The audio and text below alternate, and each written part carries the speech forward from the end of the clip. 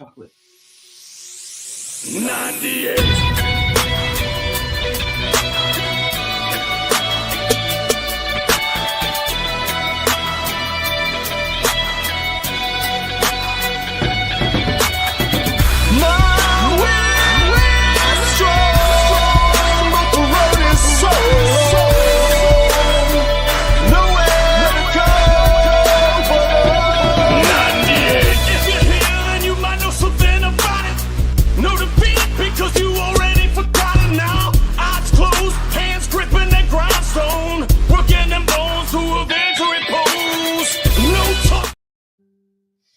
Welcome.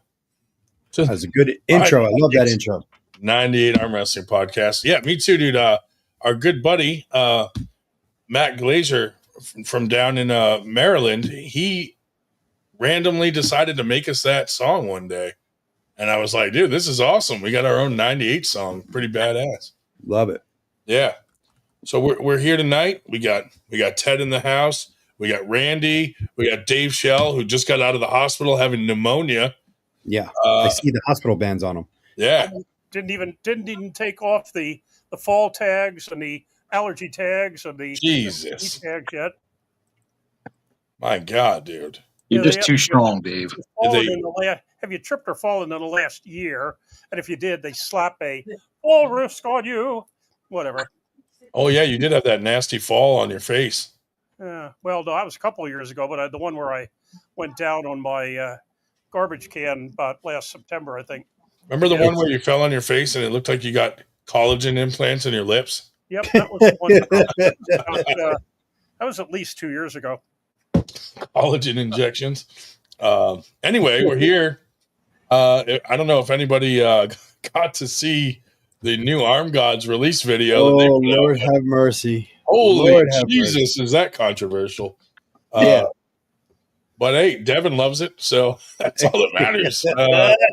Pretty sure Engin's not going to enjoy that. I'm pretty sure nobody's going to like it. I don't think Dexter's going to like it. I don't think Robert's going to like it. Neil, I don't think Neil's going to like it. He's got Robert Baxter like stuttering. Oh my God! Got Neil giving Brian Shaw BJ at the end. I mean, what the fuck? That's so messed up. Who knows? Maybe some lawsuits will come out of this, but it's all in good fun. And Greg Sharp was mad about the little video they made of him. Greg, consider yourself lucky, buddy. You should have thanked Arm Gods for the video you got. Holy Jesus. Anyway, yeah, a lot of pot stirring. Let's see who's in the house tonight. The Drew, we got Jimmy Fuller. What's up, buddy? David Marr in the house. The Rope Lord. The Rope Lord. The Rope Lord. Sue Fisher. Hey, what's up? Of course, 98 NC. Well, Drunk Eddie in the house. FTG. Are you on? Yeah. Yeah. Oh, there you go. Who's Greg Sharp? Great question. Exactly. That's the exact right question. Jimmy. Yes. Thank you. Yes. Who is Greg Sharp? Nobody. One of the things I wanted to address is all the hate that 98's getting is just at this point, it's very laughable. Like some of it is from people that know nothing about 98, have never had a bad interaction with us, but they're just friends with that group of people that have a problem with 98, and they just I don't know, just jump on that bandwagon for some reason. But they're definitely outnumbered with support. You know what I mean? Yeah, man, absolutely. 98's growing in the right direction. Randy just jumped on part of the 98 HQ committee. Whoa, really? Congratulations, man. Randy's now helping us out up here with a lot of things and scheduling. He's going to start scheduling guests for the podcast and, helping us with a lot of stuff. So that's pretty cool. So like people like me are just, loafers are just getting kicked. We're gone now, right? No. No, I mean, you're a 98 franchise owner. So, I mean, different category. But, 98, it's really hard to get people to help out on our committee, Want to say hi? Want to say hi? So Come on. having Randy is a godsend, dude. Honestly. Well, I appreciate hi. you reaching out and us having those talks and stuff. And I'm in the friend zone. Awesome. That was Randy's high school nickname, Friend Zone Randy. It's kind of true. Oh man. But yeah, I'm super stoked to be on board. Like I told Ryan, I've been a fan of the sport for about 8 years now. Discovered it in like 2018. I've always been kind of in the background. I've known about Ryan, for years in the 98. I've gone to events, just kind of like, keeping a low profile, but started coming on the podcast and getting a little bit more involved. And, I think there's stuff I can definitely add value to with the 98, and ultimately is, let's run this thing to the top. And, that includes all the franchisees, all the franchise owners and the, HQ, anything I can do behind the scenes with, the podcast, the live streams, all that stuff, getting sponsors, it's just, it's definitely a passion project, but like I enjoy it, and I love the sport, and I just want to be a part of this. Nice, man. Hey, We're man, happy happy to have you aboard. I can't wait to see what you do. Yeah, I mean, we're only a couple days in here, and we've already made some progress on stuff, which is the fun part. It's the satisfaction of getting these things done. Yeah, I mean, we got to raise money to get Dave in an old folks home. Dave's too strong, dude. He just bounces back. He's way too strong. I remember a couple of years ago, I was at Badger Drew's party, and Norm Devio, who's still pulling and kicking ass at people quarter his age at age 85, said, he said everything was fine until I turned 80, and then everything started falling apart. And I just hope that my year is not 74, because I have all sorts of weird shit going on, but oh well. Norm's incredible, isn't he? Yeah. Yeah, I was watching Nick Stone's video he uploaded of Norm today, and it's just unreal. Dude's awesome. Yeah. Gotta love it, man. For sure. But yeah, so welcome aboard, man. So pumped, man. Very excited. 98, just having the extra set of hands involved is huge for us.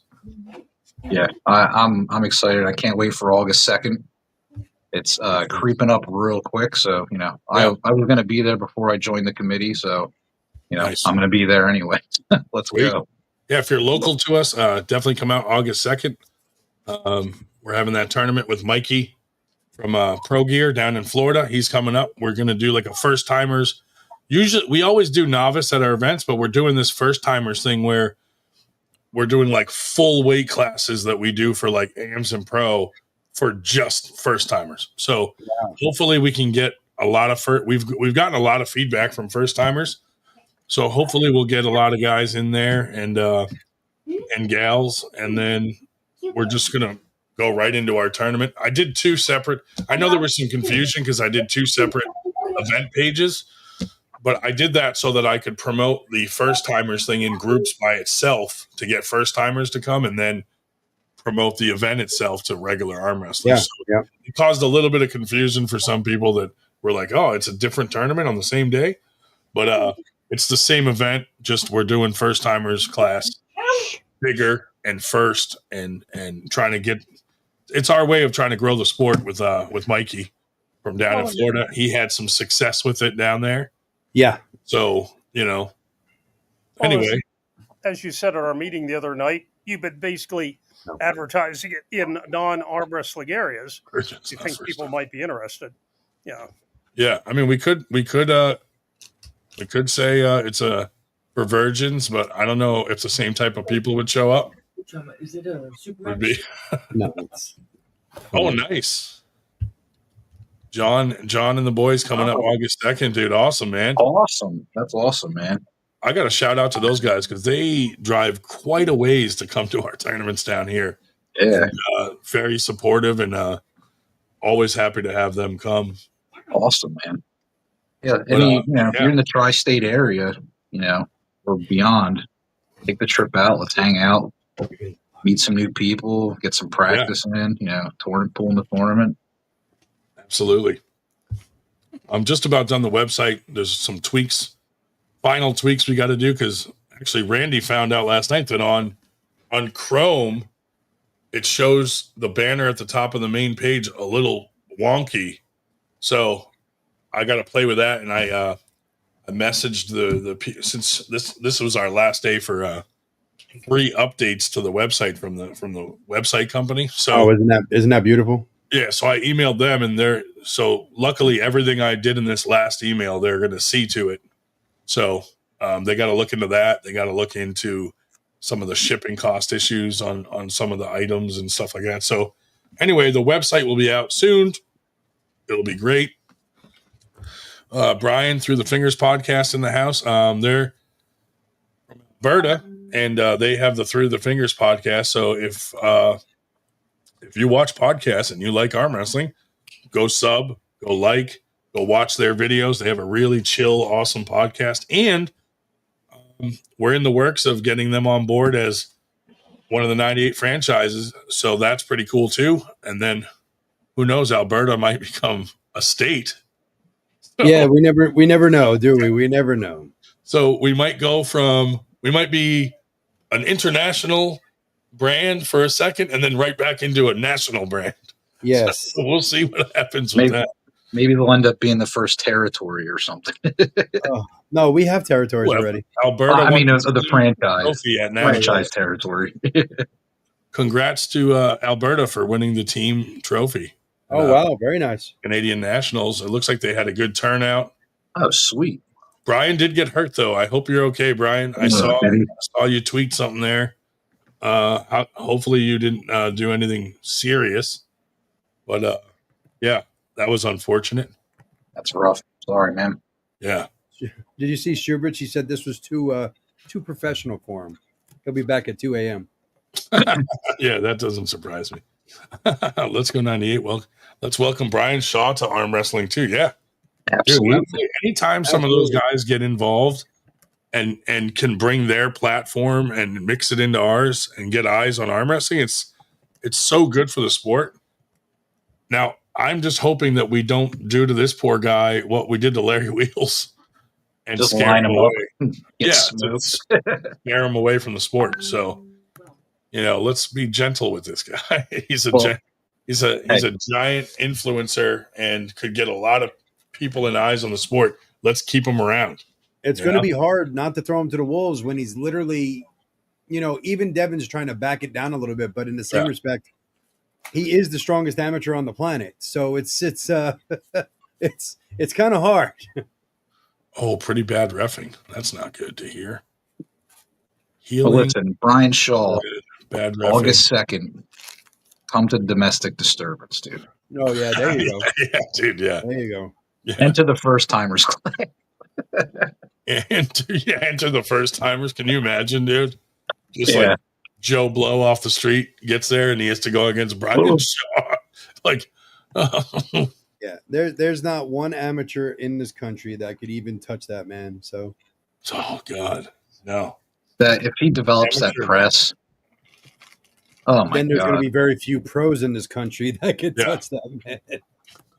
I think he will catch up, dude. I mean, he's training, he's taking it serious. He's got the right coaches. I mean, he's got Devin, guys like that helping him out. And Todzilla, don't forget that. And then, of course, we would be remiss if we didn't mention that Derek Smith was the first one to go coach him. True. Very true. Believe me, we'll hear about it for 2 hours on his podcast if we didn't. He was pretty upset that he didn't get much credit for that. Yes, yeah, he was. And then he got into his breakup, and I was like, all right, I got to go. But, anyway. Yeah, so it'll be cool. Some guys are coming up from Florida for super matches against some of our guys up here. That'll be fun. And, of course, Mikey's coming up. And if you haven't watched one of Mikey's live feeds or anything like that, he is so phenomenal on the microphone.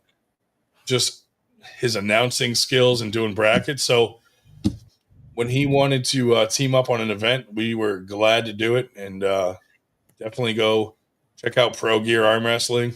And he's also on the AUA board with me and Sean Hancock and Billy Ortega. So we got some big, cool things in the work that 98's all involved. All the 98 franchises are in the AUA. So, we'll see what will come of that too. And that's fairly new.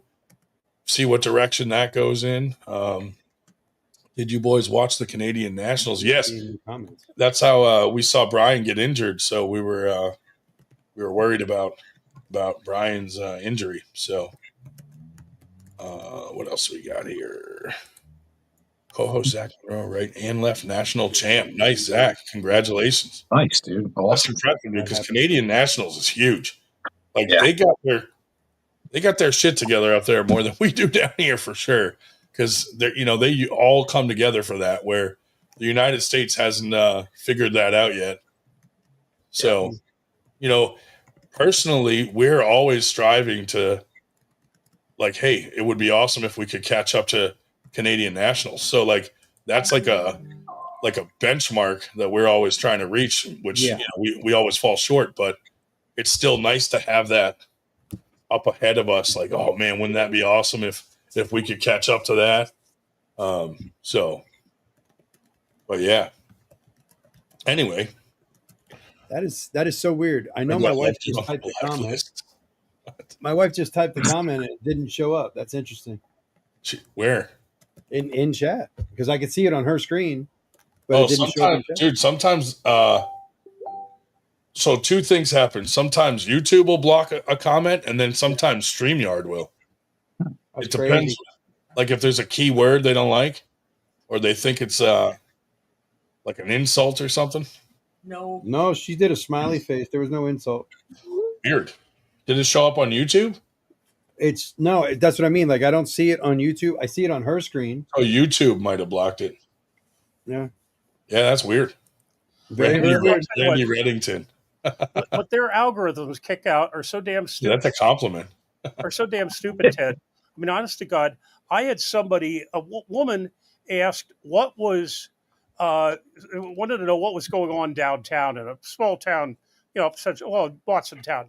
And somebody said, oh, they heard there was a fire at the salon. Well, anyway, this comes up on my feed that it's blocked because it might be offensive, and you have to click on it to look at it. So I click on it, and it says, just that. There is a fire at the one salon. And I thought, what in hell could be offensive about that?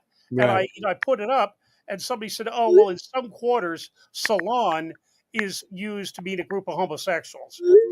Okay, sure. I had never never. Like a murder of crows, a salon of gays. Well, and what really killed me then is the follow up to that is about 2 weeks before, I was at a Pennsylvania Historical Association conference at a Holiday Inn in Johnstown, and their rooms there are called salons. So hold on. In the program as saloon. That's why. And I thought, just bad proofreading. So a group of gays is called a salon? I have to wonder, was it actually bad proofreading, or did somebody not want to put salon on the fucking, because it was, of course, academia. Boy, when he gets going, and you guys thought I was bad. Shit. Dude, a salon of gays, like a murder of crows, is weird to me. I also figured out what the name of that. She tried to link your podcast or great. Great. Our own podcast gets blocked from well, anybody who's not a moderator can't link to your channel. Oh, well, why aren't you guys a moderator? Here, let me fix that. I don't know. Make UAP Customs a moderator. You don't have to make me. I can do that. Yeah. I think. Oh, I got to do it on YouTube. Never mind. Hold on. I was trying to do it on StreamYard. I'm like, why isn't this working? Wrong screen. I thought it was entirely possible that these whack jobs had gotten rid of salon for saloon because they had also asked you when you registered what your pronouns were. So they're wacky enough to ask your pronouns. On the other hand, I just read right today, as the return of some sanity, apparently transportation safety has just announced you don't have to take the fucking shoes off for the first time in 20 years. Yeah, heard. Yeah, one What's up, asshole Ray? tries And to congratulations through the fingers on becoming vice president of the AAA. Oh, nice. That's awesome, man. Awesome, dude. Congrats. Congrats, Brian. Very good news. That is awesome. It's Yeah, not a little bit. AAA, Yeah. the car towing company. It's the Everyone Alberta. asks me The to car parts. towing. Alberta's what? The size of Uh, New York? Alberta's well, I think the whole territory is much bigger than New York, but I think it has the population of like half of New York. That's awesome, man. Hey, there we go. Pretty cool though. Yes, sir. Shubich asked me if I'm ever going to apologize for yelling at Engin. Shubich, wow, these guys do car insurance too. Yeah, that's what Brian meant. AAA. Like, so if you get a flat tire, call Brian. Call the Through the Fingers podcast. They will come out. They will change your flat tire. There you go. Now you got a wrench. Oh, just kidding. Anyway. Can you imagine? Could you imagine all of the people in Alberta? The Fingers podcast. Yeah. Yeah, we'll be right there. We'll send Zach over. Change your tire. Hey, unrelated to arm wrestling, but a guy I'm a big fan of and I want to wish well to is Big Ron Coleman, who's in the hospital, not doing well. He did not look well, yeah. He's apparently he's doing better today, but I've always loved Ronnie Coleman. He's awesome. Lightweight, baby. 10% off towing if you subscribe to the Through the Fingers podcast. Oh my God, could you imagine? I said if the money's right. I was like, fuck it, I'll do some tire changes. We'll get some affiliate links going. Pray for Ronnie, yeah. Yeah, Big Ron's awesome, man. Oh yeah, why don't you shout out your where you work, dude? So where Randy works, they do a lot, any kind of like cable management, cables, things like that, and the owner of his company has graciously helped us out and sent us some HDMI cords. Randy like facilitated it, so kind of not sponsoring, but in a way sponsoring to help us out with like some zip ties and things like that we need. So shout out to Randy's company for doing that. That's pretty awesome. Thank you to Randy too, and we're going to add that company to our website as like an affiliate sponsor for doing that. So, and I've used that website in the past. I know I have for work because it's like all cable management stuff. So I know I've ordered some cables and things from there before. So that's kind of cool that it comes back into play. But yeah, shout it out, dude. Give them some love. So, we're based out of Bucks County, PA. Quakertown. We have a couple different brands under the main company, but the two larger ones, well, I guess I should say three. We have computercablestore.com and we have securecableties.com. So, like Ryan said, a lot of cable management items, also, different types of cables like HDMI cables, USB-Cs, XLR cables, tons of different adapters, networking stuff, power cables. Like I could sit here and probably go on for 5 hours and tell you about all the different stuff we carry. But yeah, I told them they know I'm into arm wrestling, and that's awesome. I told them about the 98 and about the community aspect of it, and they loved that. And they wanted to, help out with some stuff for our live events. So yeah, we got a bunch of different, like 10 different items. They comped the whole thing. So it's like kind of like our starter package, so we can see, what we can use, or anything else that we could, improve upon. So I mean, that's awesome. They hooked it up, and super happy with that. So shout out, go if you need anything cable management related, zip ties, anything like that, cables, HDMI cables for your live feeds, go to that website, and it'll be on our website soon. So they'll be on there as an affiliate sponsor. Nice. Yeah. Nice.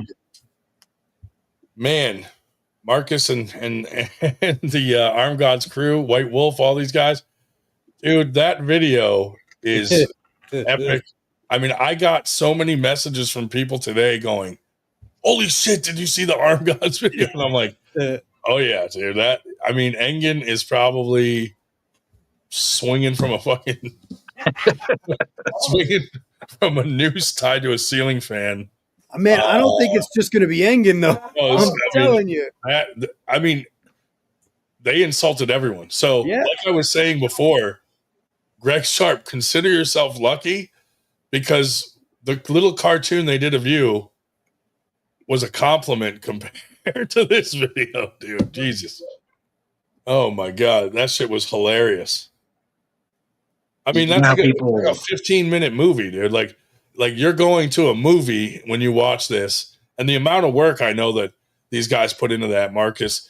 I mean, he's using multiple apps. He's got to do, voice, AI, video, editing, this, that, like that. I mean, that was so epic, dude. I can't imagine how much time it took him to do that and the hard work that he puts into that. So, definitely awesome. So go check that out. Go to the Arm Gods. If someone has a link to it, send it because it wouldn't let me download it. Ryan, you sound like Seth Rogen. That's not the first time I've heard that. I take it as a compliment. He's a pretty funny dude, man. I mean, he's pretty rich too, and he's got money. Yeah, I mean, let's get him into arm wrestling. Right? Oh, I'm losing my voice. I sound more like Seth Rogen as I lose my voice. It's raspier. By the time midnight rolls around, he's like, "What's up, everybody? How you doing?" Hey. And there's nothing better for a sore throat than a warm glass of semen. Yo. Straight from the tap. Straight from the tap. You don't want to warm it up yourself. You want it warm right from the tap. Anyway, let's move on before I get in trouble. 35 seconds to put it together. Jeez, yeah, right. I know Marcus has been working a long time on that because he's been sending me little tiny clips of that for a few weeks, and I'm like, I can't wait to see it all come together. It was crazy. It was crazy. Racing. I love Devin. Come back to the USA. I love Devin's comment on it. Oh, Devin's comment, like the first comment. Yeah. AI knows everything. AI knows everything. 8% Friday night. I was trying to get it. I was trying to download it into StreamYard, and they did not like that it's 15 minutes long. But Marcus said he's going to cut it into shorter clips.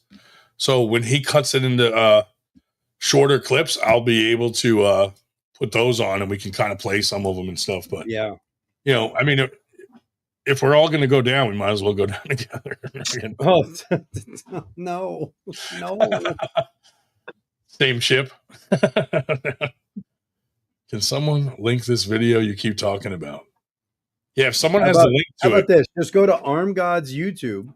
Yeah, Arm Gods YouTube, and it's probably their last video uploaded. Yeah, it's like, go watch it and then tell us what you think. It's fucking insanely good.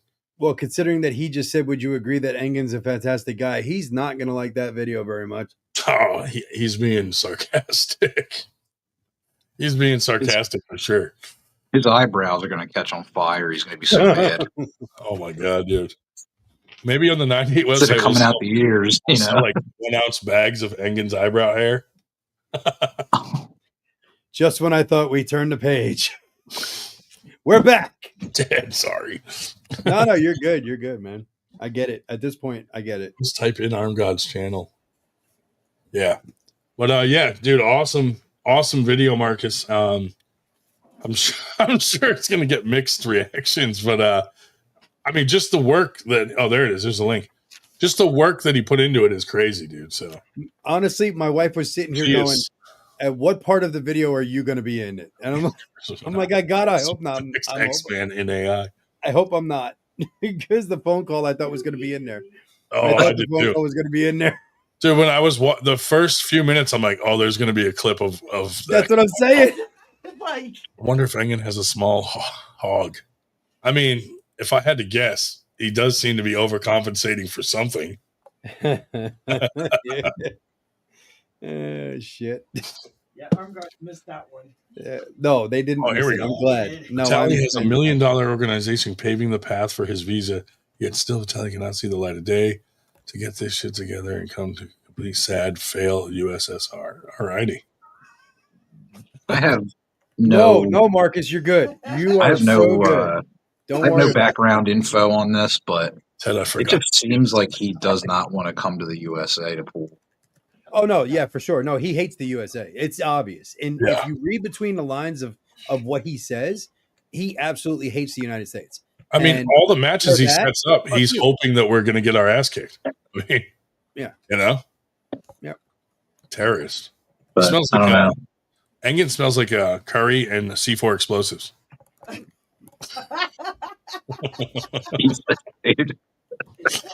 Just saying.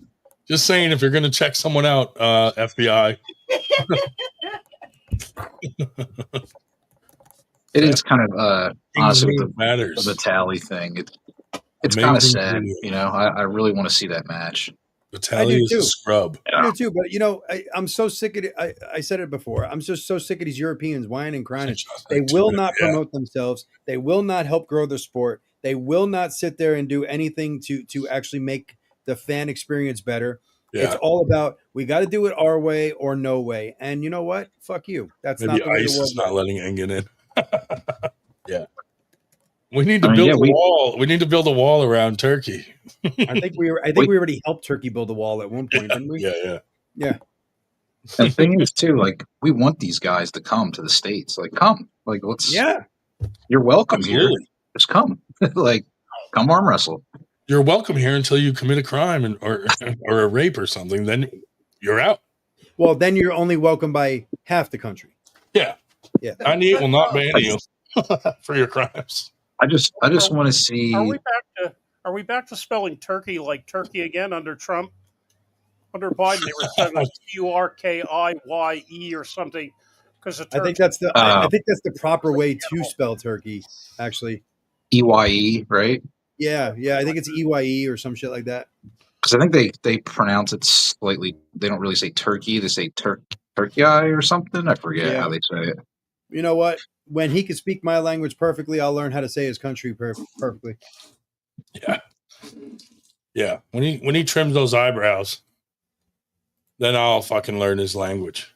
Has Engin ever been to the United States? I know he's like, I don't think he's ever pulled here, has he? I don't know if he can come.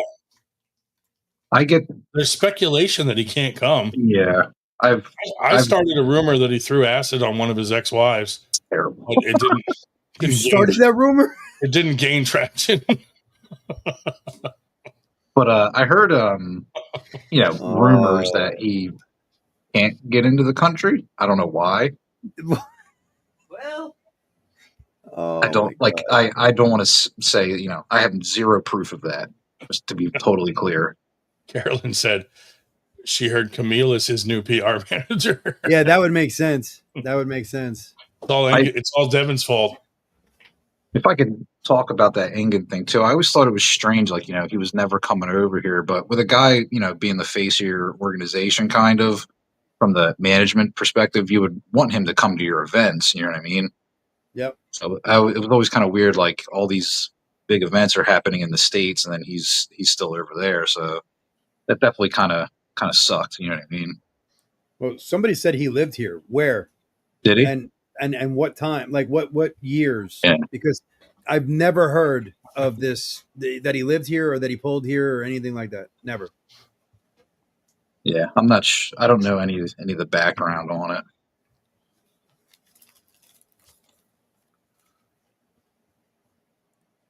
Sorry, I'm trying to catch up on all the good comments, dude.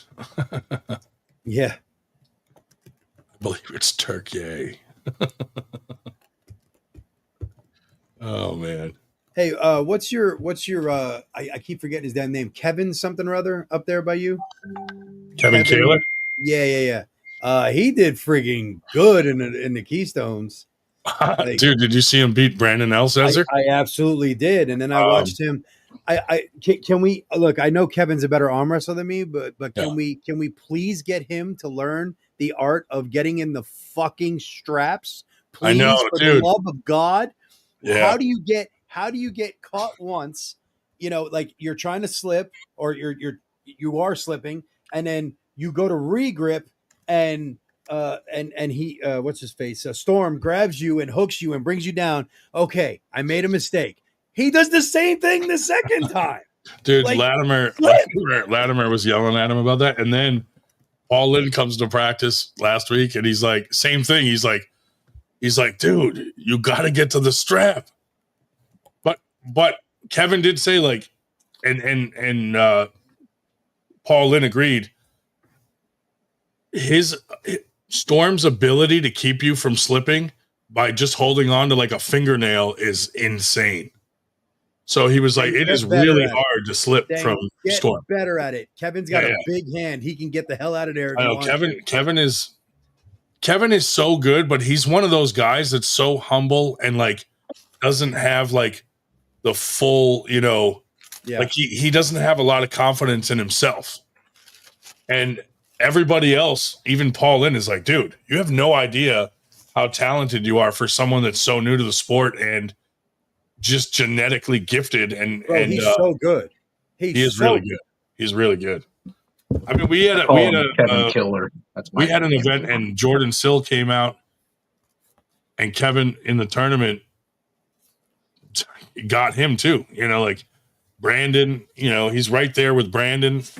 It's crazy. It's crazy how good he is. But, he, I don't know. He just, we got to get his confidence up, and, but yeah, privileged to have that guy at practice. I don't really pull him much because I don't want to waste his time.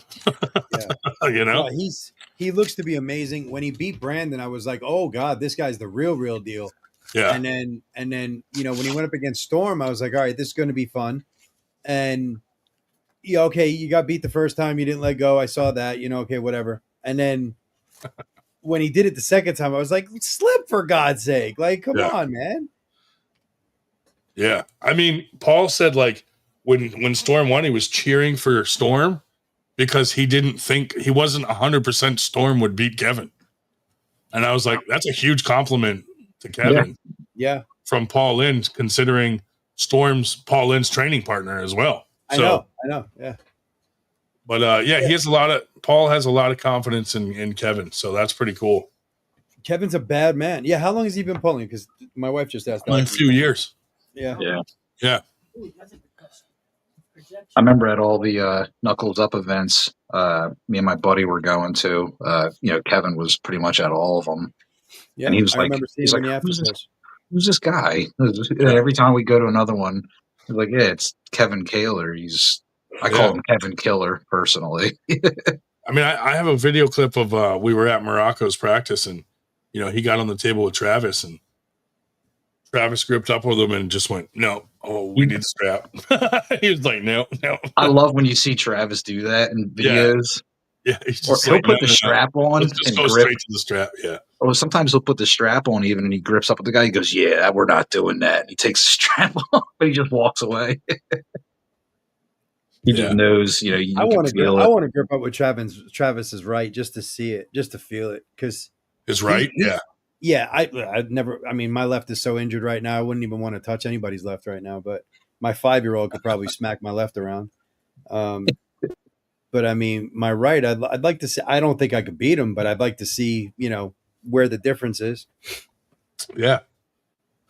See, like, some people will ask me like, how's Kevin, match up against this guy? And I'm like, look, just because I've like gripped up with two guys, they're so much stronger than me that there's no way I can tell. Yeah, a wall's a wall. Because I'm like, a wall is a wall. Yeah, they both feel like a solid wall to me. There's no way for me to gauge it. I'm not close enough in strength. Wait, is that confirmed? Todzilla versus Nugo? Shaw Classic? Is that confirmed? Where is that? $2 super chat. Todzilla versus Nugo, Shaw Classic. Let's go. Nice. If that's confirmed, that's going to be a match. Thank you for the super chat also. That is a match. That's Bring me energy, baby. to wear. See, and I knew when I talked to Devin, like I knew part of the reason some of this went down is Brian Shaw was trying to set up matches for the Shaw Classic, and some of them Engin kind of cock blocked. So that triggered some anger on that side. Best of 5. Yeah. And now Engin's dealing with the backlash of doing that to those guys. So it is what it is. But just scrolling through some old pictures here, and Ryan Gronda's first practice was June 16th, 2020, and Kevin Kaylor's first super match was 5 days later on June 21st, 2020. So they really have about the same amount of time in the sport. Yeah. He's progressed differently than I have. Well, and Ryan, you have about a year more than me. But he was a beast coming into it, dude, Kevin. Yeah. You know? Yeah, and he had that match with the super match, the outdoor thing during COVID with Dave Nadeau from Connecticut. It was like, oh, can I beat him? Can I beat him? And Sue and I both said, you're going to crush him. You're going to crush him. And yet he did. I got to say, though, I felt really good at practice last week, man. Felt strong. And here we go. The shoulder's going to start cracking and shit. Yeah. Yeah, like it wasn't. You know what I think it is I've been compensating for the tears, so everything else around it is getting stronger, and it's now I think it's surpassed the injury where everything around it's keeping it together for me. Yeah, and I'm pulling differently, and I'm starting to catch up to that style where before it was like, man, as soon as someone went sideways or I caught someone, it went right to my shoulder. So now I've like adjusted to where I'm doing more back pressure and staying out of that. And your hand felt solid at VAL. I mean, just a little bit that we did, your hand actually felt pretty solid at VAL. That's because that's all I could train for a while. Like that used to be my weak point. But then since I can't do anything side, or I couldn't, I was just wrist curls and, finger stuff and fingering myself. Sin, to answer your question, as far as like the one that you asked way up there about Kardeccia, I think it's going to be a best of 5. I don't think it's going to be a best of 7. The only way it would is if there was be a title on the line, I think. So I think it would be a best of 5. I'm so done with Engin. I think a lot of people are. A lot of people are. Yeah. By the way, did you guys find it strange that Engin was announcing the next match during, like, the next card during the Chicago event? I don't find it strange now. I don't find it strange knowing what we know now, as far as what the things that have come out. I find it strange that more people aren't pissed off at Engin about it, because it was an obvious attempt at demeaning EVW and trying to screw with them and all of that, and and then they're doing it again, but now Engin's not doing it. Why is the promoter or the event coordinator, speaking about the event? Yeah, like you should keep your fucking mouth shut. East versus West is the only one that should be making announcements about this. You shouldn't be saying a damn thing about anything, period. But yet you keep doing it, and now all of a sudden, we don't know what's going on, right? He tags everybody in the Instagram post, all the Eastern Europeans, doesn't tag Devin or East versus West in it, right? It's an obvious attempt again at screwing with East versus West, and then what happens? Now all of a sudden Vitaly says, "Oh, hey, the venue's ready August 30th. I'll pull you there, Devin, at Baku." It wasn't even confirmed with East versus West that it's going to be August 30th yet. How come you won't fly your ass to the United States? Because you're a pussy. That's why. Yeah. Do y'all have any intel on who Michael Todd can pull? We have 6 months left for 225. Just wondering if Michael wants Todd as a target. He's pulling at the Shaw Classic. I think Morozov. Yeah. I think he should pull Morozov. They confirmed he's pulling at the Shaw Classic. Yeah. So. Well, yeah, he said it this morning during his cardio thing that. Yeah. He said it this morning during his cardio thing that if they can't find a match for him, he's going to train to see, if there's an injury or something like that, he'll step in for anybody. Yeah. It has to be right-handed. And he included Devin on that list. He said if if I have to pull Devin right-handed, I will. He goes, and that's probably the second most dangerous match for me on the planet besides Levon. And I was like, well, yeah, that makes sense. He's the second best arm wrestler on the planet, so that kind of makes sense. Yeah. Yeah, like initially, Mike, when Mike said that, he's supposed to have a match, but he's like, basically, right now, I just won't pull Devin or Levon at this point. He's like, but if he has to step in, he will. Yeah. But I think he should pull Morozov. Like, if there's actually going to be a match, I think he should pull Morozov right-handed. Yeah. Yeah, I hope he gets a match on there to really fill that card out. Yeah. Speaking of the Chicago event, I know, Dave, you had mentioned that Michigan State's was right after that Chicago event, right? Later. Did they, how the results and the turnout was for Michigan? The last I looked, I hadn't seen it up yet. They were under 500 entries. Okay. Michigan State? It take a little bit longer to get the results up because they do them on paper, so they can't just turn them into Corey, and instantly, whatever. Fuck, they do that whole tournament on paper? Ouch. That's what I understand, yep. That's a lot. It's a lot of fucking... Bring me the stack of number 2 pencils. I'm out. Ink and quill, man. Just ink and quill. I got a finger cramp. I hope we got a backup fucking brackets guy. Then you mail him in with a pigeon. Holy shit, dude. Diabolical Billy says he heard Neil is pulling Sean at the next event. I know this is going to be an unpopular opinion, and I love Neil, but I think Shaw beats the shit out of Neil right now. Oh, yeah. I really do. Dude, it's just a big dude. Dude, that scene in the video where Neil's holding the food and eating and he farts. Oh my god, dude. I was like, Jesus. Here we go. That video was something else, boy. Yeah. Well done. Yeah. Well done to Arm Gods on that one. All the Arm God stuff is hilarious though. I would expect nothing less. It just keeps getting better and better.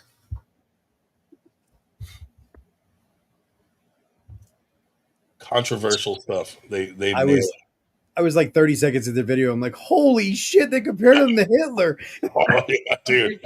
I instantly was like this. Oh my god. Yeah. I said this through the whole fucking video. Yeah. Holy shit, dude. I was worried that somebody was gonna put a hit on me for watching it. Oh man.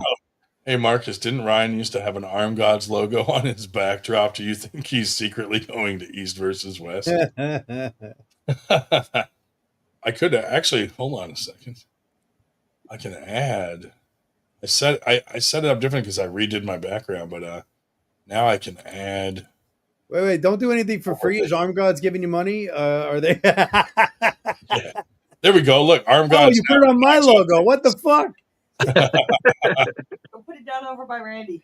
Yeah, put it over by Randy. He doesn't have a logo. There we go. There we go. Yeah, just leave it like that. Leave it like that. Subscribe. Go download the app.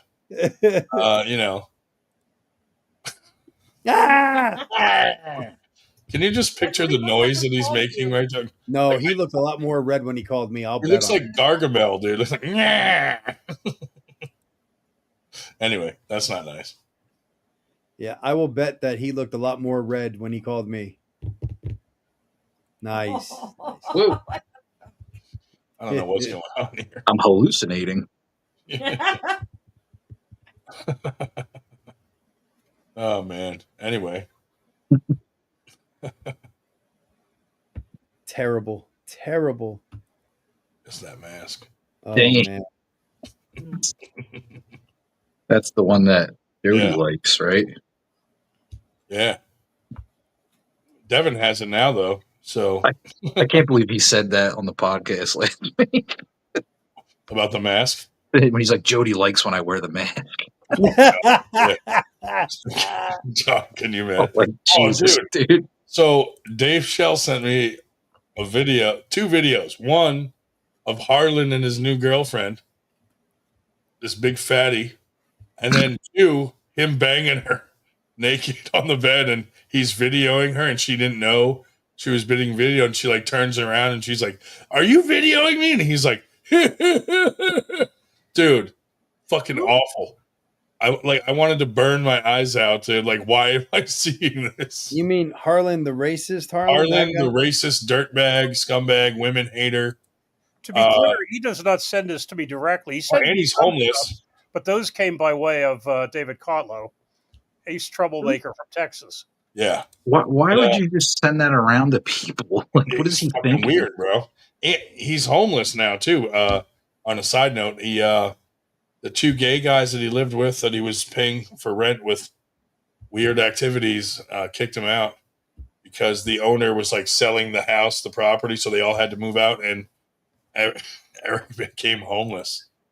Dave, do you know where is he living? Is he just in like an abandoned house? I think they basically got they split up too.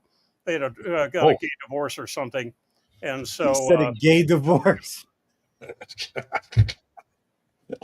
like that's different from a regular divorce. Dave, you bigot. Is that guy? Does he live down south somewhere? Yeah, Georgia.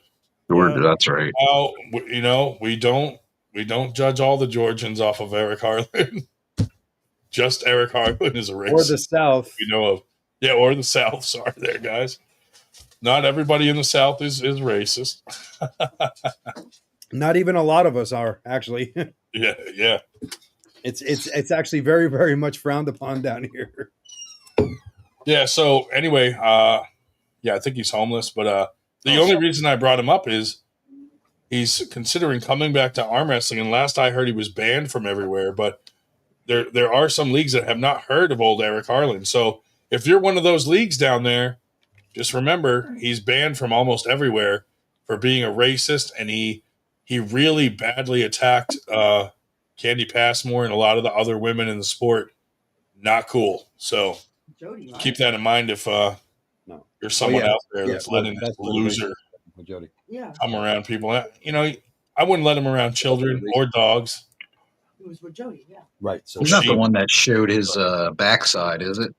Yes, the taint, everything nuts on the podcast out of nowhere. That great. Guy.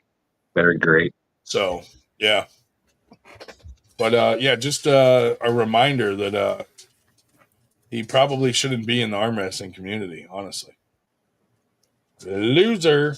Yeah, Ryan generally has a much wider variety of people sending him shit, so they can share with me. But every once in a while, I come up with a real honey that I can give him. Yeah, well, you get the one specific to that weirdo, for sure. But yeah,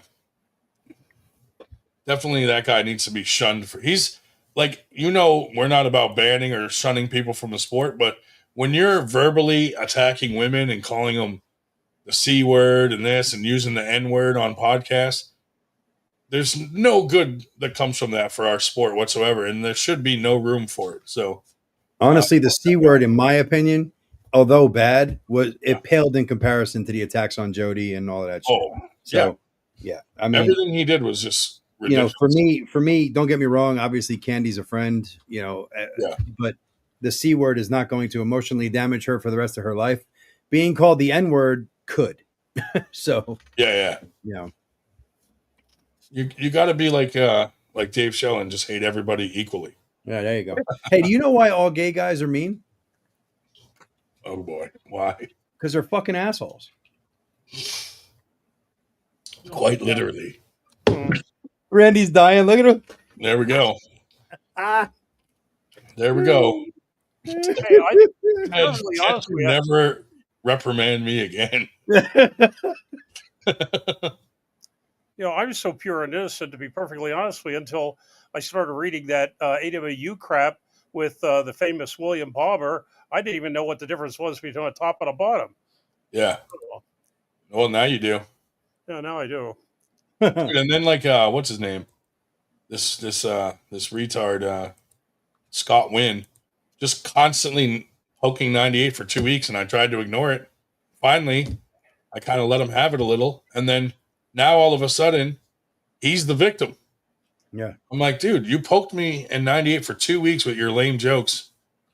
And then I block him, and he just does a post that I'm a coward because I blocked him. I'm like, no, I blocked you because I just have better things to do. Like, you're kind of an irrelevant person. A highlight of your career was punching John Dabo in the face. Congratulations. But, you know, and then you tried to do your own organization that failed. And now you're mad at Sean Hancock in 98 for doing something because yours failed. Well, you had 30 years to do it. Don't be mad at us. We figured out a model that works for us. You know, do your own thing, dude. Just fucking, there's no reason to have all this hate.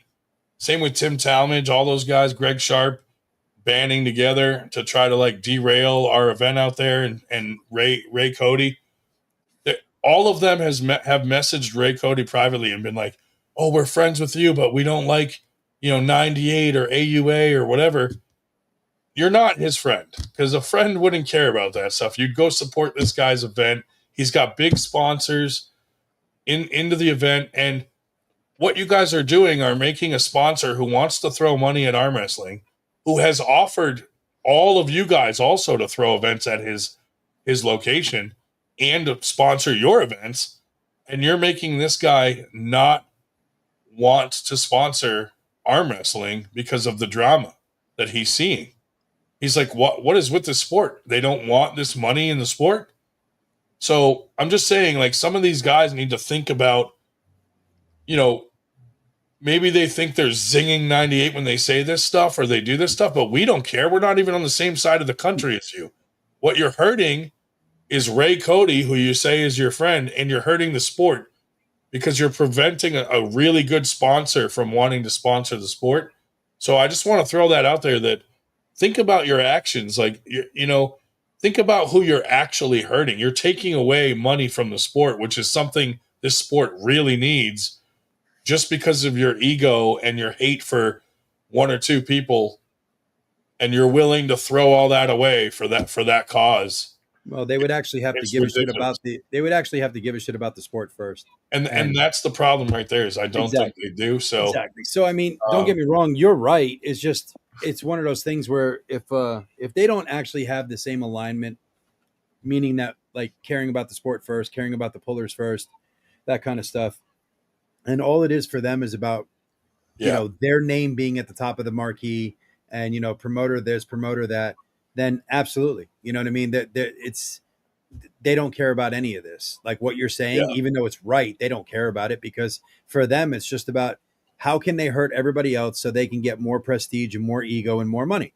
That's literally how that works. So I mean, I've seen that from local stuff here all the way to nationwide. So yeah, it's and everybody knows in this sport, anytime someone's starting to do good things, they get hated on for some reason from the guys that have been around longer or something like that. Like, there's a lot of gatekeeping, and it's ridiculous. I kind of agree with Romanowski on this. Like, you know, it's not that who cares, because obviously they're actually hurting people, right? But what's up, David? But in the same respect, we are doing bigger and better things than any of them could ever imagine. And that isn't us taking over or anything like that. It's the power of unity and giving a shit about the sport and the pullers is going to win out over these idiots. You know what I mean? It just is. And I'm trying to be as nice as I possibly can by saying idiots. Well, the community's not dumb. Like when people are like, no man likes to be told by another man what to do. So the more these guys are like, don't support them, don't go to their events, even if someone might start to do that at first, eventually they're going to be like, well, wait a minute. These guys are throwing good events. They're getting money into the sport. They're growing the sport. I'm going to go check it out. And then they end up saying, like, fuck that guy for telling me not to go support these guys. White Wolf has made a couple interesting comments about cunt being very much of a social, you know, depending on your social, you know, the background. That means something very different and culturally, you know, with Chris. I haven't been able to, you know, get a word in edgewise. Eric definitely didn't use it as a term of endearment. You mentioned Americans' buggery. Most Americans will look at like, what the fuck are you talking about? You know, raid and, you know, whatever the fuck. But like, that's why Arm Gods and 98 get along, because we just do our own thing and don't, you know, like these guys that hate on us, it's just like, all right. Yeah, we have different swear words. Keep on hating. It's fine, dude. You know, eat a dick, man. What the fuck are you talking about, White Wolf? What's soapbox? Jesus. I wasn't talking about you guys anyway. Arm wrestling, it's not a church social. I don't know what he means by that. Yeah, I have no idea what the hell he means. But the Arm Gods gets a lot of hate too. So, they just don't give a shit. We're just gonna keep doing what we're doing. We're launching the website soon. That's gonna be a huge thing for us. Just to organize everything that we do and make it available to the public to see. Like, okay, look, 98 has all these franchises. 98's doing this. Here's their tournaments listed. Here's their events. It's really going to be a tool for us to really organize what we're doing as a community. So I'm excited to get that out there. And then, we got a lot of events coming. All the franchises are starting to get their events together. So I'm hoping in the future you'll be able to go to our website and see the events of all of 98 across the whole country that are going on. So, that's the goal. It's going to be freaking awesome. It is. Yeah. And even like Brian Parliament from Canada, like he sees the value in it as far as just creating such a large network. You know what I mean? So, aside from it being, under 98, like just having some promoters and people of the caliber that we have on board networking together and brainstorming is huge. Candy Passport heard us talking about Georgia. What's that? I said Candy heard us talking about Georgia, and here she is. Candy, I hope your foot's doing better because it does not look good, dude. Holy moly. Just to piggyback off what Ryan said, like, we're building this network, nationally and internationally. And, some of the stuff, like, I've only been a part of this thing for less than a week, but some of the things we've been kicking around and, zooming out, but not too far out because, we have tasks at hand. But, there's some really awesome potential here. And if we can, group together and work together and, put the other crap aside, we have something pretty freaking cool. Like, can you imagine just a nationwide network of 98 and, up in Canada, South America, Europe, like who knows how far, we could take this thing. It would be great to have this international network, this community, so. Like Ray said, imagine how big tournaments would be if everyone got along. Classes would be 20 deep. Yeah. I mean, shit, some of the ones at Winter Blast are 30 deep. Now, you look at Canada, look how big their stuff is. Like, their national level events are huge up there because they all band together and get everybody to go to that big tournament at the end of the year. The United States doesn't do that. Everyone's against each other. Too many egos, brother. Yeah, so hopefully, with what we're doing, 98 and the AUA and things like that, trying to unite some people, we might not get everybody, but if we get the majority, I think the people that are left over that are hating on it will either have to get on board or just get out of the way. Sorry, Matthias, but that's the last thing. I don't mean, I love Mac, but that is the absolute last thing that would make us be taken seriously. Oh, Matthias, you devil. Yeah, sorry, buddy. That's completely, that's just not true. Mac, I think what Mac is doing is phenomenal for Mac. But Mac brand, but they are making themselves, their own niche, and that is fantastic for them. But if you're going to be taken quote unquote seriously across the board, which I know you know this, there's no way that we could get Mac. We could use Mac tables and all of that stuff, and Mac rules and all of that stuff. So that's what we got. Yeah, I personally don't even like Matthias. So I actually, I'm using Ezreal. Yeah, that's what we use. Yeah, I do really like the Mac table, and I'm actually excited and happy for Ian to see his version of this thing grow, and they're going to improve upon it, and with the table and the rules. He's been through a lot of prototypes on that table.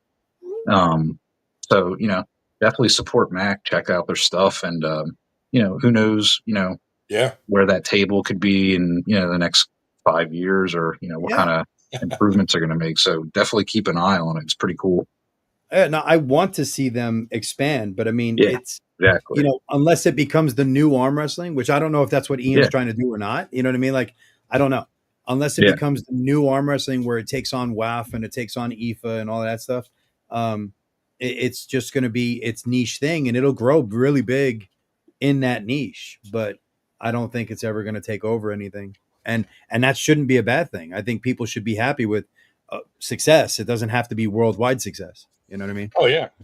I mean, those guys are loving what they're doing. They're having success. They just accomplished something amazing doing 70 plus arm wrestling super matches in one day, which surpassed the previous goal that was like 68 or something. Yeah. So that's incredible, dude.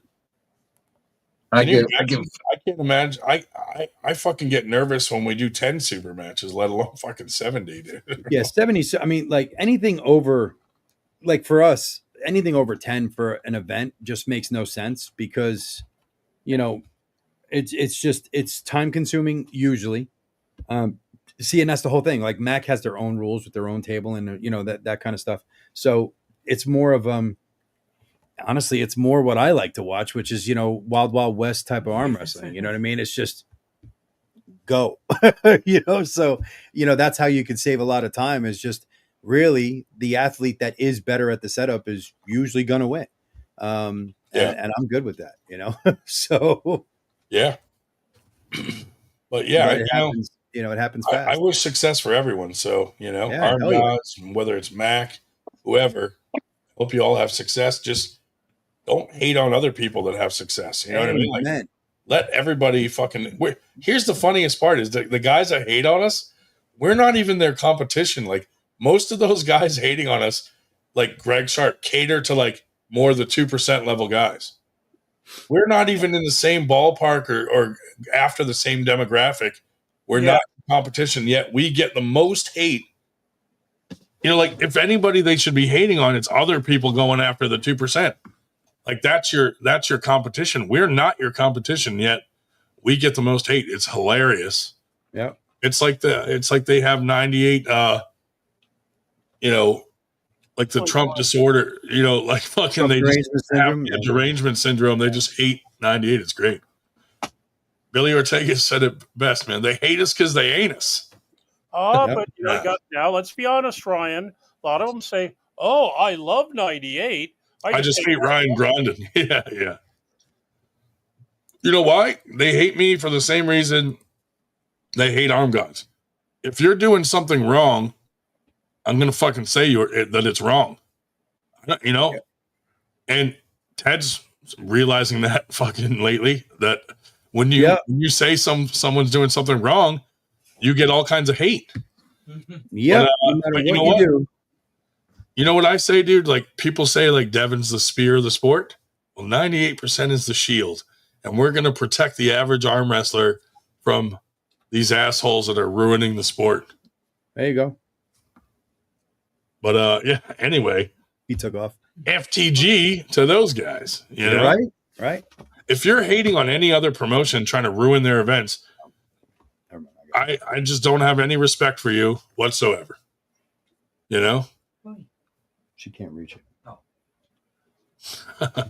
People only hate Ryan because he doesn't have enough N's at the end of his name. That's true, dude. If I was like a Ryan double N or triple N, I'd be as popular as Greg Sharp. I think Greg Sharp got more popular from banning people from 98 than he did before because half the guys on this end were like, "Who the hell's Greg Sharp?" There you go. There's your Ryan. Name. Yeah, dude. I couldn't even fit it on the screen. Is that a hard end? No, but it was the hard R. Yeah. Ryan is so active in advertising 98 that the other day I went looking for, for some reason I, just got looking for his house on Street View. You can't see Stalker. the house because the trailer, the 98 trailer, is parked right in front of his place. When And Google picked it up, dude. I was like, yes. So you go to my house and it's just a 98 trailer with 98 on it. Nice. Boom, we got it. I like it. Thank you, Google, for the free advertising. yeah. Candy says it's 98%. Sure. 98. Yeah. Sure, MG, we will still be here at 11 o'clock. Yeah. As long as you don't mean 11 o'clock California time. We might be gone by then, but MG. Well, shit, I thought last week we were going to be gone. And then I checked I got YouTube my second before I win, went to dude. bed, and I'm like, what the fuck? He's got a whole nother cast of... Like, what is going on here? No, Matt Connolly came on, dude. I was like, oh, shit. Yeah, we're still going. I don't know what happened. Sorry. The second I was just about to hit end, and then I see Matt Connolly go, "What's up? I'll come on in a few minutes." And I was like, oh, "All right." Yeah, and I'm sitting here winding down. I went to go close out YouTube, and I'm like, "Ryan's still alive? What the fuck?" That is true. They did have to call me to wake me up, which is not the first time that I've fallen asleep on the podcast. Yes, we did. It's crazy because ever since I hurt my shoulder, like I just don't sleep much. Like if I try to sleep in a bed and I roll over it, I feel like that tweak in my shoulder, and then I'm just awake. So I've been sleeping in like a reclining chair that kind of reclines real flat and straight, but it just does. It's not the same. So when I can't sleep, I'm like, what? I'm just going to go online and work on 98 shit all night. Yeah. I like to use my time wisely. White Wolf asked you, he stopped the show. I stopped the show at 10. He's a huge MG fan. Hey, are you coming down to VAL in August or no? I don't know yet. I'm waiting to see what my schedule's going to look like, but gotcha. I think Ray asked me to go down with him and Josh and stuff. So I might be going to that. We'll see. Well, guess who else is? I know you're going to be there, buddy. Yeah. And Bryce just asked you to make an appearance. Your wife was like, "Make sure you bring your notepad and your iPad and your." I was like, "Hey man, if you're gonna be having another business meeting with her, Jesus, I need all the pencils that Michigan State uses to do their brackets." Yeah, absolutely. Look, I'm asking her to take it easy on you because you actually want to talk to people too, not just have a business meeting. I'm just gonna bring a recorder, dude. I'm like, here, sit with this, and I'll be back in 20 minutes. Yeah. Okay, so these are the ideas that I have for you, and oh, nachos. Anyway, no, but I like saying about. Oh, sorry. I was just saying I like that because I'm the same way. Like, and that's how this podcast started. Is when you just get started talking about arm wrestling and ideas, like, and brainstorming with other arm wrestlers and stuff. It's so much fun. Yeah, and that's how this show started, as a private Zoom meeting that we just opened up to anybody. Yep. And we didn't even record it back then. And then all of a sudden we were like, hey, why don't we do this on YouTube and record it? And then it turned into, let's just go live and say, screw it. And so I don't even consider it a real podcast. It's more of almost like a Google Hangout type of situation. Yeah, I mean, that's basically what it is. But I mean, I don't really consider mine a podcast either. I'm always, the people that are on my show, it's just people that I know or people that I respect in the sport. And, speaking of, plug time, Monday at 8 on mine on 98 NC, we're having Josh Harding and Daniel Swords. So the VAL boys are going to be on the show, and we're going to be talking about, all things to do VAL. So, I was in the chat the other night, Ted. I know. Yeah. I appreciate you watching. And that was Paul Walter. He is a legend in North Carolina. Well, he's a legend in North Carolina now, but he was a legend in, national and world arm wrestling for a while. So yeah. Oh, that was good. Also, that's the other thing too good about the 98 franchise stuff. Like you came back, started a podcast. The Through the Fingers guys, they're coming on to 98 as the podcast, not as Canada. Yeah. They're you guys coming on as North Carolina, but also UAP Customs. Yep. So they're coming on as their business, which is their podcast. So, same with like Ray Cody, he wants to do a podcast with like Aaron Barden and those guys out there. So just think about the networking capability and the power that gives to the community in our network to have all these multiple podcasts and ways to get certain messages across to the community with that many people that are of the same mind, on the same page on podcasts out there. Yeah. Like that's awesome. That's how CBS got started. What, networking like that? There, a station somewhere else. Oh, yeah. I mean, we've been very fortunate. There isn't a ton of subscribers on the channel yet. I think we're still under 70, but we're getting there. We're only 4 weeks in, something like that.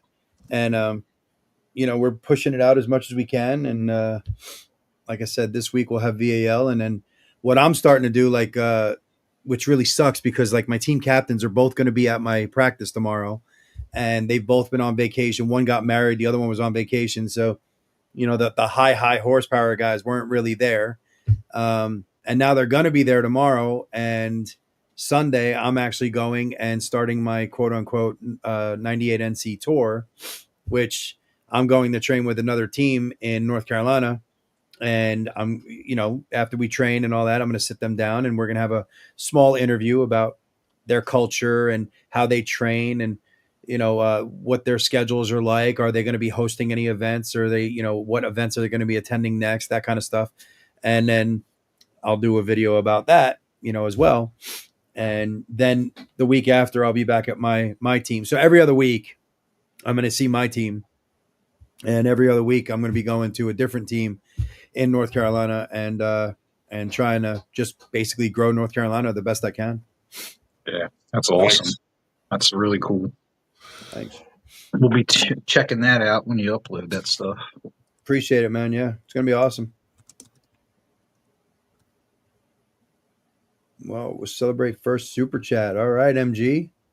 Oh, MG with a super sticker. No message, just a super sticker supporting. Thank you, MG. Appreciate it. Very, very, very kind of you. I got a funny one for you, Ryan. Grant, I'm 45. I got a funny one for you, Ryan and Randy. I sat there and I went on Ozzy's stream just to say hi. And when I put howdy, apparently his fans know who I am now. So they started super chatting. This one's for Ted. This one. I'm like, oh my God. Started a donation train. If I ask how 98 is going to help grow a fan base and not just focus on pullers. Well, this podcast was made to let anybody on, whether you're a puller or a fan. So we've had a lot of guys come on here that don't pull. They just were like fans. Randy's one of them. Yeah. Yeah. Even people that are not fans, like MG. Like MG, not even an arm wrestling fan, just a random person. But also, we've done a lot of stuff in the community. Like one of our first events was a massive practice that we planned for 98, and we hadn't even thrown a tournament yet. And we had 67 arm wrestlers show up, which was bigger than some people's tournaments at the time. Yeah. So we were like, okay, we're on to something. These people just learned what 98 is. They don't even really know. And they all showed up and I think we sold out of shirts at that. We had them at the practice. The first time we ever did the logo with the hands holding each other with the strap. Yep. We sold a ton of shirts at that thing. And, it was a good time. We had it in this like bar/restaurant place out in an area where 98 wasn't even really prominent. It was like in the middle of nowhere. Yeah. And 67 people showed up to that. I was like, holy shit. And that's the thing. The one in Port Carbon? Port Carbon, yeah. So that was like not really our area at the time. And there was one of the guys who was active at the time lived in that area. Yeah. But Port Carbon is up in the wilds of Schuylkill County, which, Ted, you would know, generally. the coal regions, and nowhere near. In fact, there is no active group in Schuylkill County today. The only active puller in Schuylkill County is the great Chuck Bardot. Of course, he's enough for any county, but whatever. But no, So where we really that's kind of the beauty about what we do, though, right? So if we have a practice event in public, somebody somewhere is going to ask us about arm wrestling, right? And honestly, we had like 7 guys at that practice that just were regulars at the bar, try it out, liked it, and some of them started going to the local practice out there. Exactly. And that's if you have a goal. tournament, Goal. the event staff that's working it is going to talk about it.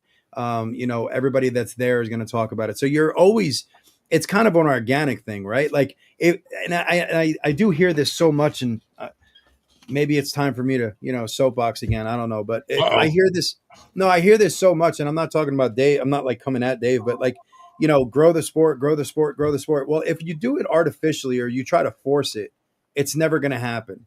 It's got to be organic, and it's got to be from the love of the sport, right? So what we need to do is continue doing what we're doing, but just do it more intelligently and with more unity in our message and more, I hate the word, but inclusivity. You know what I mean by that. It's not political. It's used for this. So, make sure that we're doing the practices that are out in public as well. It's not just at somebody's house in their garage. And if it is, put it out online that you're doing it. You know what I mean? Yeah. You don't have to say that it's going to be at an address, but just sit there and put it out that we're going to this. Your tournaments, make sure that they are well advertised, because no matter what, even though it's a pulling event that's focused on pullers, there are going to be other people around the skirt that are going to be interested in it. And that's how you bring in new fans.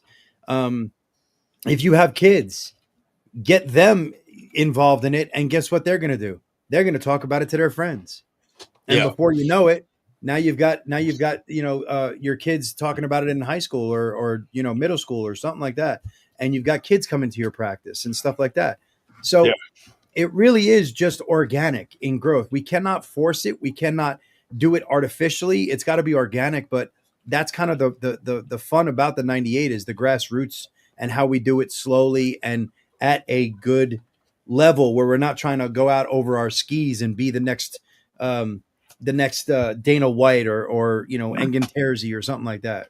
What's funny too is I did something just as a test. So I went on one of my accounts, one of my alt accounts, and I joined all the city groups for like Philadelphia events and vendors.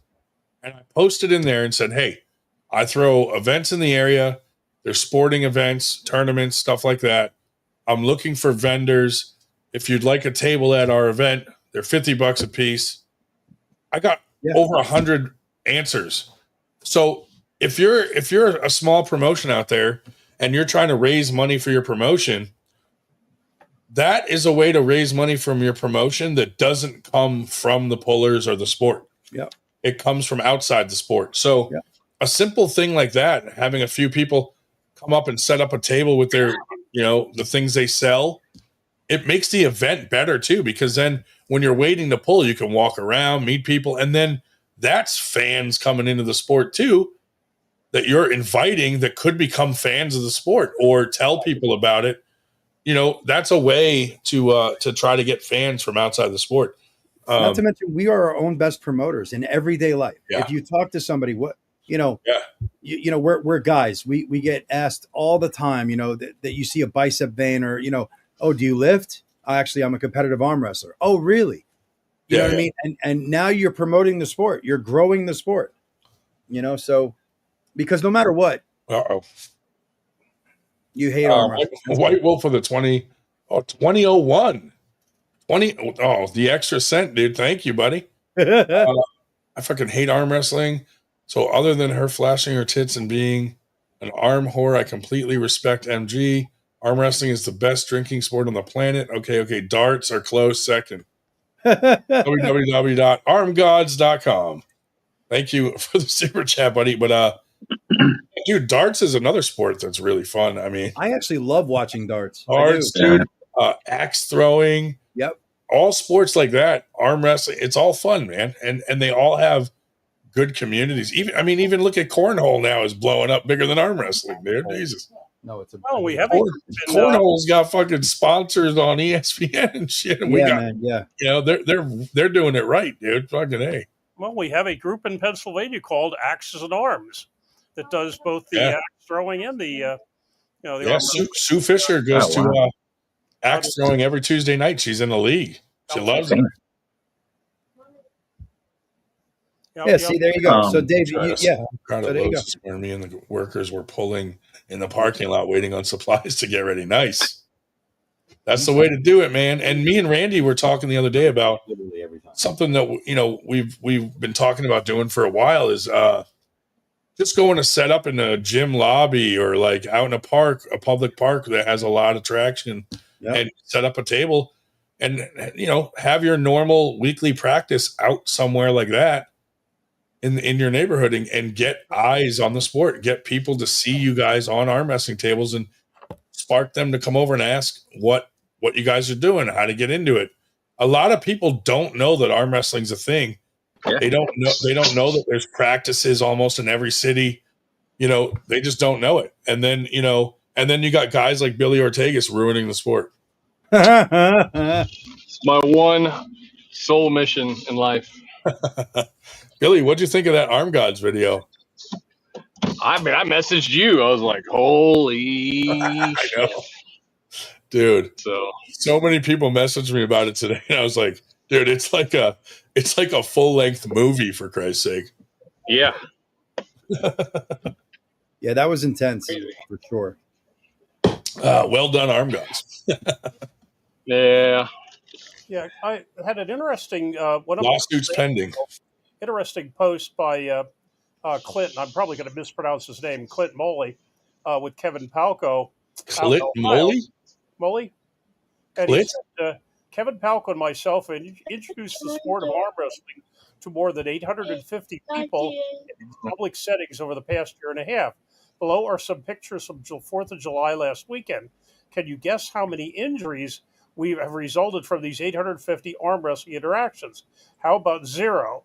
Fear of injury is the greatest factor keeping our sport from exploding. I believe arm wrestling is not only an extremely inclusive sport, but I'm convincing myself more and more each day that it may actually be one of the safest. If you believe safety plays a part in the sport as I do, please consider sharing this post in hopes of bringing more subscribers to Kevin's channel to see nothing but positivity in our great sport. Arrested all and deported the shit out of them. Oh, that's a good post, Dave. I was literally talking to Ryan earlier today about Palco. Yeah. Yeah, Kevin Palco, he does that. The Whisperer. I mean, the original ones were Schoolboy and them doing that stuff. Like that is what. Look at how much attraction Schoolboy, and they got millions of followers because non-arm wrestlers enjoy watching that. Like, look at these average guys or these muscle guys at the beach trying to pull this little guy and losing. I wish Adam had more time. I wish Adam had more time because he's got the formula right there. Adam, the bodybuilder bully. That is amazing. If he would put out more YouTube videos, like holy shit. Yeah. When because nobody would believe that this old dude that doesn't look like much is smacking around all of these just super jacked dudes, and he is. Like with getting out into the community and stuff like that, like, one thing we talked about a little bit, and one thing I'd like to see other people do is like a lot of towns do like a First Fridays where, the whole town kind of like shuts down. It's like walking traffic.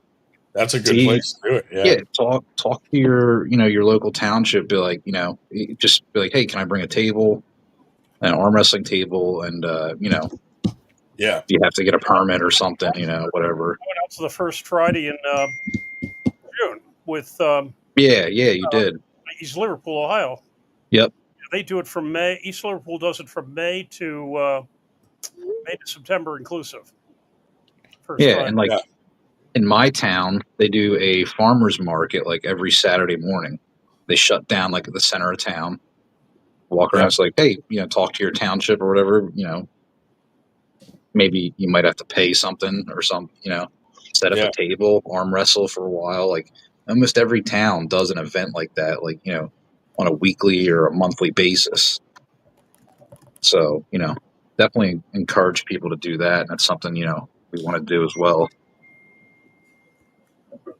Yeah, for sure. And not everybody has to be an arm wrestler to like arm wrestling. Like, you know, No, not at all. I've never played football at any level in my life, and I like football and I watch it, you know, so it's like, it's the same thing. What got me interested in with the sport. Shell and porn. What was that? It's the same thing with Dave Shell and porn. Mm. He doesn't participate, but he really likes to watch it. But like, what drove me to the sport too is like seeing these competitive matches. Yeah. You know, sometimes unfortunately we get like a 3-0 flash in every round. It happens, you know. But you know, I saw these competitive matches. I was like, wow, what the hell is this? I was like, this is cool. Like, you know, and for some reason, it just clicked for me that I thought it was really awesome that there was pro arm wrestling. And, you know, I think match quality and presentation is a big thing. And like Ted said, you can't artificially do it. You know, you can't have fake matches. You can't have fake beef. Like, I don't want to see two guys that, you know, are acting like they hate each other, but they really love each other. Like, I would like to see a little bit of, you know, maybe two guys that actually don't like each other get on the table. You know what I mean? You don't want to turn it into a, you know, a play or something. You know what I mean? Yeah. So, yeah. I mean, that's what all the Eastern Europeans are afraid of, right? Is this whole WWE thing coming to arm wrestling. But, you know, I think as far as the entertainment value goes, I think WAL had a pretty good take on it. I think I love WAL. Yeah, I think Arm Wars had a really good take on it. Yeah. I mean, the top of the MGM Grand and all that shit, like that was really good shit. You know, so there's definitely value in that production. Okay, you know, being at that level and not just being there for a tournament kind of deal. And I think East versus West is getting their teeth around it. Like they're starting to understand it a lot more. Look at that neon stage for what was it, 17? You know, the whole neon, that was really good. The camera people sucked, but the stage was really good. You know, there was on a Ready Go, you're doing a wide angle of the crowd. What are you doing? You know, like you should be focused right here. But Hey. What? Be easy with that. Okay. Might be talking to somebody that was on one of the cameras. I doubt you were on that one. No, there were some difficulties there with the switcher and stuff like that, and then like even the side cameras were not on the perfect angles, and right. I was going to say, and but you that can't was control like which camera that they're actually putting up on the feed either. So yeah. No, sure, yeah, I was just joking around. Yeah. Billy's camera was zoomed in on arm wrestlers' asses. It was weird the whole time. Hey Ted. Yes, sir. Speaking of the Arm Wars on the MGM Grand on the rooftop, yeah, I got a little backstory from Tim Bresnan about that. Oh yeah, I never knew this. I don't know if you guys knew it. It was never supposed to be on the roof of the MGM Grand. No, it wasn't. It absolutely wasn't. Yeah. Yep. You know about that backstory? Well, yeah, Neil actually told the story. Yeah. Okay, cool. Yeah. I found out about that from Tim, and I was like, "Are you serious?" Yeah, it wasn't supposed to be. I forget exactly what made them move it there, but Neil had told the story. It was post 9/11, and he didn't get all the clearances. That's right. Yep. Yeah, because Neil told the story when he was watching it back with Devin during one of the Iron Houses. Okay. And he told the story then. Yeah. So yeah, that's I missed that, and I was talking to Tim Bresnan at Arm Gods. I was like, you know, he's one of those first guys that I, you know, saw in the sport along with Devin, watching all those Arm Wars, and super cool to meet him. Yeah, and I mean that's the thing. Like it's almost like trickle down, right? Like we're all grinding here at the grassroots level. We're just trying to do the best we can for the pullers, and we're trying to do the best we can for the sport at our level, right? But if the guys at the top don't do the right thing to grow the sport from the top, like getting involved with Shaw, I think is a good thing. Getting the production value higher than what it is now, I think is a good thing. Having a little bit of storytelling, I think that's a good thing. Even though I really couldn't stand, I got to be honest, because I really was hoping that this interview between Drew and Levon was going to be really awesome. When I watched it, I was very let down. I didn't like Drew's interviewing style, and I'm just being honest. I wish he would have done better, because it's just, and he got chewed up in the comments because you could tell introvert meets extrovert, and that kind of stuff. It was just the way he was asking.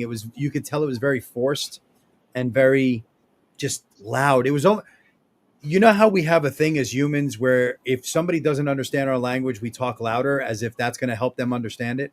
Mm-hmm. He was doing that the entire time. And he was sitting right next to Levon, like right next to Levon. And Levon has learned a lot of English, and he had a translator sitting right there. Yeah. So, it just felt like a very force-fed interview where I think there was and don't get me wrong, Levon was great. I learned a lot about Levon, and I'm glad that I did. But I think the storytelling needs to be a little bit better.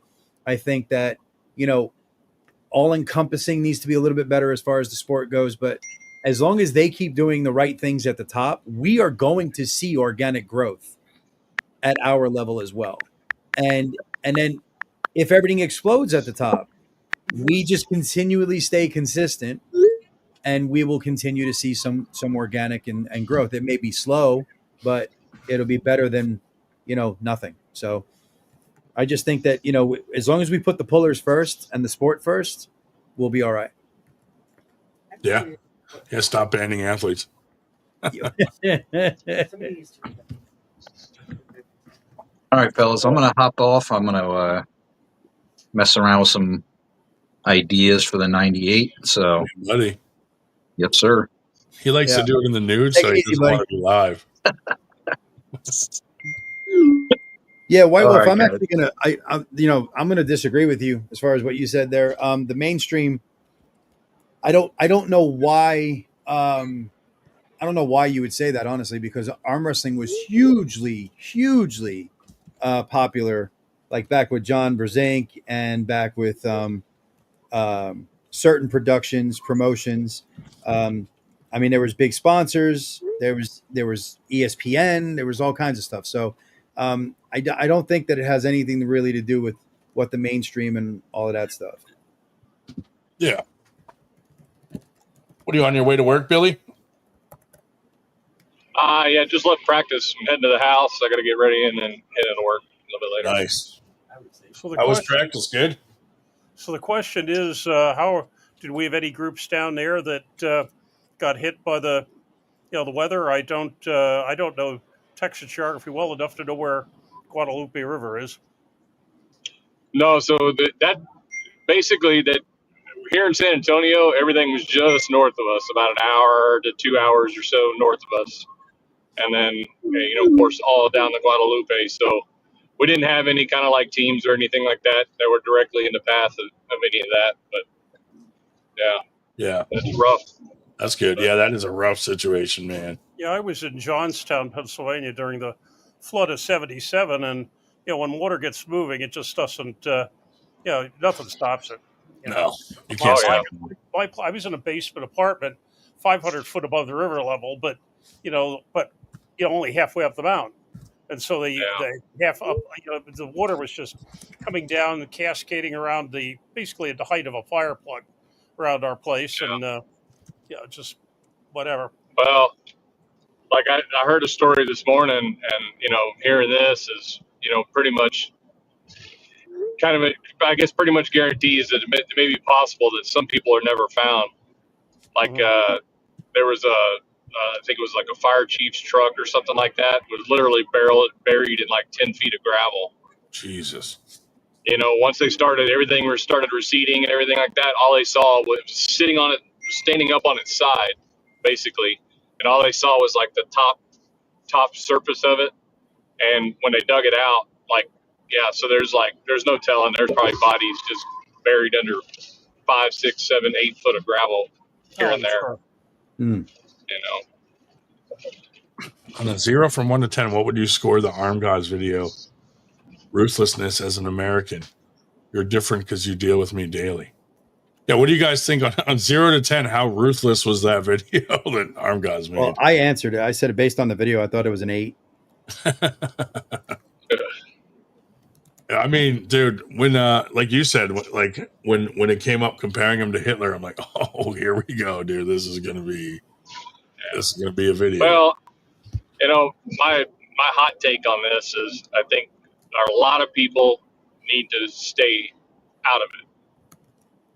A lot of people need to stay out of it. A lot of people are thrusting themselves into the situation that doesn't have anything to do with it. And the big dogs at the top need to work this out between themselves. Yeah. You know? I think them even commenting publicly was not good.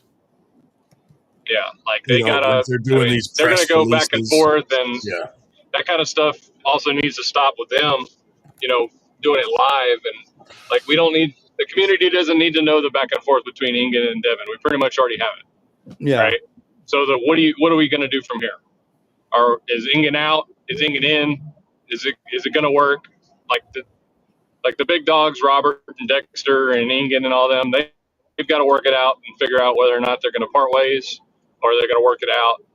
And it just seems like the more mud that gets into it, you know, it seems like there's a low end where it's like, okay, we're kind of getting there, and something happens, and there's just too many players in the game that really aren't necessarily involved in it, and it just exacerbates things.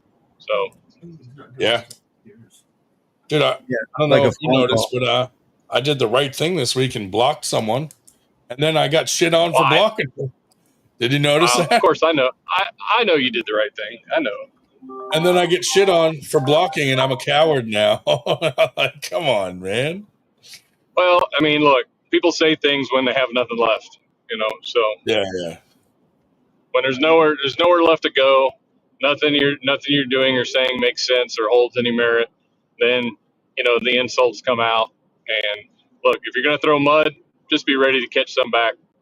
If you don't want to get hit, then it's probably best to keep your mouth shut. Right. I love it though. Like the guys that do that, when they get it back, all of a sudden they're the victim. Oh, absolutely. Like, come on, man. Well, like we don't know. Like this is the thing that just blows my mind in a particular way, but then it doesn't. It's like some of these players they act like we don't know what they're doing and saying and plotting behind the scenes. I know, like it's a big secret, but then that's one of those things where you don't realize how small our sport is. Like if you're telling people not to go to someone's event and you think that that's not going to get back to the promoter or their friends, you're very, very mistaken. Yeah. Absolutely. You know, I talk trash about Billy all the time and it gets back to him immediately. Yep. It's not a secret I don't know. Yeah, Billy knows everything. But it's true, though. It's kind of hard. Like, it's not a secret when you talk shit to me directly. So, yeah, that's true. That's how you know you could trust them. Yeah. Right. Well, it's the people that say something different when you're not around. You know what I mean? Oh, here we go. Oh, yeah. Here we go. Yeah. Uh-oh. Diabolical Billy. You hear what Pickup did with MGM? Draped a lining cloth over an arm wrestling table, pushed it through the MGM lobby like it was room service. Only thing he was serving was fake matches and overhyped letdown. There's another one from Diabolical Billy, always spitting out the truth. It might be his version of the truth, but it's the truth to him. And that's all that matters. That's all that matters. But yeah, the shit talk stuff is just crazy that people think, like if I'm going to say something about someone, I'll say it on this podcast in front of I don't care. But I'm not going to go tell 20 people and be like, shh, don't tell anyone that I said this about so-and-so. and then believe that that's not going to get back to them. You know what I mean? Oh yeah. It's crazy, but it's that's one of the negative things in this sport. And it's not just arm wrestling, other sports too, and other hobbies and stuff, and different things. It's like human nature, I guess, for some of these guys. But unfortunately, some of these guys take the human nature to the next level where they just can't help themselves, or hating on anybody that's doing something different or better, or you don't see them picking on guys that are failing. Oh yeah, well, because there's no threat there, right? Right. That's the point, right? So if a promotion's struggling, they're not going, man, I hope that guy completely fails and is off the books completely. They don't bother him at all. But someone throws a good tournament and they're like, don't support those guys. They're assholes. Yeah. It's crazy. Well, I mean, look, there's always going to be, and I think you and I were talking about this the other day, our sport is technically still so small that everything is bigger than what it actually seems. Like, I see comments where it's like, oh, well, the reason we're not doing this or doing that is because of all the drama. Look, all these other sports have just as much drama. They're just so much bigger. It gets washed out. Yeah. Yeah. It's like the women. It's just like with arm wrestling, it's just like with the women's arm wrestling. Everything that happens in the women's community is so much bigger than it really is because there's only like 100 of them. Yeah. White Wolf with a $5 super chat. Dan Plexman is a fucking stud. This guy was my favorite guy at Winter Blast. No offense, Ryan, you jerk. Billy, Neil got kicked out of MGM FTG. No, Dan Plexman is the man, dude. Very fun hanging out with him, and man, is he a beast on the table. I'll give him that, dude. Dan's a beast. But fun hanging out at Winter Blast with all those guys. So till Marcus ruined it and made Alan Ford take his foot. But it just seems the drama just seems bigger in arm wrestling because it's a smaller bucket that the drop's falling in. If you drop a drop in a bucket, the ripples are bigger. Where if you drop it in the ocean, you won't even notice. And look, here's another, like on the flip side, it's like, look, we all have organizations. We all have, and most of our organizations, I say most of them, maybe not, but like most of the organizations are actual businesses. There's going to be competition within, amongst the businesses, and there should be, because at the end of the day, if someone's not doing better than you, what really pushes you to do better? Right. Dude, I love seeing Canada have these huge events, and I'm like, dude, that's what I want to strive to be, that big or that, Yeah.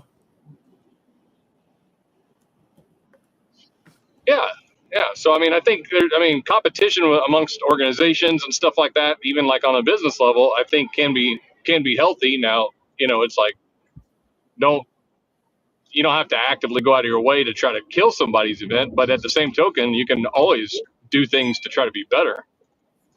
Yeah. Yeah, I can for sure.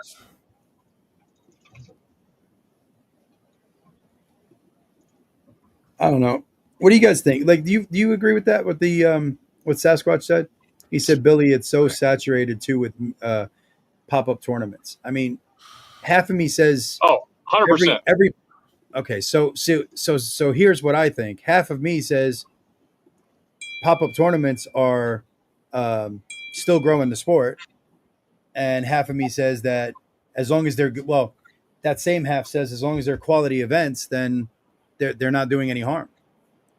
For me, it's you and I both know that most of the time they're not. Yeah, that's true. But we don't have. Well, I can't say you and I because I don't have that many around here that are pop-ups. So it's like the barbecue backyard bash, and they're doing super matches, and I don't mind that, but don't throw it on top of a real tournament, because now you're making those guys choose between going to your barbecue as a friend or going to a real tournament as a competitor, and you're putting them in a bad situation. Like, if you're going to do those pop-up weird barbecue things, plan it around, like, outside of the normal routine of things in your area, because you're really affecting those tournaments.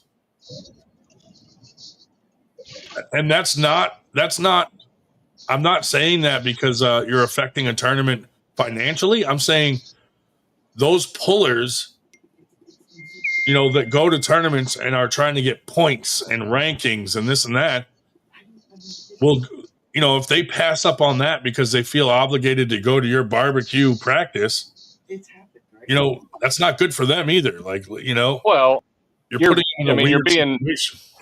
You're being nice here, Ryan. I know.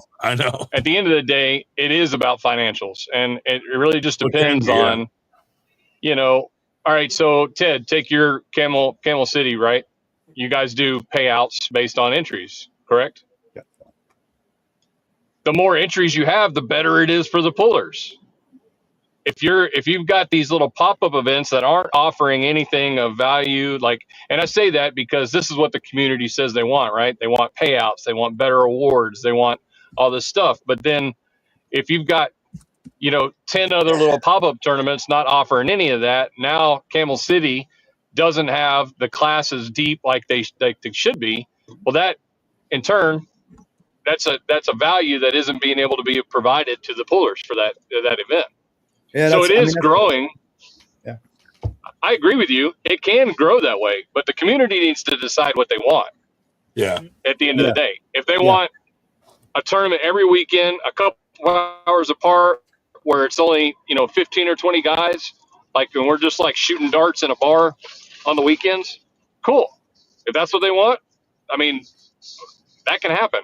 But if they want better events, they want more value in the events, they want payouts, they want all this kind of stuff, well, you know what? You got to have people show up to events to do this stuff. Okay, I mean that's a fair point. That is a fair point, and that's also why I do the payouts the way I do at Camel City, because there'll be never a time that you ever hear of somebody going to one of my events saying that they didn't get paid exactly what they expected to get paid. You know what I mean? Sure. So, yeah. No, when I use your event as an example, because obviously the more people that are there, the better the payouts are. Absolutely. Yep. When I don't want to get paid, I go to a beast mode event. I was actually, I don't even know what to say about that. But. Mommy, what are you doing? Yeah, that was apparent. He got you on that one. Yeah. Okay. Well, I do know what I want to say about it, but I think I just won't. We were talking about that earlier, how people love Ryan because he just comes out and says it without considering how it will hit. So well, I mean, that's why I get a lot of hate. You're a man of more tact than the great Ryan Grondin. $5 super chat. Marcus, 1,000% agree.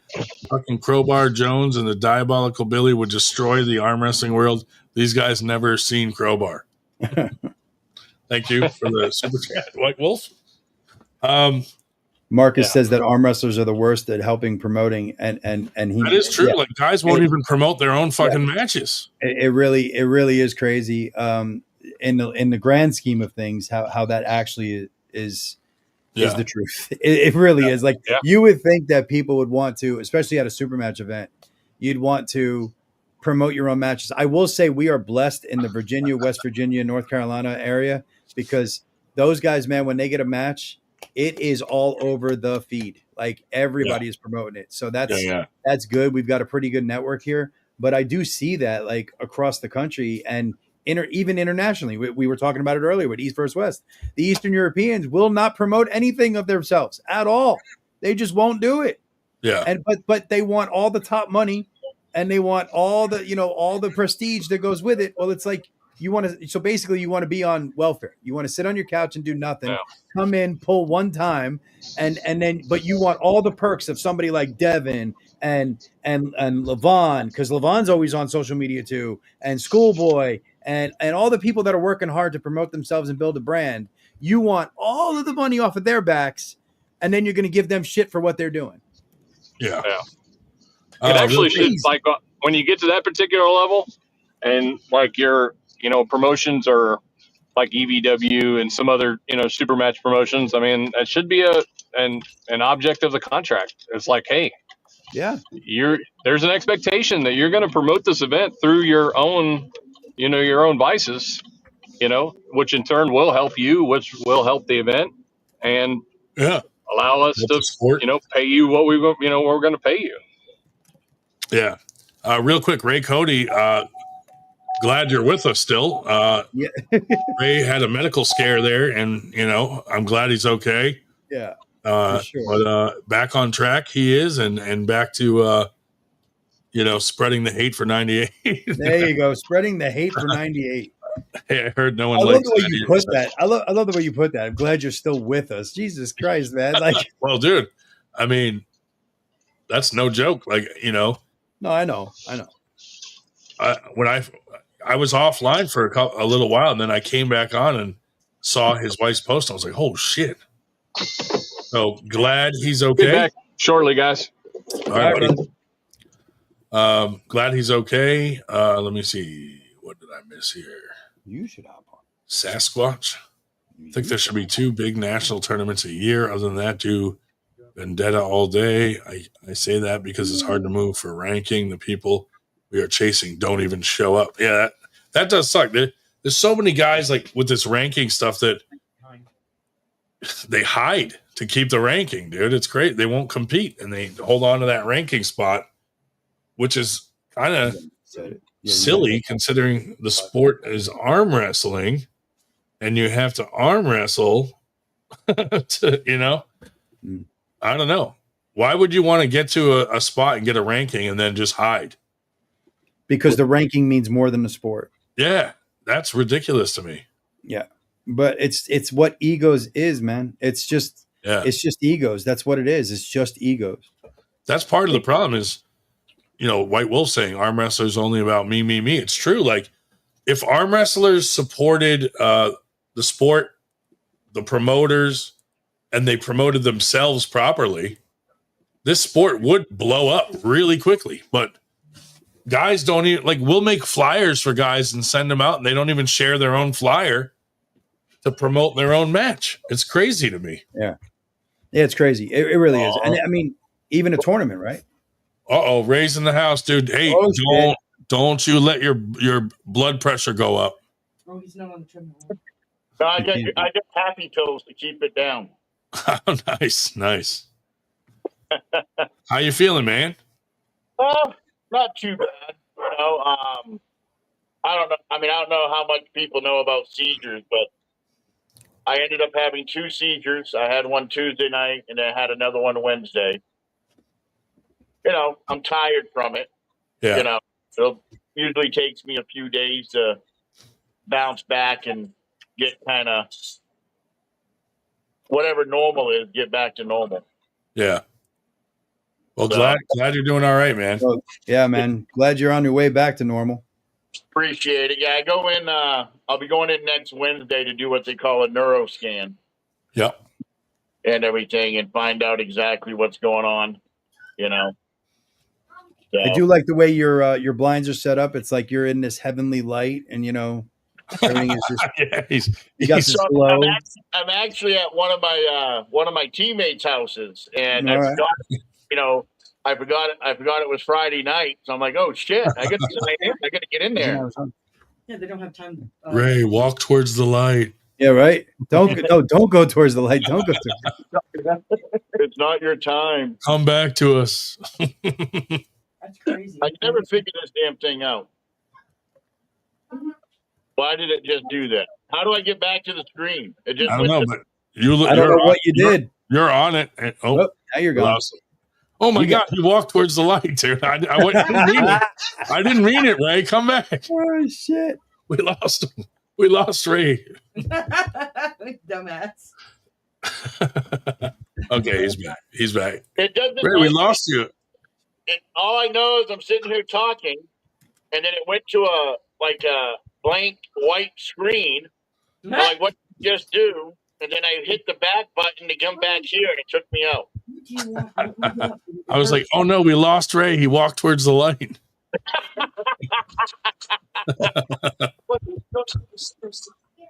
So what's been the general topic of tonight?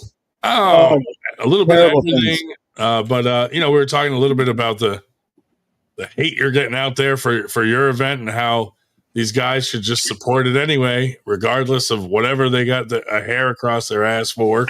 But they won't, and they all talk trash, and it gets back to us, and they think telling secrets behind closed doors and telling people not to go won't get back to people, but it does. So just stop that behavior. I look at it this way, and my wife told me this, and it was pretty intuitive of her. The people that are giving me hate is because they're jealous and they're afraid. You've got people that have been putting on events for multiple years, and they're still giving away the same amount of money today in 2025 that they were giving away in 1990. Not that I'm giving away money, but here I come in. Yeah, I've put tournaments on before, but I've been out of the scene for a while, and then boom, I come in. I've got a sponsor. I'm giving away, comparatively, I'm giving away decent money. Yeah. I'm giving away, in my opinion, anyways. I'm putting up some kick-ass awards. We've got some awesome medals. We've got 7 great super matches. Each winner of each super match is going to get a kick-ass championship belt. Not some cheap belt. This is a 6-pound freaking belt that they're going to get. Yep. And the event as a whole is getting a lot of attention. We got the Passmores coming in from Georgia. Yep. We've got Mikey Olivia coming. We got Billy Ortega's coming. I mean, we got people coming from all over the country to compete in this. Nathan McAllen and his kids and stuff. Yeah, and people who want to hate on this, in my opinion, they don't like the sport. They don't want to see the sport grow. Because if you gave a shit about the sport, you wouldn't purposely try to sabotage it. Like, I literally just put up a post in my Cal City Armwrestling page. I made a video highlighting all the events coming up in the next 3 weeks. Yeah. I'm not out there telling people not to go to Bill Collins' event. I'm still supporting it. I'm not telling people not to go to anybody else's event. And I kind of, I was listening to, I don't know when Ted put it up, but Ted had put up a video post a little while ago talking about some of the hate he's been getting. Yeah. It's like, why? Yeah. Here's my thing, right?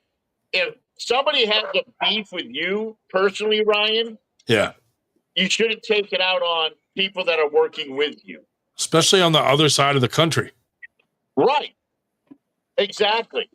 And then you got people, and I don't care, if he sees this or hears this, then you got people like Scott Wynn that is supposed to be a friend of mine. He's a real winner. Yeah, make the moves. He's making the moves, all right. I still haven't figured out why he dislikes you so much. And then why he went out of his way to, I don't want to use the term sabotage, but for lack of a better word, I don't know why he went out of the way to sabotage my event and spend so much time, as you stated, Ryan, poking the bear. Yeah. Well, it's all, why? If you look at his page and you see who his friends are, it's like Greg Sharp, Tim Talmadge, guys. Like, I've never had a bad experience with Scott Wynn ever. I don't even barely know the guy. So to me, it's like his hate for me was a surprise because I'm like, he's just mad about, the Greg Sharp thing. I don't fucking know. It's weird. Well, he made a comment that we're dividing the sport by shit talking on other promotions. Well, no, we weren't shit talking on Greg Sharp. We were stating fact. Yeah. Fact was he banned athletes. He put out a video banning athletes. Then he comes back and he unbans the athletes, which in my opinion makes it look worse because it makes it look like he banned the athletes purposely to fuck with your event. Yeah. Yeah. And now he unbanned everybody. Well, not everybody. You know, he didn't unban not Jody Williams. Yeah, not poor Jody Williams, but he unbanned like Stephanie Spencer, for example. Yep. And anybody else that wanted to go to his thing. Right. You know, and it's neither here nor there, but I heard he likes to be pegged from a strap-on. But you know, that's his private business. You just chose violence today, didn't you? You just had to you chose violence. I mean, I heard Stephanie Spencer. I heard Stephanie Spencer wants to turn him into her butt boy. Yeah, probably. But you know, it was very weird though. So he poked me. He poked 98 for like 2 weeks. Finally, kind of stood up for us, and then he says a comment like, "Anybody who likes Ryan should just delete me as a friend." Well, you know, I was like, okay, so I deleted him as a friend, and then I blocked him, and then he goes and does a post saying, "You're all cowards, you guys that blocked me or unfriended me." I'm like, you called for it and said block me if you like Ryan and all this stuff, and I'm like, so a few people blocked you and now they're cowards? Makes no sense to me. But people are just funny, man. You know, I keep saying it, yeah, especially after the COVID era. They have fully automatic assault keyboards and they think that they're all hot shit. We got to make fists in the face popular again. Like Mike Tyson said, everybody has a plan until they get punched in the face. Yeah. Yeah, but remember when people used to talk shit and you got punched in the face, you talked shit less. Yeah, because either you learned your lesson or you lost your teeth, one or the other. And usually it was your best friend punching you in the face for being an asshole. And guess what? He still remained your best friend afterwards because you valued that friendship. That's the point. You know, one of the things that I get a kick out of this is nobody really understands, the haters. They don't understand the concept of what Ryan's doing. Like, I have everybody and their mother saying you don't need 98% Ray. You can put on events by yourself. And they're right. I could. However, by joining 98%, I have exponentially grown my platform and my reach. And any smart promoter or businessman can see the value in that. Yeah. Candy said, I get poked 3 to 4 times a week because we are anti-semen retention. Hey, so she practices the same thing Ronda Rousey did. Yeah. Ronda Rousey, they asked her one time before a fight, they said, you know, is it the same for you with fights? She goes, I don't know. I try to get laid as much as possible the week of. So, hey. You know what's funny? When I was younger, I was an amateur boxer before I got into powerlifting and arm wrestling, but I kept the same mentality. I would literally stop having sex 1 month before an event. Oh, because I thought it would drain my testosterone and make me weaker. Oh, no! I feel sorry for the guy that you hit because that first shot had to be just full of aggression. Like, oh yeah, oh yeah. I haven't had sex in a month. Fuck you, dude. Well, that's the theory behind it. Well, okay, I've heard a week, and no, the theory is actually so that you don't weaken your legs. Yeah. Right. Because we all know that when we go, our legs are shit. So, so I mean, that's the theory. Because I used to fight too. So the theory is that you just weaken your legs. But like I've heard a week to 10 days max. A month, I feel sorry for whoever the fuck was in that ring with you, boy. Dude, if I semen retention for a month, I would feel bad for my hand. Like I'm gonna wear that thing down to the bone, dude. My poor hand would never be able to recuperate from that. That's too funny. Oh my god.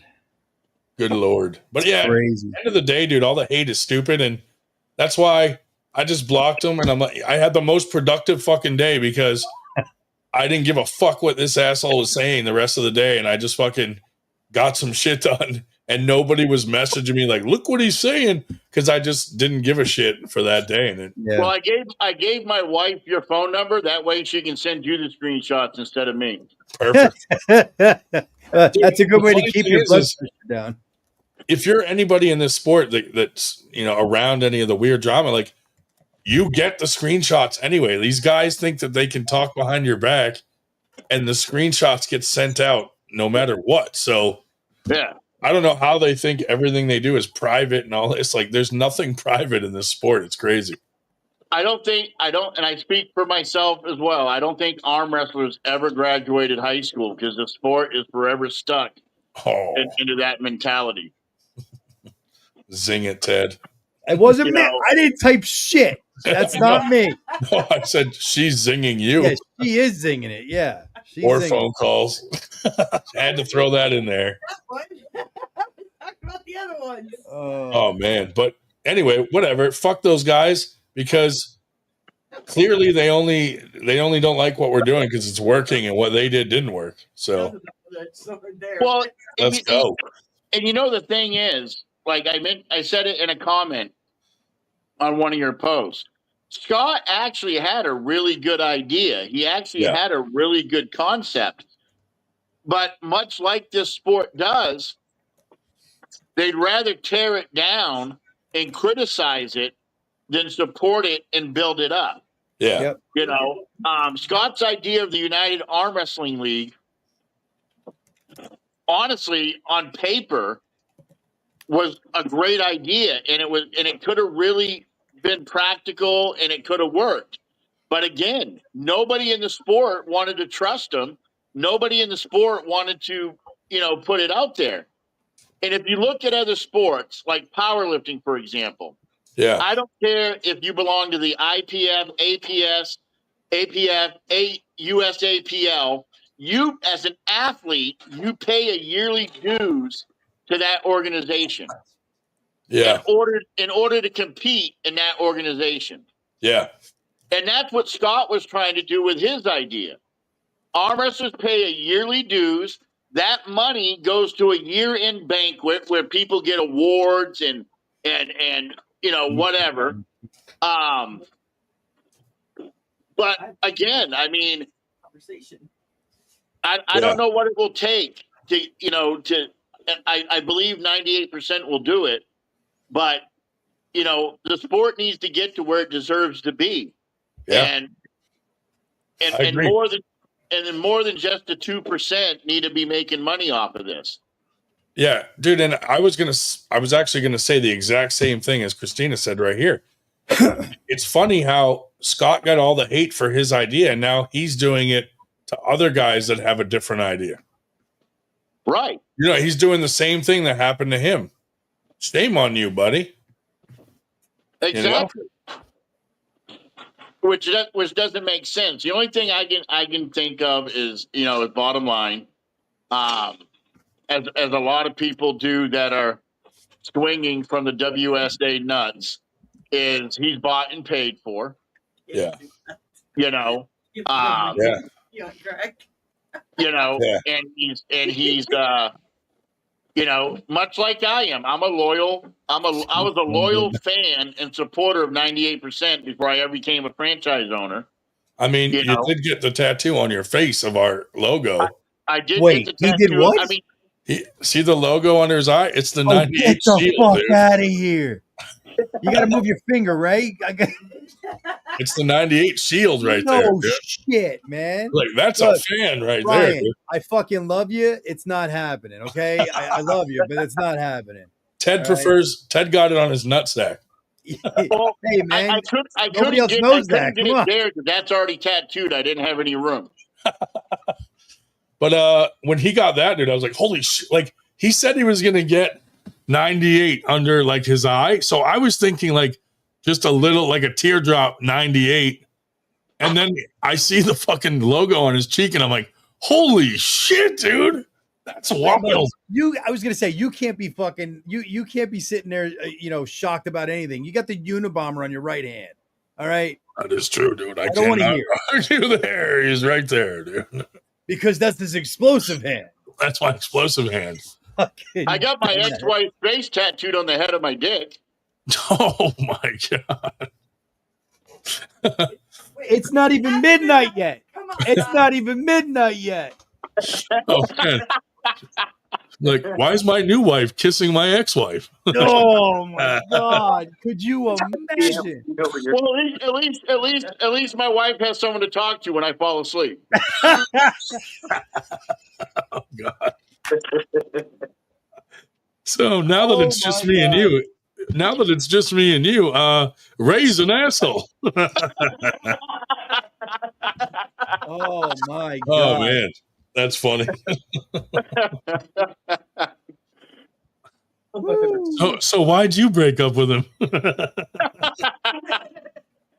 My wife, for 17 years, my wife's been trying to get me to put her name and face on my body. I said, "You got to divorce me first."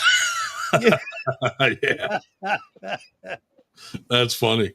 And she goes, "What do you mean?" I said, "Well, when you divorce me, I'll get a fuck you, I hate you tattoo in your honor." Jeez, you're running out of room, man. I've got a little bit of room on my legs, and I got room under this armpit. But I actually, no, in all honesty, I actually had a really cool tattoo designed with the 98% logo and the American Southwest logo. Yeah. I'm just waiting for after my event to get it tattooed on my armpit. So if it's a bad turnout, no go, and if it's a good turnout, you're going for it. There you go. We'll know if it's a good turnout. He'll be like, "Look at the 2 new tats, bro." Right. Hey, this is my buddy Cameron. He's one of my teammates. Hey, what's up, man? Brother? How you doing, man? Speaking of podcasts and all, what do you guys think about what we named the podcast? Love it. Yeah. Thank you. I love the freaking logo, bro. Well, yeah. Hey, that's all my wife. My wife is so artistic. It's not even funny. It's insane. I had to make sure that I pronounced that correctly because I was going to say my wife says that about me, but a little bit different of a saying. Yeah. Interpretation. Right? No, he had a retarded snake. Oh yeah, Ryan did help. That's right, but he had a retarded snake on it. Yeah, for sure.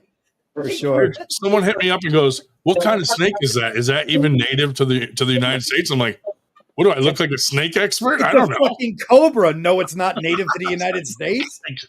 Like, does the snake have to be native to the United States to be in a logo? Oh, my snake is a rattle. No, that's a cobra. No, I added a rattle. Oh, to it. you did. Wait, so you added a rattle to the hood? made a hybrid. Okay.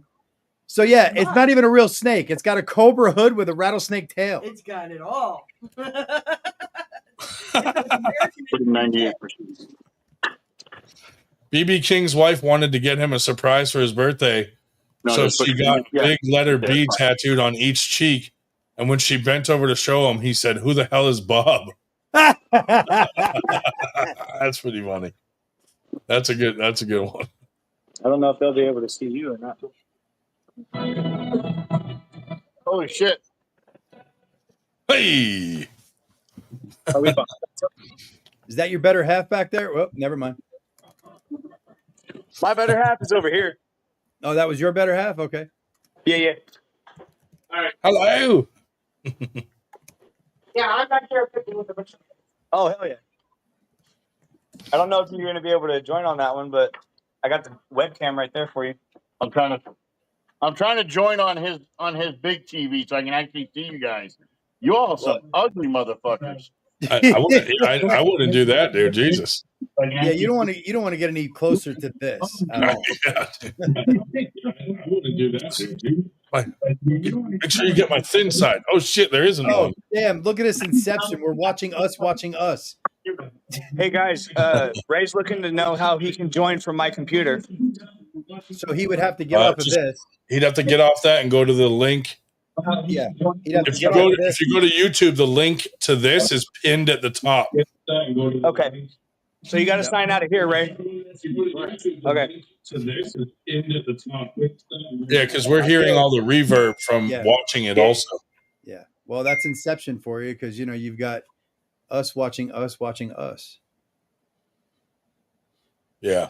That's all right. I do it all the time. I actually have a different monitor with us up on the other one with the sound muted so that I can see the comments. Yeah, I do the same thing. Yeah. Well, you have streaming. I hate when I forget to mute it and it fucking. Yeah. Oh, God. Yeah. Yeah. And I'm like, oh shit, it was me. And everyone's like, who is that? And I try to pretend it's not me. It happens to me every time, brother. Yeah. Every time. Yeah. I don't think he left the studio. I think he just closed out the camera. Because it's just him. Oh, yeah. Let me fix that. Kick from studio. Yeah, get the fuck out of here. Get out of here. Fuck that guy. Man, yeah. Fucking great, man. Great. So yeah, in the strap. My wife and I were talking about it, and we said we could play off of that, right? Because I could always just say, hey, good evening, everybody, blah blah blah. We're going in the strap with, that kind of shit. Hey, there he is. Oh man, Billy Ortega's just sent me the video of the vehicle that's just like underground from the floods. Oh my god, dude. Yeah. Yep. Just a tire sticking out, basically. Yep. Can't do it. There was And then there's asshole. Wait, it's not even midnight. I can't be talking about the assholes that were talking about that. Oh, did you see that one lady that was saying, "Oh yeah, she just ruined her whole life"? Nice going. Yeah. Yes, she did. Well deserved too. Yes. Yeah, the racist lady. So there you Yeah, go. by the way, I was going to say, they can hear you really clear. What's that? I was telling you, you can see the tattoo a little bit. Yeah, I can see it. That webcam mic is not as good as your phone mic. I can tell you that. You got an iPhone? Well, I think. Are you watching it in the background with audio? Because we can hear some sort of reverb or something. No. I don't know where we're getting it. Then we're getting it from somewhere. Turn it down a little bit. I think the speakers are so high that they're picking it up from their camera. That's better. I'm just saying the microphone on the webcam, just letting you know when you watch it back, it's not as good as your cell phone. Yeah, exactly. Yeah. That's better though. It's just hold on, let me see. I might be able to turn them up manually. Yeah, you do that. Try talking. No. What's up? That's better. Yeah, you got it. How about now? Try that. I already talked. Yeah, that's better. Yeah. There's a delay on my end. Sorry about that, guy. Well, yeah, if you're not watching it through StreamYards, then it's gonna be like a. No, I am watching it through StreamYard. Oh, okay. You might have a delay on your end. Yeah, because my StreamYard stream is perfect. Like it's what's happening right now, and then 30 seconds later, I see the same stuff happen on YouTube.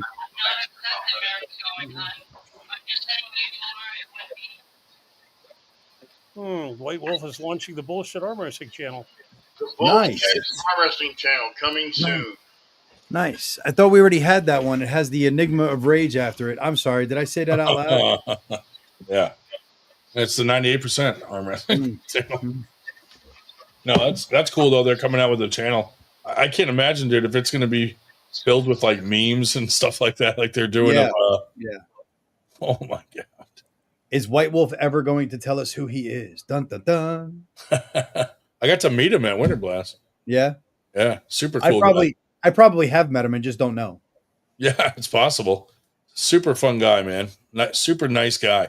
He's not as much of an asshole in person as he is on YouTube. Oh, most of us aren't. That's what we were talking about before. Right.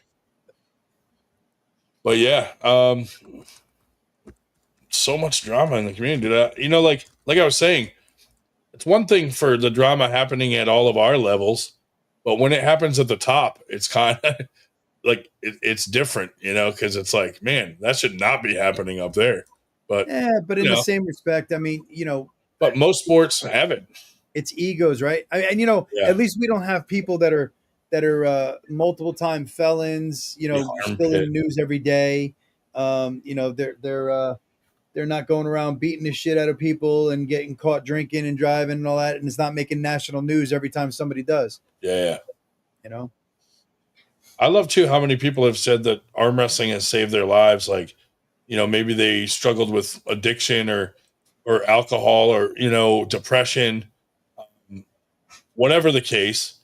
And arm wrestling like saved their life. Like those are the stories I like to hear because I'm like, it's true because this is such a cool community and it promotes fitness, you know, because, you know, like for me, I haven't started yet, but I realized that to be competitive, I would have to cut weight. So yeah, it saved mine. So, I mean, yeah.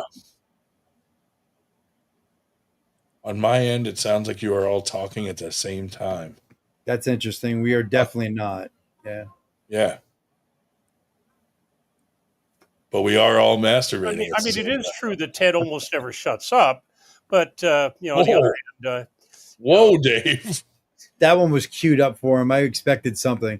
He's good. Oh, did I miss a comment? I was just giving an example of, you know, the sort of thing you don't say to somebody in their face to face. Yeah. Right now. No, honestly, that wouldn't be bad. Like if you said that to my face, I wouldn't give a shit. Right. According to what he just wrote there, Big Country pulls for blowjobs. Oh. Oh, here's what's up? Here's a soapbox fucking guy.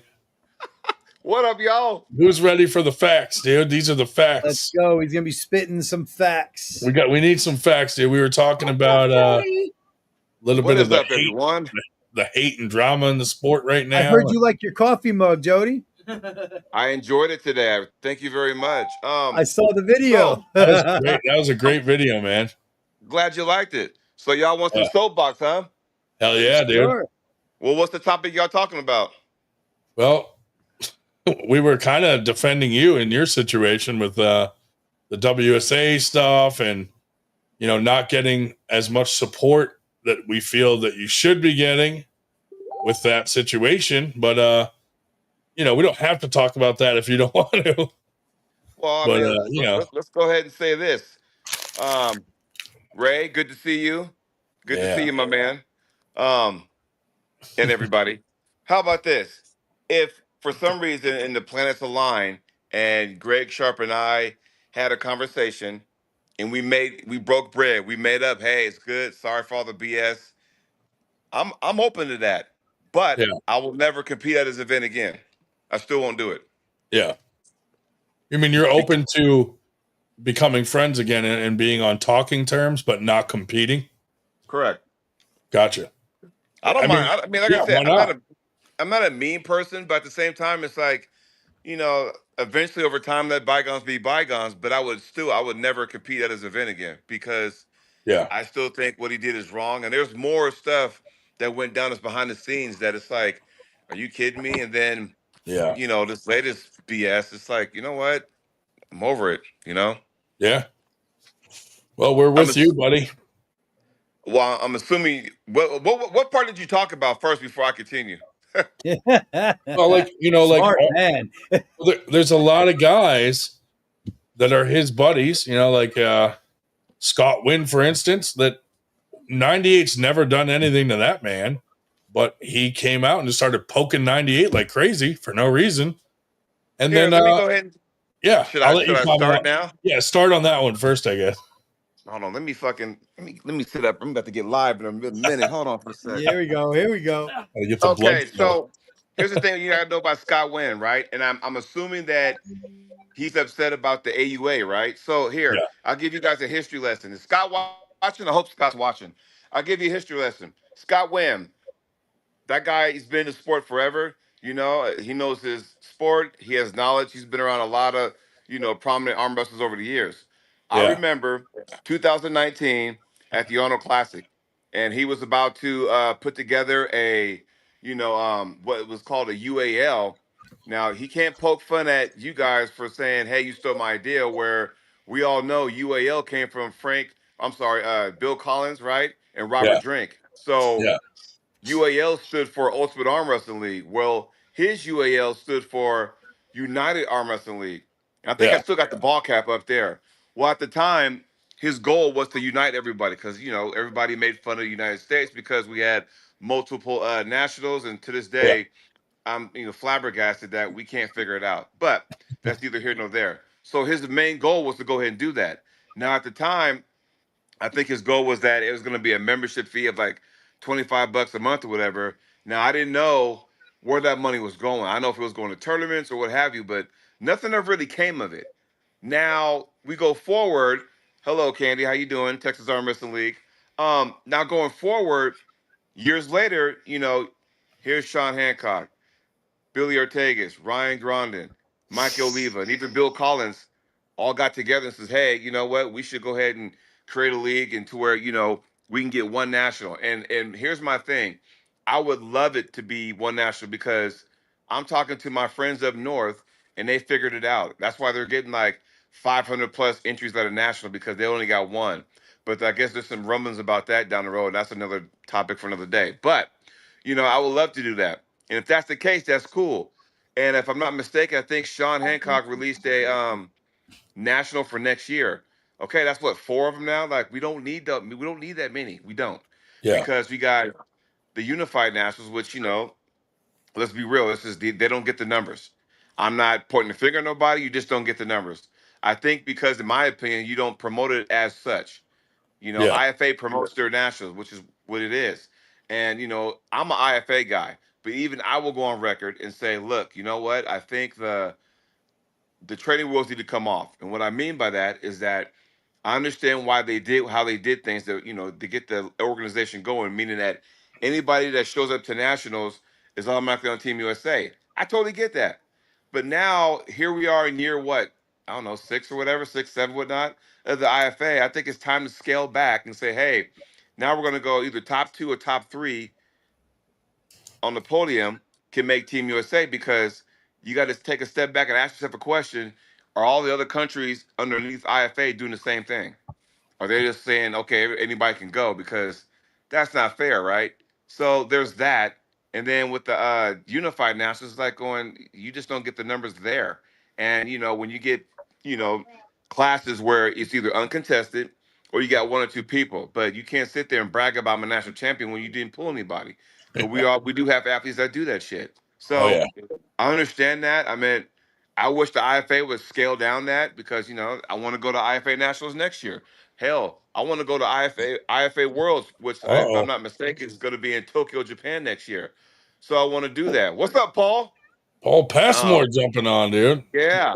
So Look, there's dude, that. we got half the franchise on here, for Christ's sake. But getting back to my story about the AUA thing. So AUA formed a group. They moved forward. They got a board member system to say, hey, we want to move forward. You guys are brainstorming, that kind of stuff. I don't know if that actually upset Scott Wynn. You know, I know he's just jabbing, but this is where I kind of go, look, man, if you got a personal opinion with a certain somebody, take care of that shit behind closed doors instead of airing that shit on fucking social media. Like, cause it's stupid, you know. Like, seriously, I would rather have, if I'm thinking about it, you and Scott Wynn in a room. Fuck it, let's talk this shit out so we can move forward. Because I think, honestly, Ryan, I think some way, somehow, a lot of people confuse the '98 franchise and the AUA as a one entity, and they're not. They're separate. And I don't think people understand that. So the franchise is doing their own thing and they're doing good. And I like that because it's something new, it's something fresh. I don't get why people are so much hate for it. I really don't. I mean, hell, there's drama everywhere. Look at the fucking top of the food chain. You can't even get East First West to fucking make up. So I think it's because of Paul Passmore, honestly. I'm just glad that he said top of the food chain, because he was pointing at me and I was like, whoa. Oh, no. No, I'm just saying, it's just, it baffles me, because I think some way, somehow, we all forgot why we got into the sport in the first place. I don't, you know, whether it be competing, but now when you add power, money, and greed, that's a bad concoction. Sorry, that's just the way it is. A bad concoction. Paul, you're in trouble. Paul, your wife just You're eating cheesecake and you didn't offer it to your crippled wife. Oh, you are in trouble, son. Uh-oh. Yeah, that she caught me. What else can I talk about? Want me to go more? I gotta say real quick, Paul. Man, her foot looks awful. It's looking scary, dude. Hey, do you still have the picture I sent you over in the hospital? Oh, yeah. Yeah, she was mad that you sent me. Yeah, I know. I was like, oh, shit. Damn, this show's popping tonight. Yeah, what's up, guys? Yeah. Hey. I'm trying to put. I made weight today at 2:30, so I'm putting the weight back on. I'm eating my cheesecake and Nice. rehydrated and everything. I feel good. Yeah, I've already put on 10 pounds since I made weight. Damn. What kind of cheesecake? Well, so I had a business lunch today, and I went to Longhorns, and I could only have a piece of I could only have a piece of steak and some vegetables. So I went ahead and ordered some cheesecake because I knew after I made weight I was going to want some tonight, and so here it is. Just been waiting on All right. What tournament you pulling? It's a good way to get your weight back up. I'm pulling 230, and I've been a lot of the PAL tournaments. I've been pulling 230, then 250. They run them back to back, so I decided I was going to go 230 tomorrow and then pull supers instead. So I'm going to pull 230 and then pull supers and bang it out with the big boys. Get a little bit of a break after 230, and then also, I've still got all my old ratings on ARS and supers, and ELO rating for back when I used to pull supers. So it actually would help me on my rating, because the 270 and 250 class don't get rated on that. So I figured I'd. Yeah, I'm glad I did not make the trip down to Georgia. Yeah, I'm gonna bang it out with the boys. Go ahead. No, because I could have made 230, and I don't want to see you across the table from me. So it's gonna be a stacked class. There's a lot. It's gonna be fun. There's some really good pullers coming down from Tennessee, and then some good pullers coming up from Florida, and I think we might have some Carnage boys coming over from South Carolina. So it's gonna be good.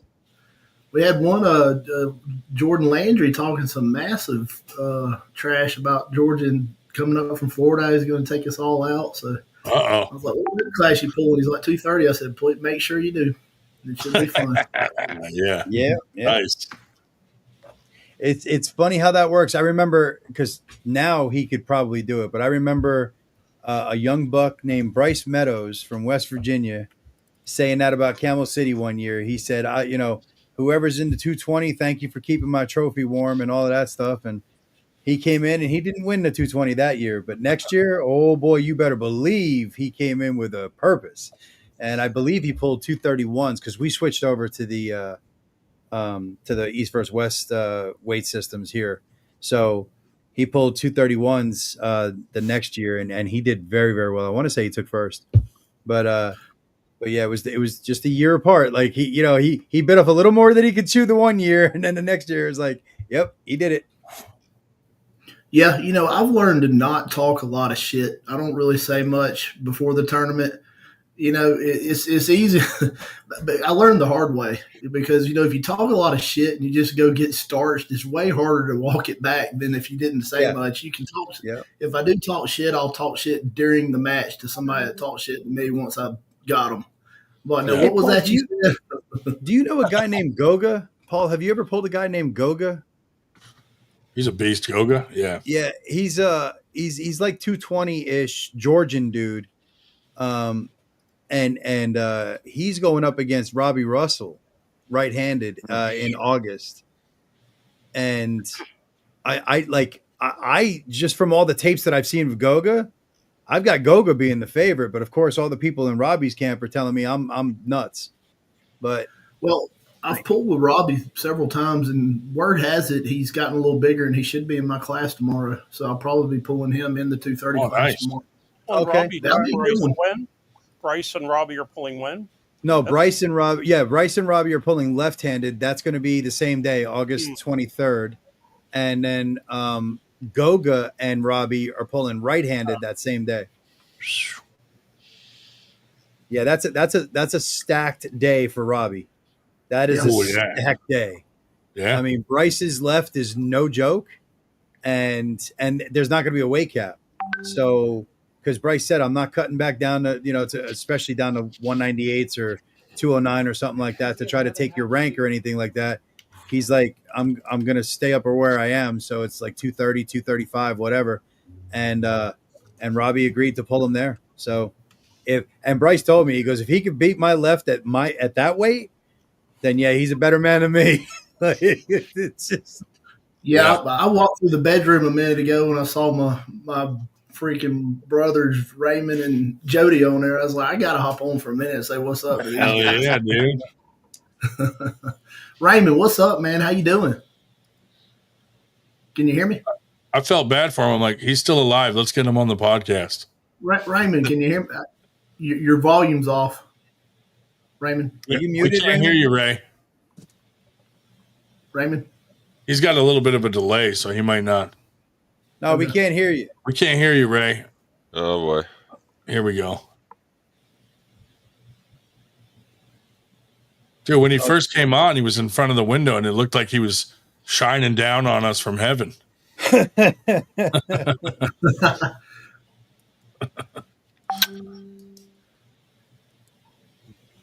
Well, yeah, Jody, I liked your drinks, your coffee cup, coffee with Jamie video. That was good. Oh, I gotta support my boy, So yeah, I enjoyed it. Christina, once again, thank you very much. I appreciate that, and I'm telling you, I got a question though. Does she make coins too? I heard she make coins. Yep, yes. I've got one. Hang on. Well, I got one somewhere here. Yep.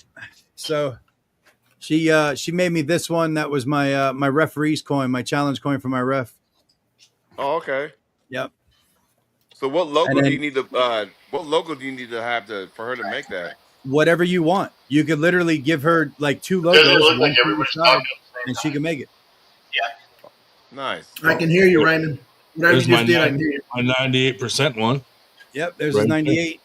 And yours is a little bit different than mine. Yours is laser etched. Mine is sublimated. So, yeah. Yeah, this was the first okay. one. Yeah. So I might think about next time around. So yeah, man, nice. absolutely. Like hey, listen, we love the love. We appreciate it. Thank you so much. That video was awesome. Yeah, so yes. Yeah. Do you want some coffee with your sugar? Yeah, bro, that was a lot of sugar. Like, bro, that was a lot of sugar. I'm just saying, that was a lot of sugar. Dude, I'm trying to cut back. I am. I'm trying to cut back. You could have fooled me. You could have fooled me. I mean, it was this much fucking sugar to that much coffee. Bro, I'm trying to cut back really because that's one of my kryptonites. Like I gotta have my coffee flavored, but I don't do the creamer. So I drink just black coffee, so I don't know. At some point, I might end up doing that. I just don't have the fucking gall to do it. I don't, but I'll figure it out one of these days, sooner rather than later. So yeah, man. I got you all beat. I don't drink coffee. I just saw you pouring sugar. I'm like, is he gonna stop? Me either, man. No, stop. I don't want it to stunt my growth.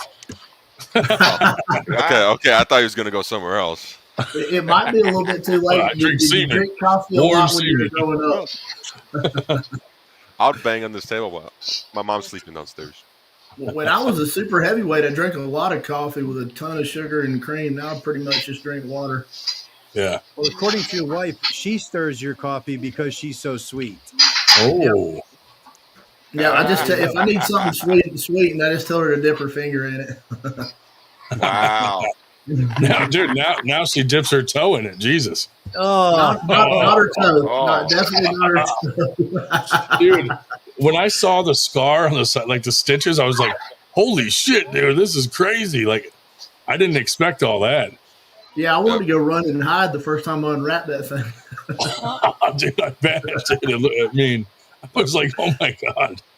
It looks like she had the whole foot replaced, for Christ's sake. I was like, first thing I saw that when I opened Facebook today at breakfast. That's bad. Yeah. Yeah. My breakfast was late, but yeah.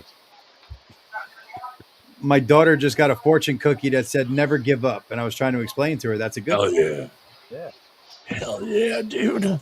Never give up. Yeah, look. See, there you are.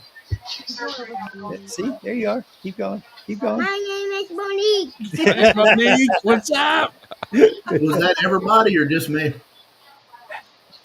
Say what? Was that everybody or just me on the whatever just happened? No, that was What do you mean? my daughter. She said hi. Oh, well, no, my computer went dead or something for a minute. Oh, no, that was just you. That was just you. Yeah. I'm like, no, my daughter just said hi. Yeah, there she is. There's the little demon spawn. Say hi. What's her name? Say, what's your name? Monique. Monique, what's up? Monique. My name's And Paul. how It's old nice are to you? meet you. Welcome to the 5. show. So that Oh, guy my- right there is I have Paul. one of those. Nice to meet you. And that's Jody. And that's Eric. And that's Big Country. We also call him Ray. And then that's Ryan. And that's David Shell. He's called the Professor. This is mine. Say hey there. Hey, there This you is go. Henry. What up, Henry? Henry's a famous arm wrestler. Yeah. You got Uh-oh. What's We got up, Henry? Fargo, too. How strong are you? Who's this guy? Oh, there you go. Puppy. I've heard of Henry. Stroking the dog. I've heard of Henry. He's a ruthless arm wrestler. I know I've heard of him before. Yeah. Hey, did you hear her? She says she calls daddy all the time. Nice. You're gonna lose your tooth. Yeah. All right. You gonna put back down? I heard Henry's natty. No. Yeah, he's still Yeah, well, that's good. That's good. Sluggo's natty too. But he's still my little Ooh, puppy. that's my baby. Oh, we got kids all over the place now. Oh, boy. Nice. See, this is how you grow the sport. Yep. Yep. Yep. This The is whole how you grow family's the involved. Yep. My daughter's locked up, taped up in the basement. It's my little sister's bedtime anyway. So,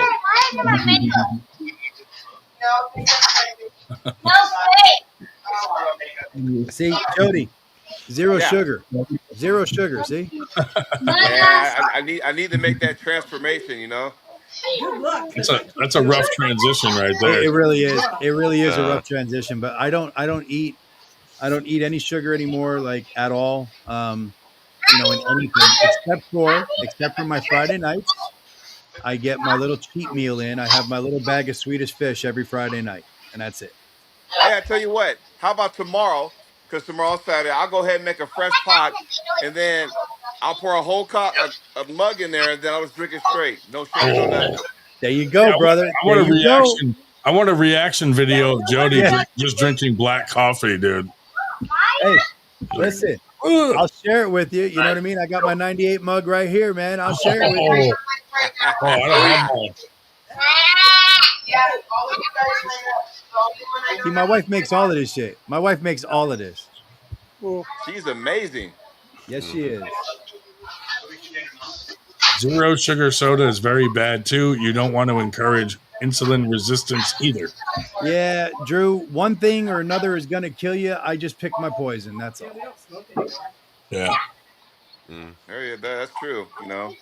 Yeah, we don't So smoke what else anymore. is going on in the world of arm wrestling these days that I can fucking soapbox on?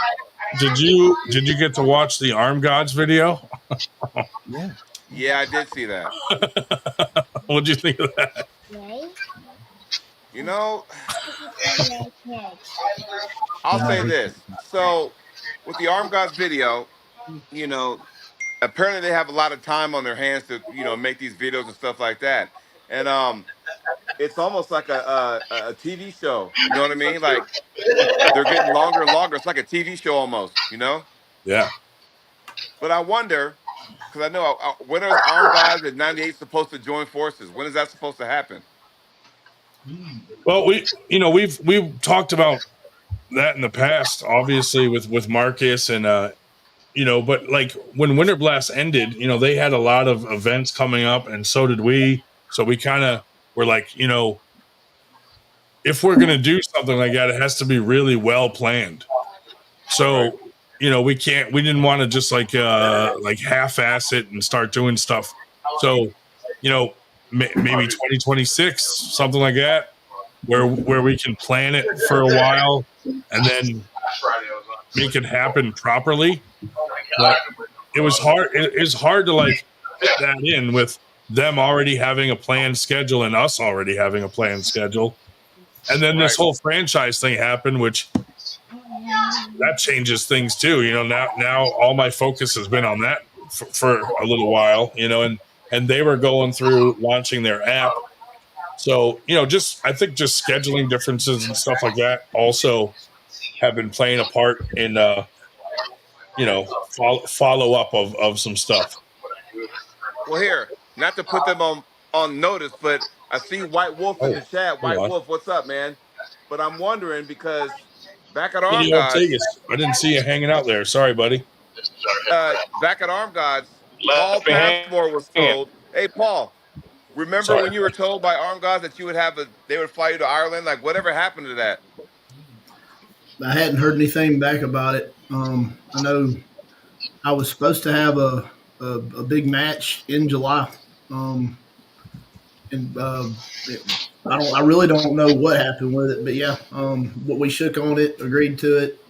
Man, Paul Maiden came to me and said I had a good performance at Arm Gods, and it was a good performance the next day at Winter Blast, and offered me a match. And I haven't heard anything else about it, but I definitely I'm ready.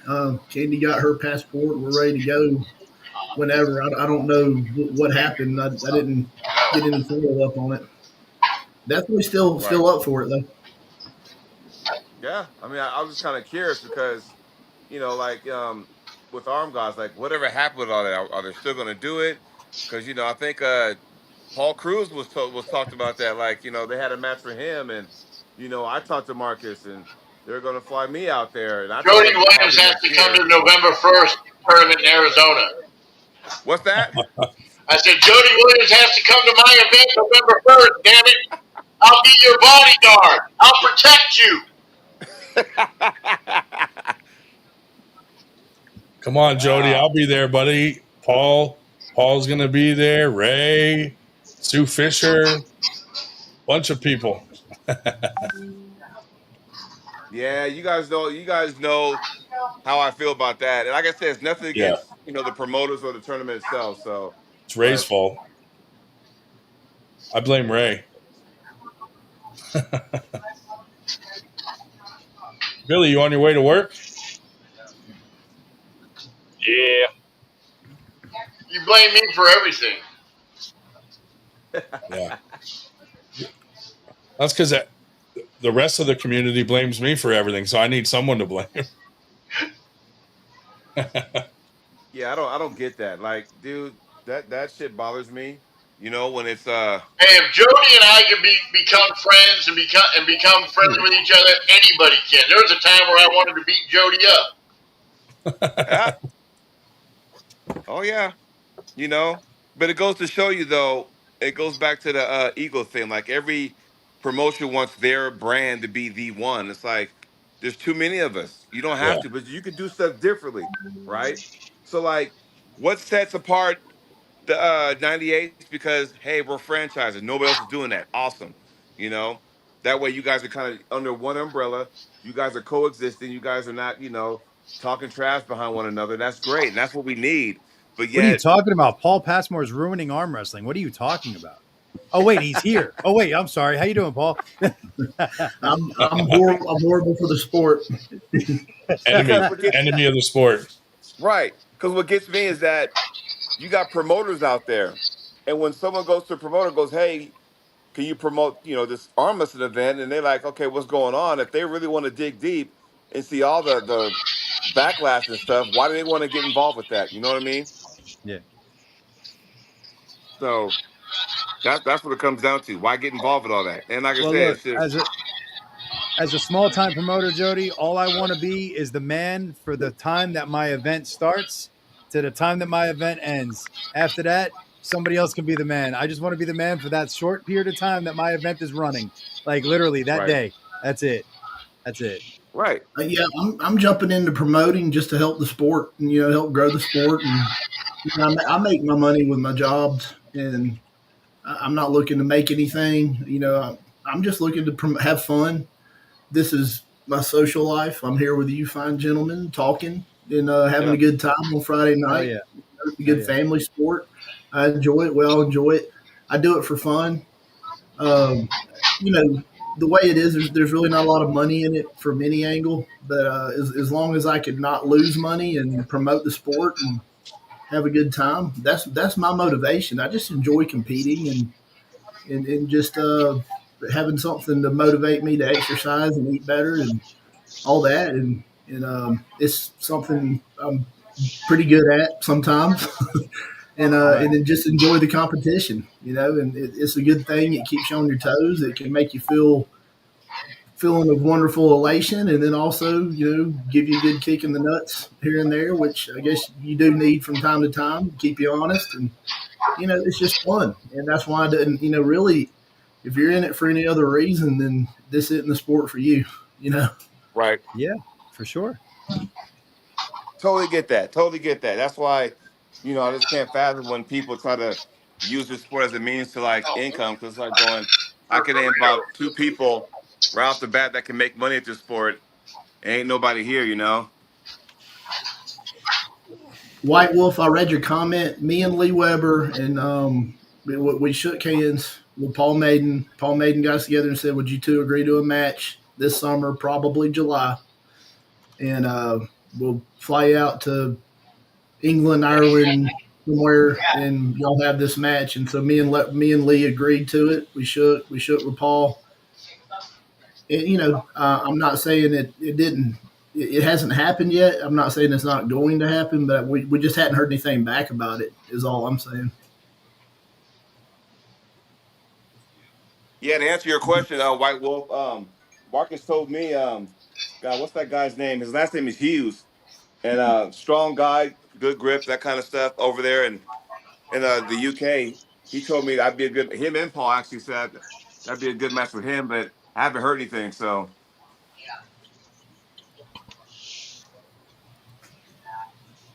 as of now, I'm just kind of like this until I hear more. I'm gonna just say maybe it's off the table. I don't know. I haven't heard anything since. So Shit, I should have read that one first. Going out of order. Everything looks bad. Well, I didn't see the fucking Eric Harlan one. I was like, oh, fucking Christ. That guy.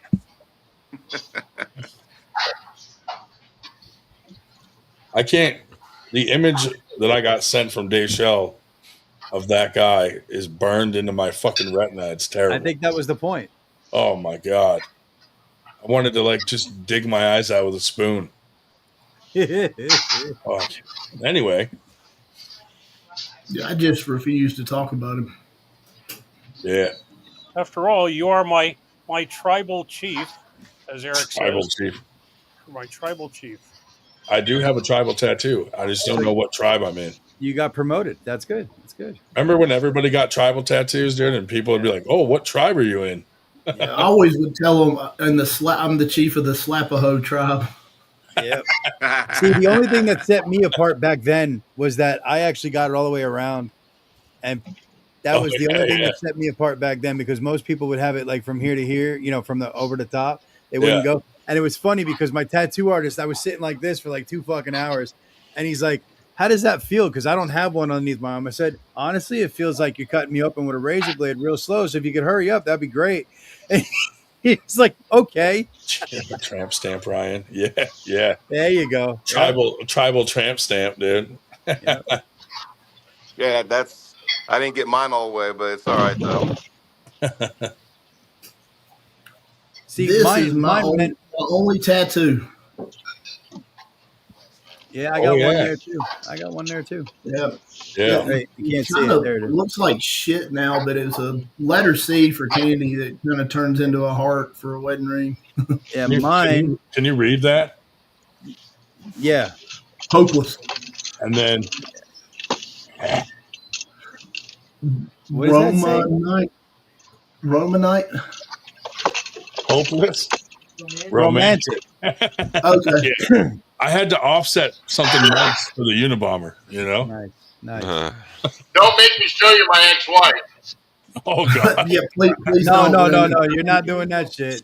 I know you would. I know you would. I'm not even going to dare you. There's no doubt that you would. We'd be banned so I've fucking quick. seen it. Actually, I've seen enough of you that I've seen more of you that I probably want to see in some pictures.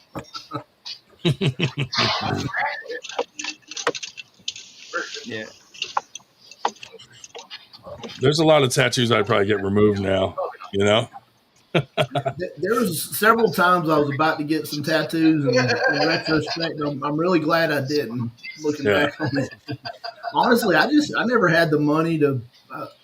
I was trying to struggle to damn eat. I didn't really have the money to spend on a tattoo back when I was young enough where I wanted them. Yeah. The only tattoo that I would ever get removed is one that I actually got for free. My wife and the tattoo artist were bartering as far as a piece of furniture that she was going to build for him, and so I showed him a picture, and it was a lot of negative space. So it was basically going to be an outline with some grayscaling, and that's it. So think about what I just said. It was going to be an outline with just some grayscaling, and I ended up with.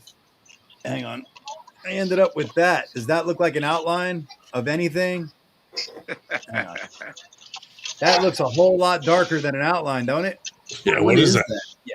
So what it's supposed to be is a skull with a rattlesnake going through it, perched up on top of the head, and you can't see that it's a rattlesnake. I've been told it looks like Abraham Lincoln. I've been told that it looks like Elvis with a bad hair day. Penis. Yeah. So, yeah. Needless to say, he didn't get his piece of furniture. That's for damn sure. Yeah, I bet, dude.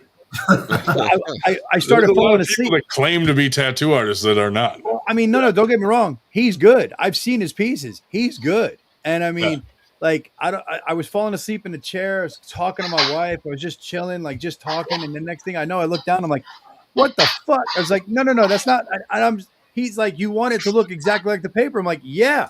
In his head, all of the negative space was ink. And I'm like, in whose mind does that, like, what? How the fuck does that work? Yeah. Oops. Have y'all seen, Meta Warangi? He's a tattoo artist. Yeah. Yeah, he does some pretty good work. If I ever was to get it, me and him have gotten pretty close. We pulled on a couple shows together. If I ever was to get a tattoo, he'd probably be the one that I would allow to do it. It's different, New Zealand, all that. He's good too. It's a different style. It's pretty cool, his work. Nice. Oh, not this honest Abe. Dishonest Abe. Yeah. That's funny. All right, gentlemen, I'm about to head on out. I'm going to go ahead and finish watching this Summer League basketball game. But everybody, have a good weekend. Good brother. Tomorrow at the You tournament. too, buddy. You too, Jody. Talk to you soon, pal. See you soon, Jody. brother. As always, brother, it's good to see you. FTG. Good to see you. Fuck off. Now everybody has said something that pissed someone off. Billy, do you have anything you want to say? It's the first time we've had it on for quite a while. Well, I saw your comments in the side chat when Jody was going on his soapbox, so I thought maybe you'd want to elaborate on that. But oh well, yeah, I guess I could piss some people off with that. So our nationals that we have currently aren't nationals; they're just world qualifiers. Yeah, and both of them boast about it being the path to world. So it really doesn't mean anything about a national title. It's just so you can go to worlds. Right. And one of them doesn't really matter whether you win or lose at it, right? You just have to show up and you can go to worlds.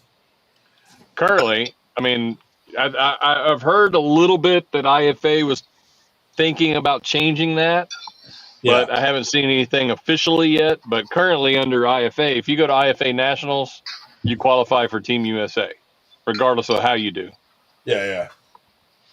And the USAF, I think it's top 2, which generally speaking, there's probably not more than very many more in those in each class. So I mean, like the turnout is super low at USAF nationals. So that should tell you right there. One, nobody really considers them national titles, and two, nobody really cares about worlds, Right. especially not from like at least our end in the States. Yeah. Yeah. So I mean, facts are facts. The data's there.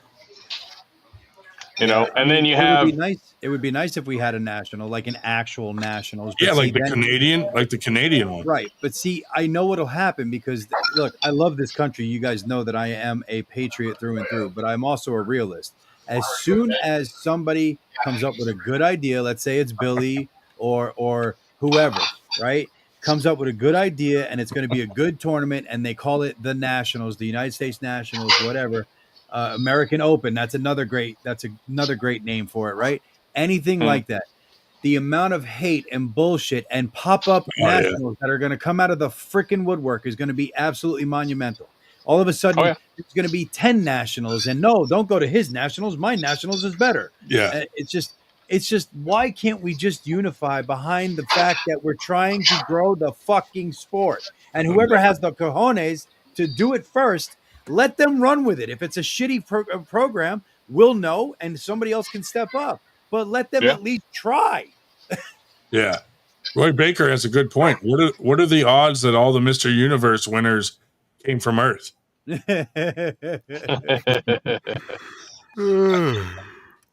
mean, well, you know, and that's the thing. The thing about the current nationals that we have too is that there's a huge misunderstanding and lack of information. I guess one on Puller's parts, even though it's been talked about multiple times, you know, about who can do what and where you can go, and you know, if you're suspended and da da da da da da, and you know, not to like try to shit on anybody, but like, you know, they did these belts for, you know, if you won at IFA nationals, you won it, you know, just to show that, well, like they didn't do anything new. Like you've always been able to go to both nationals if you didn't hit a particular, you know, status. If you never touched a world level, like with WAF, you've always been able to go to both nationals. Yeah. Like it's always been the thing, but people have never understood that. And, you know, even though the couple times it's been talked about, I don't think it truly sunk in. And then it's like, oh, well, look what we did. Well, what did you do really? Because like, for instance, we have Popeye from here from Texas. Yeah. He went to IFA, won his class over there, went to USAF, won his class over there. Now he's this so-called undisputed national champion. Yeah. And it's like, okay, what do we actually do here? Because Popeye can't walk into WAF Worlds and pull. Yeah. Like he's a suspended athlete. He's already been to IFA. He's already on the suspended list. So like you know, what did we actually accomplish here? Nothing. Yeah. Well, so and that's why. So what are you saying, Billy? We should and I'm asking. I'm not poking. I'm asking. No, yeah, go ahead. Are you saying that we should work more with WAF and have a WAF nationals? No, I just think I'm not saying that we shouldn't. I think that those tournaments shouldn't go away, but I don't think they're truly considered nationals. Okay, so that's what I'm asking. Basically, is what would be considered a true nationals in your opinion? Well, I mean, something that is, you know, like something different than what we have now. We're going to try the idea with AUA. We're going to see if it works. If it doesn't, then hey, you know, we'll either come up with something else, or you know, we'll do something else. But right now, there's just too much in the background, I think, for both of them, and you can't get anybody to, like, if you tell somebody, hey, look, you know, you can do this, right? A lot of times, what ends up happening is like it's almost like they don't believe you, right? You know what I mean? Like you can go to both nationals, and if you don't even care about going to Worlds, you've never been to Worlds, then cool, just go to both nationals and compete at both of them. But people still have it in their mind that if I go to one, I'm going to be banned from the other, or blah, blah, blah. So, I mean, I don't think they should go away. I mean, there needs to be a path to Worlds somewhere, you know? Yeah. But didn't Popeye just win a Harley from one of those? Yep. No, that was Michigan. Oh, was it? That was Michigan that he won a Harley from? Yeah, Michigan. Hey, My good for him, thought, man. I agree with everything you said, Billy. You perfectly stated. And what we're going to try to do here, I mean, going all the way back to the beginning of your statement, there's always going to be haters. But Sure, shit, anything you do, there's going to be haters. So fuck them. We'll do it our way, and we'll have our nationals, and you'll be a national champion if you win it. And if you don't like it, then fuck you. Yeah. Really, that's it is. If you're always, we can't worry about what all the naysayers are going to say because there's always going to be the naysayers. If we just keep doing our thing and worrying about us, then I mean, we will. If it takes, and if it takes, it takes, and then it's going to get to a point where they're either with us or they just become irrelevant because we're doing our thing, Yeah, right. I mean, but when it comes to something like a nationals, there has to be, in my opinion, right, some form of at least unifying force behind it so that it could be recognized as a national championship. Because the worst thing that could happen is like what Billy just said. These two nationals are, they're nationals in name only, basically, right? Nobody really considers them a national title. So that would be the worst thing that could happen to any promotion, in my opinion. Like, I'm not saying that those two should go away. I'm just saying that I wouldn't want to have that reputation of having a nationals that wasn't considered an actual national title. Yeah. Well, I won the last AAA nationals that they did in Michigan back in 2018. It was the last one they ever did. It was a fairly well respected nationals at the time, but it was kind of dying. And you know what? I won it. I beat everybody that showed up there that day, and it was a national championship tournament. If you wanted to go compete and call yourself a national champion, plenty of good competition showed up today. I won it, and I can call myself a national champion. And if you don't like it, then you should have showed up and tried to stop me.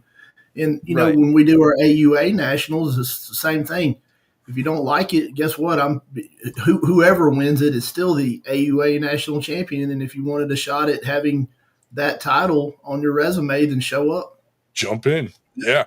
Yeah. I agree. I like that. I like that attitude. I do. I love that attitude. Everybody had the chance of going to that tournament. They could have went. Yeah. Exactly. It isn't my fault that the class was whatever the class was. I won it. I'm there. That's the end of it. I was there to put my elbow on the table. You weren't. You don't have a voice in this. I love that. Seriously. Yep. Exactly. Absolutely love that. Yeah. I've always said the same thing. Exact words is either you. It's like, look, everybody had the opportunity. Maybe some people didn't have the opportunity, but that's neither here nor there. You walked out of there with what you. They all had the opportunity. It's a matter of whether or not they had the means, and that's a different conversation. Well, sure, yeah. That's what. Yeah, I guess that in essence, that's what I meant. Maybe they couldn't make it, but that doesn't negate the fact that somebody showed up. They competed in that class, whether there was 2, 10, 20, whatever, and they took it home. So, Speaking of classes, since we're all just having a conversation, we're just bullshitting here.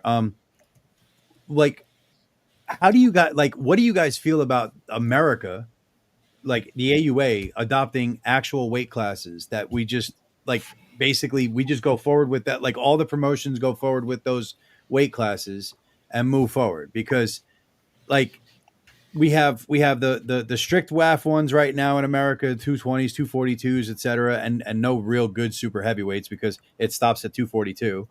And then you've got the East versus West, which what North Carolina follows, and they stop at 253, but they do the 209, the 231, et cetera, et cetera. And then I know, Billy, you're trying to go to just an ELO system, right? So, I mean, that's adding in even is there a way that we can all get unified?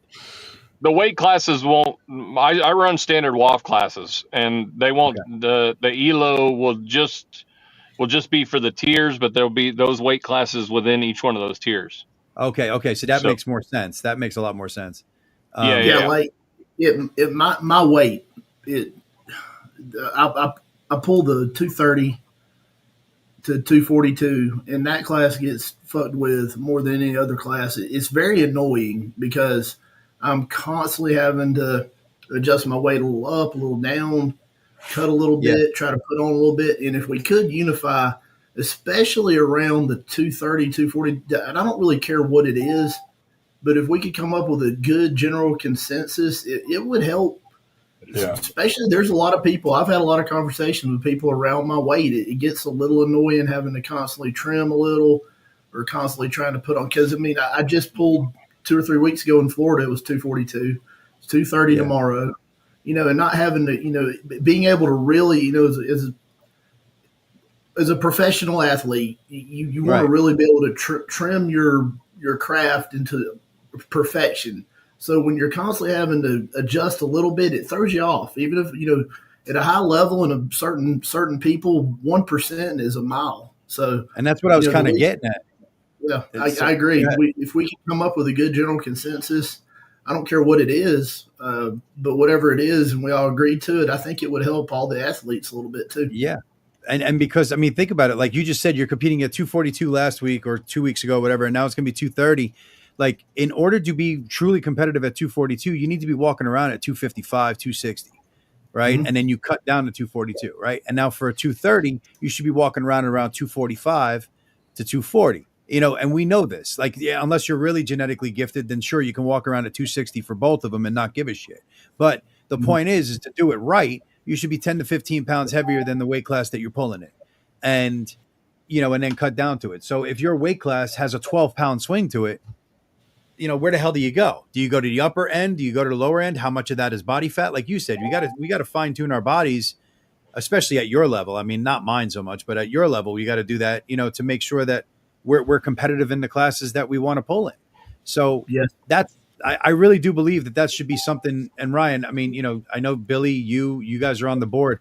My opinion, I think that that's something that we really should make a priority for the AUA to get a unified weight system that we are just going to go forward with. I mean, you look at Sean's makes a lot of sense too. You know, you look at the East versus West stuff, you know why we did it. You got the biggest promotion on the planet. If people are literally training to be on the world stage, then they should be training in the weight classes and refining their skills in the weight classes that they're going to be training or they're going to be competing in. So that's why we did it that way.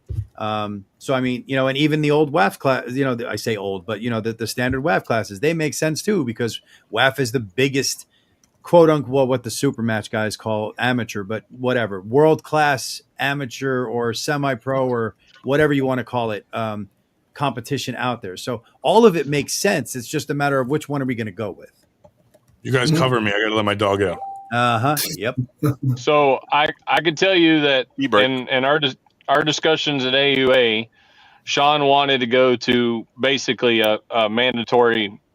If you were a certified promoter, you would have to be mandatory to these weight classes or whatever. Honestly, I'll be completely honest with you. I was against it, and the reason I was against it was because I think if promoters are doing their job in a sense and looking at the demographic of what actually shows up to their tournament on a regular basis, sometimes all those extra weight classes or different weight classes don't make sense. Agreed. 100% agreed. 100% agreed. Yeah. So under that premise alone, now I agree with what you guys are saying. You know, sometimes ideal weight classes are better. But for instance, here at Texas Armwrestling League, Ryan runs, I think, a few different women's classes. We tried that. We tried multiple different things, and we're basically back down to the standard 2 class thing because we just don't have any women competing. Yeah, we're running 2 classes here too. Yep. So for me to say, hey, you want me to advertise, 5 women's classes, I'm just going to tell you I'm not going to do it because I'd rather not. And trust me, we have light women. We have a couple light women. I got 2 girls that are in the 140s and 1 girl that's in 125 that doesn't actually ever pull anybody. But what I don't want to do is advertise a class for them knowing that I'm not going to fill it. Okay. And then go, okay. Just to play devil's advocate, let me ask you this, because something we do, again, I'm a much smaller promoter, right? But something we do is you got to have 6 people in the class in order for it to be a class. If it isn't a class, you get rolled up into the next one anyway. So wouldn't that kill 2 birds with 1 stone? If you're offering the classes, but yet, if you can't fill them, you just roll them into the next one. but why? I mean, this is the thing for me is that the problem that ends up happening is that once you throw that class up there, you have people showing up to the tournament expecting to be that class. And then all of a sudden, I know I'm not going to fill it. I'd rather them just say, look, if you're going to come pull, we're going to do our best. And, you're probably going to have to pull with the uppers. But I'd rather not tell them, hey, we have a class for you, knowing that I'm never going to fill it and that I'm going to have to merge them into the class anyway. Right. The higher class or something like that. I get what you're saying. So for you in Texas, I watched my wife struggle with that in women's arm wrestling her whole career. It's always difficult to fill a lot of women's classes. Unfortunately, I'm a big fan of women's arm wrestling, and it's sad because they're great. They're high level competitors. They love the sport as much as we do, and I hate them showing up and cutting weight and all that and having to jump in a class. I mean, Candy, a lot of times she'll have to pull somebody twice her size just to get a match. Sure. But yeah, I agree. It sucks to advertise something and not fill it. Yeah, it's disappointing. Yeah, that's what I mean. That's what I'm looking at. So like, take Candy or anything like that. I'd hate for me to advertise a 130 class or whatever. Candy goes, oh hey, now Texas Arm Wrestling League has my class. She shows up to the event, knowing damn well I'm probably not going to have anybody under 130 for her. Right. So I'd rather her come to the tournament expecting to possibly be merged. And then if we can, and this is one thing I've always said too, like, especially with the women's classes, like I will build a class if I get particular women there. Like I won't lock them into a class. So if I get some lighter women that show up and I also have some heavier women, like I'll split those up right there on the spot. Oh, okay. Like I'll build the class for them if I can make a class out of it. But it's like, it's not just the women. That was just an easy example. But like my super heavyweights, why don't I put in like, say, a 260 class? Well, because it will completely dilute my super heavyweight class. Yeah. Yeah. Because how many tanks do we really have at our levels? Right. I mean, we're not at East versus West where the average super heavyweight is 300 pounds right now, So I could add it, but then my class that's usually maybe on average 6 or 7 deep is now, 3 or 4 deep if I'm lucky on each side. So until the class gets a little bit bigger, I'm just, that's kind of in the reserve. I'll add it if it makes sense, but that's kind of why I didn't want to like go with a uniform mandatory. Hey, you guys got to run these classes. Well, I guess my deeper question is that okay? So let's say I'm just going to use the ones that I know. Obviously, you got the 176, 198, 220, 242, and super, right? Yeah, so standard WAF classes. Yeah, standard WAF classes, right? And then now the same thing goes for me though, right? So like what I'm running is 187, 209, 231, 253 supers. So it's the same number of classes. Sure. You get what I'm saying? It's the same number of classes. I wasn't trying to add any or take any away, so to speak. Yeah. I was just saying like which one would make more sense for the AUA to adopt. That's what I was kind of getting at. I wasn't trying to add any more because God knows, like we can't even do what you're doing, Billy. Like with our tournaments, we make custom awards. And those custom awards have the weight classes on them. So we can't build another class. Like we can't do that. We could roll a class. We could roll a class, sure, but we can't build another class. So that makes sense. Yeah. So my thought on that, I like the standard WAF classes. And the reason is because, I came up doing it. So anything you grow up doing, you kind of gravitate more towards a little bit. Right. So that's just number one. I was born into the sport, and that was primarily what you ran into when I started about 10 years ago. Then we started kind of trying to work with a little bit of the European classes.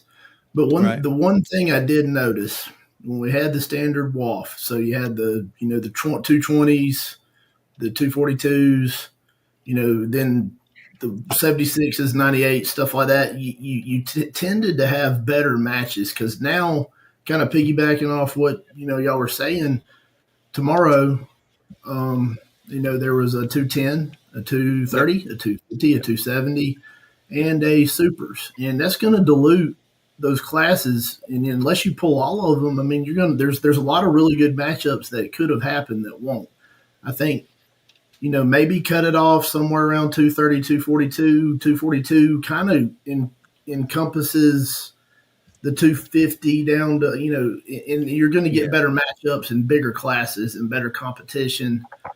I mean, honestly, with the standard WAF stuff, I would probably just add a class for bigger guys. For most events, I would probably add like a 265 or a 270 on there, because that's the one thing I could say. Like, let's say you're 255 and you don't want to make the cut to 242. Okay, you walk around at 255. You're pulling somebody that's 300 or 280. Man, that's a big deal. So like, if you could have a class above that, at like 265 or 270, at least that helps. That totally makes sense. And like I said, go ahead, Paul. Well, like the very first thing I said when I got on, I weighed in today at 230. And I chose to pull 230, but then I also chose to pull supers. Yes, and the reason I chose to pull supers was I wanted it to make sense. So what I've been doing, until I really thought about it, I pulled 230 and 250 because they're the closest to my weights. But then if you look at AERS, the ELO, which is starting to become probably the most fair, non-political way of getting your rank, because there's really not a lot of human emotion in it. It's just your performance. But there's not really a 250 and a 270 class. So I was like, if I'm going to pull, I'm just going to pull supers. That way I'm not spinning my wheels. And if I'm pulling, that's going to help my AERS rating in my supers. And then also for the 230, and it would make sense. I'm doing it for a reason. It'll help me in something. And then plus the way a lot of the tournaments have been running, they run the classes consecutively and they start with 230 and go straight to 250, start with 210 and go down. So I was ended up pulling 2 classes in a row with no break. So I figured A, I'd get a break, and B, winning supers and winning 230 would improve my rating in the AERS. So that was my line of thinking on that. Maybe adopt classes that, the AERS is a great rating system. And if we kind of supported that and made our classes mirror those, that's standard WAF, right? That's standard WAF. You can click over when you get on there. You can go standard WAF, or you can go, the other one. So you can see how you're rated, like in the European classes or the standard WAF classes. So when you say European, is that East versus West, or is that more what Sean is running? More well, I can click over and see where I'm rated at 230 versus 242, and then also back when I pulled supers, and those were your ratings. You can click over and see like the 242 WAF ratings, and then I believe the IFA would be the 230. 230, so, okay, yeah. So 231 would put you in 242s. Yeah, it gets a little tricky, but if you get on there, you can play around with it a little bit and see where you're rated in both of them. And I just wanted it to reflect something on there. If I'm pulling one of them, from now on, I'm going to try to pick a class that would help my rating in that, because I think that's going to eventually, as more and more information gets poured into that from the tournaments, I believe eventually that's going to be our probably best, most fair rating, because there's just so much politics in the ratings right now. Yeah. Whereas if you get, and then plus just honestly, they're not being kept up with the way they needed to. But if we all start turning in our results and it's done by a computer and not by somebody's emotion or thoughts or who they like best or this or that, and we can reflect those classes and help that rating system grow stronger and stronger over the years, I think that's going to be the best way to move forward. Well, that's another great thing about the AUA and 98 franchises and all that. We're all getting, the same bracket system, and we're all automatically reporting our stuff to Aries and stuff like that. So that's always going to help. So no, it's just making me think, right? Because I want North Carolina to be competitive with all of this stuff, and we've adopted the East versus West weight classes, but it's sounding like that either standard WAF or the PAL weight classes might be something that we would want to look at more than the East versus West, or by itself. I don't know. I mean, obviously, I don't do this. I don't do this stuff unilaterally in North Carolina, because there's a committee here, and so I'm gonna probably talk to the committee and see if we want to make that change, and if so, when. That kind of stuff. So. Cool, man. But look, like, part of the reason why I didn't vote for it, because I didn't want to like relegate promotions into doing something that maybe just didn't work for their demographic, right? Yeah. So we could totally have a certified AUA promoter that maybe only runs 3 weight classes, right? They run a great event, but maybe because of the size of their tournaments and stuff like that, they can only really, it only makes sense to run 3 weight classes. Well, by making it mandatory, now instead of them having to buy 3 sets of, medals, they're buying, triple the medals for classes that they can't even fill. Yeah. So, there's a financial burden and stuff like that. And then, like I said, just different areas call for different things. So if it's working for you, Ted, I really don't see any reason in changing it. Okay. Yeah. I just see, it's just one of those things where I didn't want, and I'm always, Billy, we haven't really talked one-on-one, but like with me, I'm always thinking about the pullers. Yeah. I personally love the East versus West weight classes, and that's why we kind of pushed for it here and all of that stuff. And I've gotten nothing but positive feedback, but like, I'm looking forward, and, when we do North Carolina States and all that next year, are my guys going to be ill prepared for moving into a nationals or into something else because of the fact that we don't have the same weight classes as the AUA nationals? You know what I mean? Like, that's what I'm looking forward. Like, I don't want my guys to run into that, oh shit, we got to do this, and this. And why doesn't my state do what they're doing? And I think about that all the time. Right. And I don't want my pullers, I don't want my athletes to be pissed off, No, valid point. Valid. Yeah. It's all valid. And that's why I think the weight class thing is generally, it kind of seems simple, but it is actually, once you start really digging into it, it's an actually more complex conversation than. Yeah, no, it really is. It really is. Yeah. They actually voted me out of the AUA. I just didn't leave. Yeah, we can't, for some reason. It must be that you're cyber hacking our Facebook accounts. Oh, God. And that way we can't delete you. Jesus, that's the funniest thing. Grondin's Russian. I just have to comment on that because if any of them are watching, so there you go, Billy. Good job. You just wound them up. I know. So Scott Wynn said that I hacked his account. All I did is I put a comment, and me and him were going back and forth under that comment, and then I was like, "This is not worth the drama it's causing," so I deleted my comment. And then he was in mid-process of writing and was like, how the fuck did Grondin delete all my own comments off my page? And I'm like, dude, you're an old man and you just don't understand how Facebook works.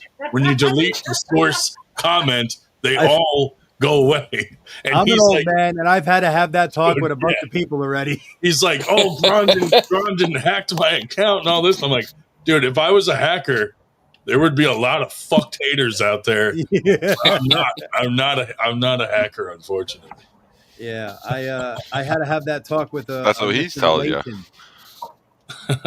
Because he didn't understand how to select most relevant from all. Yeah. And he was like, where did all of his comments go, the little pussy? I'm like, I screenshotted all of them. I'm like, they're still there, asshole. Learn how to use Facebook. Right. It's just hilarious. Anyway, thanks a lot, Billy. You got my fucking blood pressure. Wound him up. Well, you know what? He'll be awake for the next hour now. You're good. Yeah. Whenever I have kind of a beef with somebody, I try really hard not to talk about it online in front of people, or even in private messages. I try to have a face to face. I had an issue with somebody a few weeks ago. Yeah. And I just kind of left it alone. And then I met him in person, and we talked it out like two men privately, and everything's fine. And that's really the best way to resolve conflict, to just have a mature face-to-face conversation, because a lot of stuff when you're online, it gets sideways so easy. Other people chime in. Yeah. Then they say things. Part of that, Paul, is because you're an adult. Yeah. I'm not. The worst part is, Paul, is when you don't know that you have a problem with somebody, and all you did was make a comment, Yeah. You know what I mean? Like that's the worst part because like I remember running. I'm not going to mention his name again, but I remember running across a series of posts every 15 minutes, and it was about how this guy was not a competitor, but yet he was bitching and moaning about how all of us did our thing, and all I did was turn around and go, you know, for somebody who admittedly doesn't pull, like why are you so intent on changing how the pullers do their thing? Yeah. And he's like, way to gatekeep and not grow the sport. I'm like, what? You know, and it went from there. Like it was like 15 comments to every response that I had. And then it was another status and another status and another status. And Ryan knows who I'm talking about. He can vouch for it. This guy literally posted every 15 minutes, whining and crying about something. So, I mean, obviously after about 3 or 4 times trying to at least figure out what the hell this guy was on about, I just left it alone. But I didn't know I was going to have a problem with him just by asking him a question. And then it was like, boom, you know, it just came down on like a ton of bricks. It was incredible. That sounds remarkably like some recent posts by a dude from Arizona. You can't shut up. Yeah. Why don't you guys just say his name? Just do it. Like Leighton? Quit beating around the bush here. Yeah, it does, Leighton? it does Oh, sound like God. a guy named Leighton for sure. Okay, I was wondering. No, if he's that was just. who you were Oh, talking no. And I've even tried to, comment a couple of Yeah, times. listen, Dave, don't get him riled up. I have to go to Arizona. This guy might show up there with an AK-47 and fucking kill the whole tournament. That's not even fun to joke about, man. I know. Well, he seems the type, if you know what I mean. Well, then make sure you're carrying too. Yeah. But put him in around. Yeah, I mean that he does post some crazy ass shit, man. It's weird. It's very weird. Yeah. I watched the video somebody posted on YouTube the other day where they were saying Engin was talking about killing Devin, and I was like, Yeah, man, that's dude, crazy. yeah. Even Devin came out and said that there was an attempt on his life from Engin. Yeah, and here's the thing: it's just okay. We all love this sport. We love the hell out of it, but my God, it's just arm wrestling.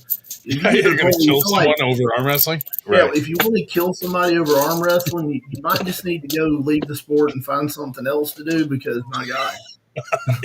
For real? Yeah, well, that's what we've been trying to tell him for weeks now, Paul, but he ain't listening. Yeah.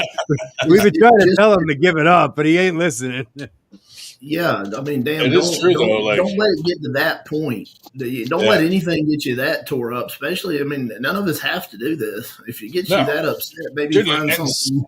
most of the hate is over nothing. Like, you don't even know why it's happening. Like, right? For, like Scott Wynn, we never had a bad interaction with that guy ever. And then all of a sudden, it's just like, he's attacking 98 and AUA, and I'm like, where did this come from? You hurt his daddy's feelings. Yeah. Well, not to mention any names, and I'm not going to mention, but you saw what happened to me a while back with somebody just because I'm your friend. You know, literally. Yeah, and attacking your whole family. Yeah, Hey, literally because we're cool. Yeah, it's dangerous being my friend, dude. I got a phone call. Ain't that right? Bad. That was real bad. Yeah. Quit trying to one up, Ted. Ted. I saved a post. Oh, man. I got to get out of here, fellas. Always a pleasure. It was good talking to you, Billy. Take it easy, man. Billy. Later. Work, buddy. Bro, that was the worst 7 minutes on a phone I think I've spent being yelled in a very at long by- time. Yeah. Especially being yelled at by someone where you can't get a word in. Right. And then when you do, they can't understand you. Yeah. That was even better. Paul, Speak please the tell me English. you've heard the phone call now. I have it. Engin fucking called me and screamed at me for 7 minutes straight. Engin Just did. screaming at him. Screaming at me for 7 minutes. I will kill you. Yeah. He's like, everything was Devin's fault. I'm a fucking idiot because I had a disagreement or a dissenting thought on something that he thought of. It was all about Camille. It actually had nothing to do with him. And it was actually about Camille. Because when Camille did his live on Aussie, I was like, bro, you did not do yourself any favors, like at all. It's like, this is not good. And yeah, man, fucking Engin he called me and just went off on me. It was Crazy. terrible. He's a bully. Now, be careful, Ted. You might be on his hit list. I mean, he went after Devin. Yeah, I'm not and in of all Turkey. people, of all people to go after. Devin's, Yeah, that's probably not the one you want to go after. Honestly, that man's a legitimate ex-special forces. right. He'll If I handle was it. going to pick anybody to have, It's not going to be him. on I would anybody go to have after on my side, Dave Shell. or he would definitely be the first one I picked to be on my side in a armed conflict, and and conversely, anybody that I would pick to be against me, he would be the last person, for Christ's sake. Yeah, and I And mean, the thing is, Engin is probably dangerous himself. I mean, damn, what I mean, but why would it even get to that point? For crying out loud!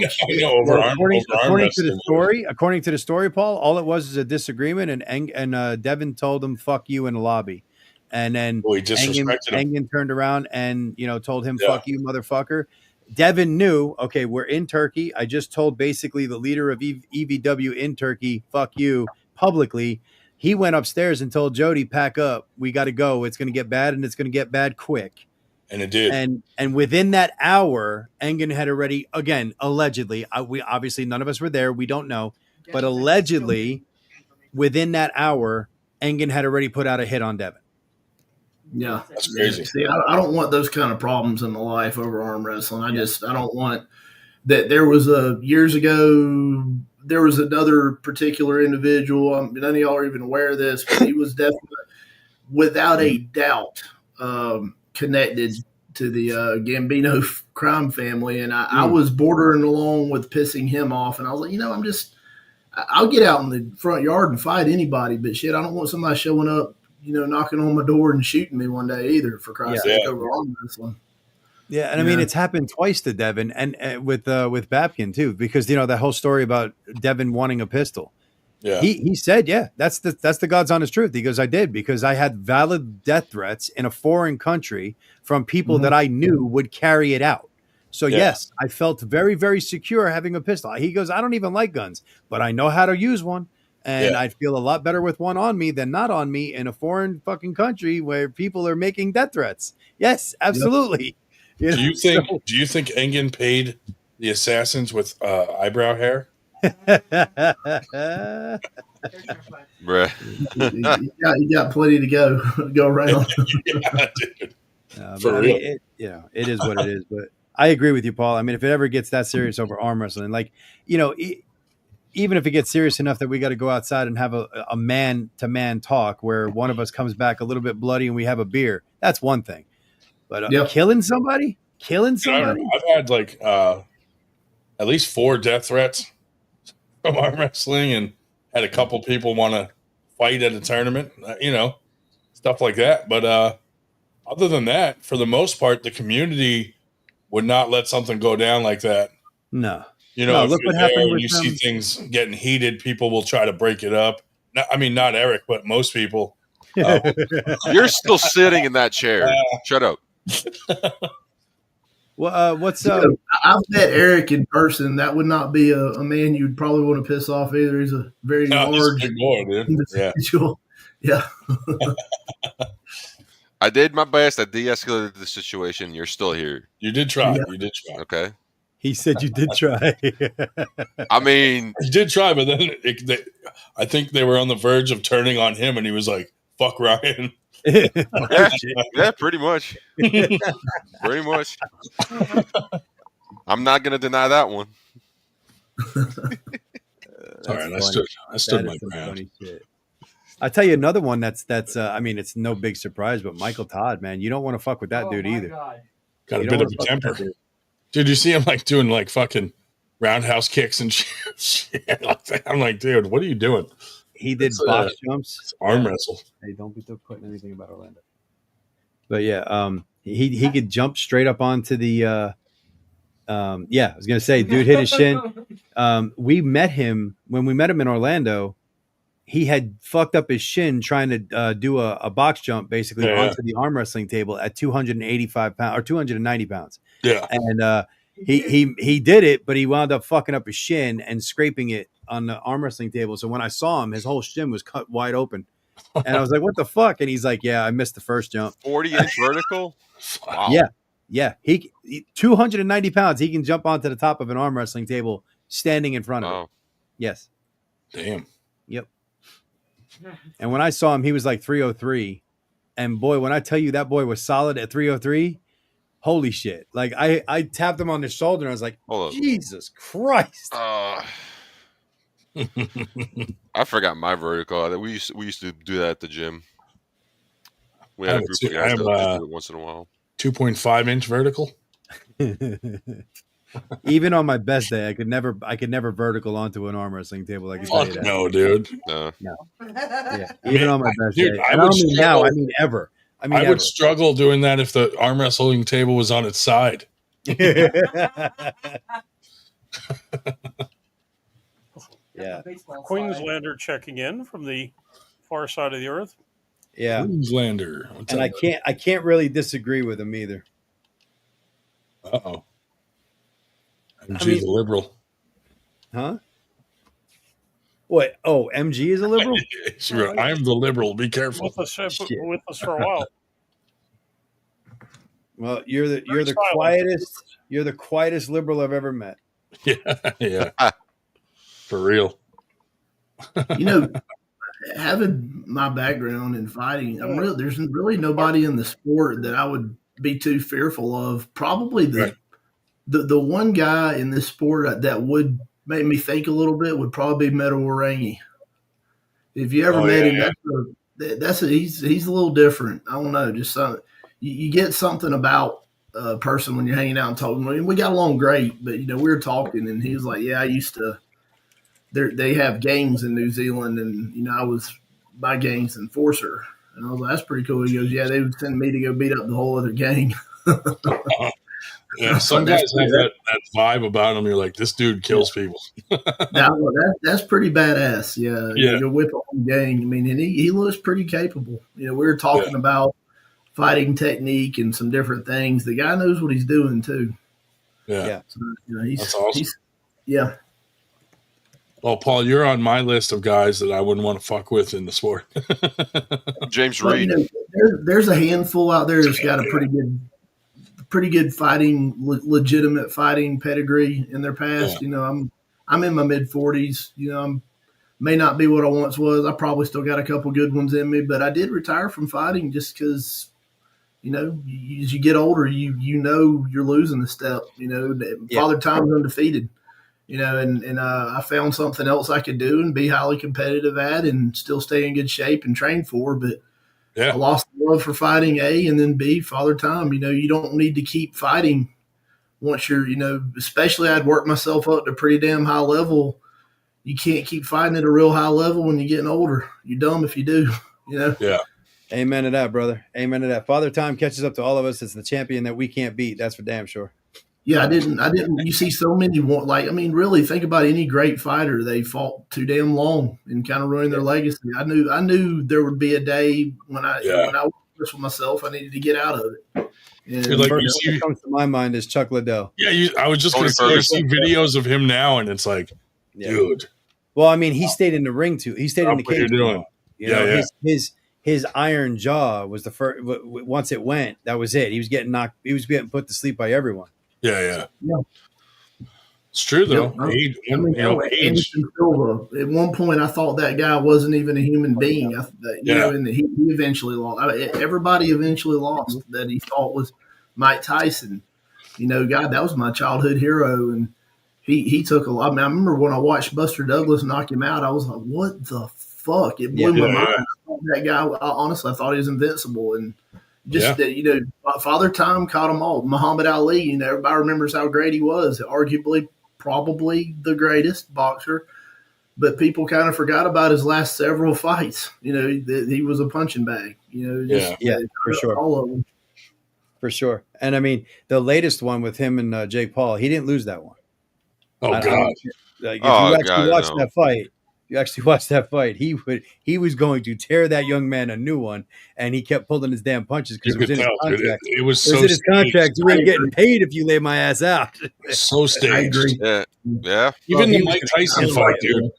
Even Tyson with him, like you see Tyson training and he's destroying the bag, and then you see him missing those same punches in the ring. Like, come on, dude, that's not happening. Yeah, I saw that. The first round, he kind of caught him with one, and then they clinched, and you can see Jake's. And I've seen a lot of the videos. I wasn't sure what I thought about it when it was over, but I've seen a lot of people point out different parts of the fight. You can see Jake clinching, and Tyson kind of shake his head a little bit, and then later in the fight, he came around and he rolled under with that left, and it was there, and he just he didn't even throw it. It was there. Ray Charles could have seen that left, and I know Tyson. Ray Charles did see that one coming. That shit was crazy. I mean, that's just silly. All those matches are just for those guys to make fucking money. The last thing that leaves you is your power, right? And Mike Tyson still obviously had it. He could knock out a horse, and it was there. The shot was right there, and he just didn't take it. Oh, there were several shots where Jake moved right into like an uppercut or a cross, and it was like a couple of body shots, a couple of head shots, and I mean they were there. Mike chambered it and stepped, and then he was like, "Yeah, let me not throw this." Same with Tyson versus Ray Jones Jr. Yeah. Like you could tell he was holding back. He got him with that good stomach shot, and that's a good side shot, and that was it. He same thing. Whispered like, "Yo, what the fuck are you doing, man?" Yeah. And then all of a sudden he's holding back shots. Although Tyson probably doesn't care because he collected a good check, but I hate that for Tyson because he absolutely could have destroyed Paul. Yeah. And I really wish he would have. Now if Jones and Tyson were going at it for real, I mean, Jones used to. See, that's the thing. Tyson is always going to be a better fighter than somebody like Roy Jones as they get older. And the reason being is because Jones was a slippery motherfucker. But the speed goes first. He's losing that, Yeah, the speed goes first. That power doesn't leave you. So, Tyson still has it, all Tyson has to do is hit one fucking punch against a slower target, and he's going to crumble that dude. Yeah. I mean, Tyson's a bad, bad man.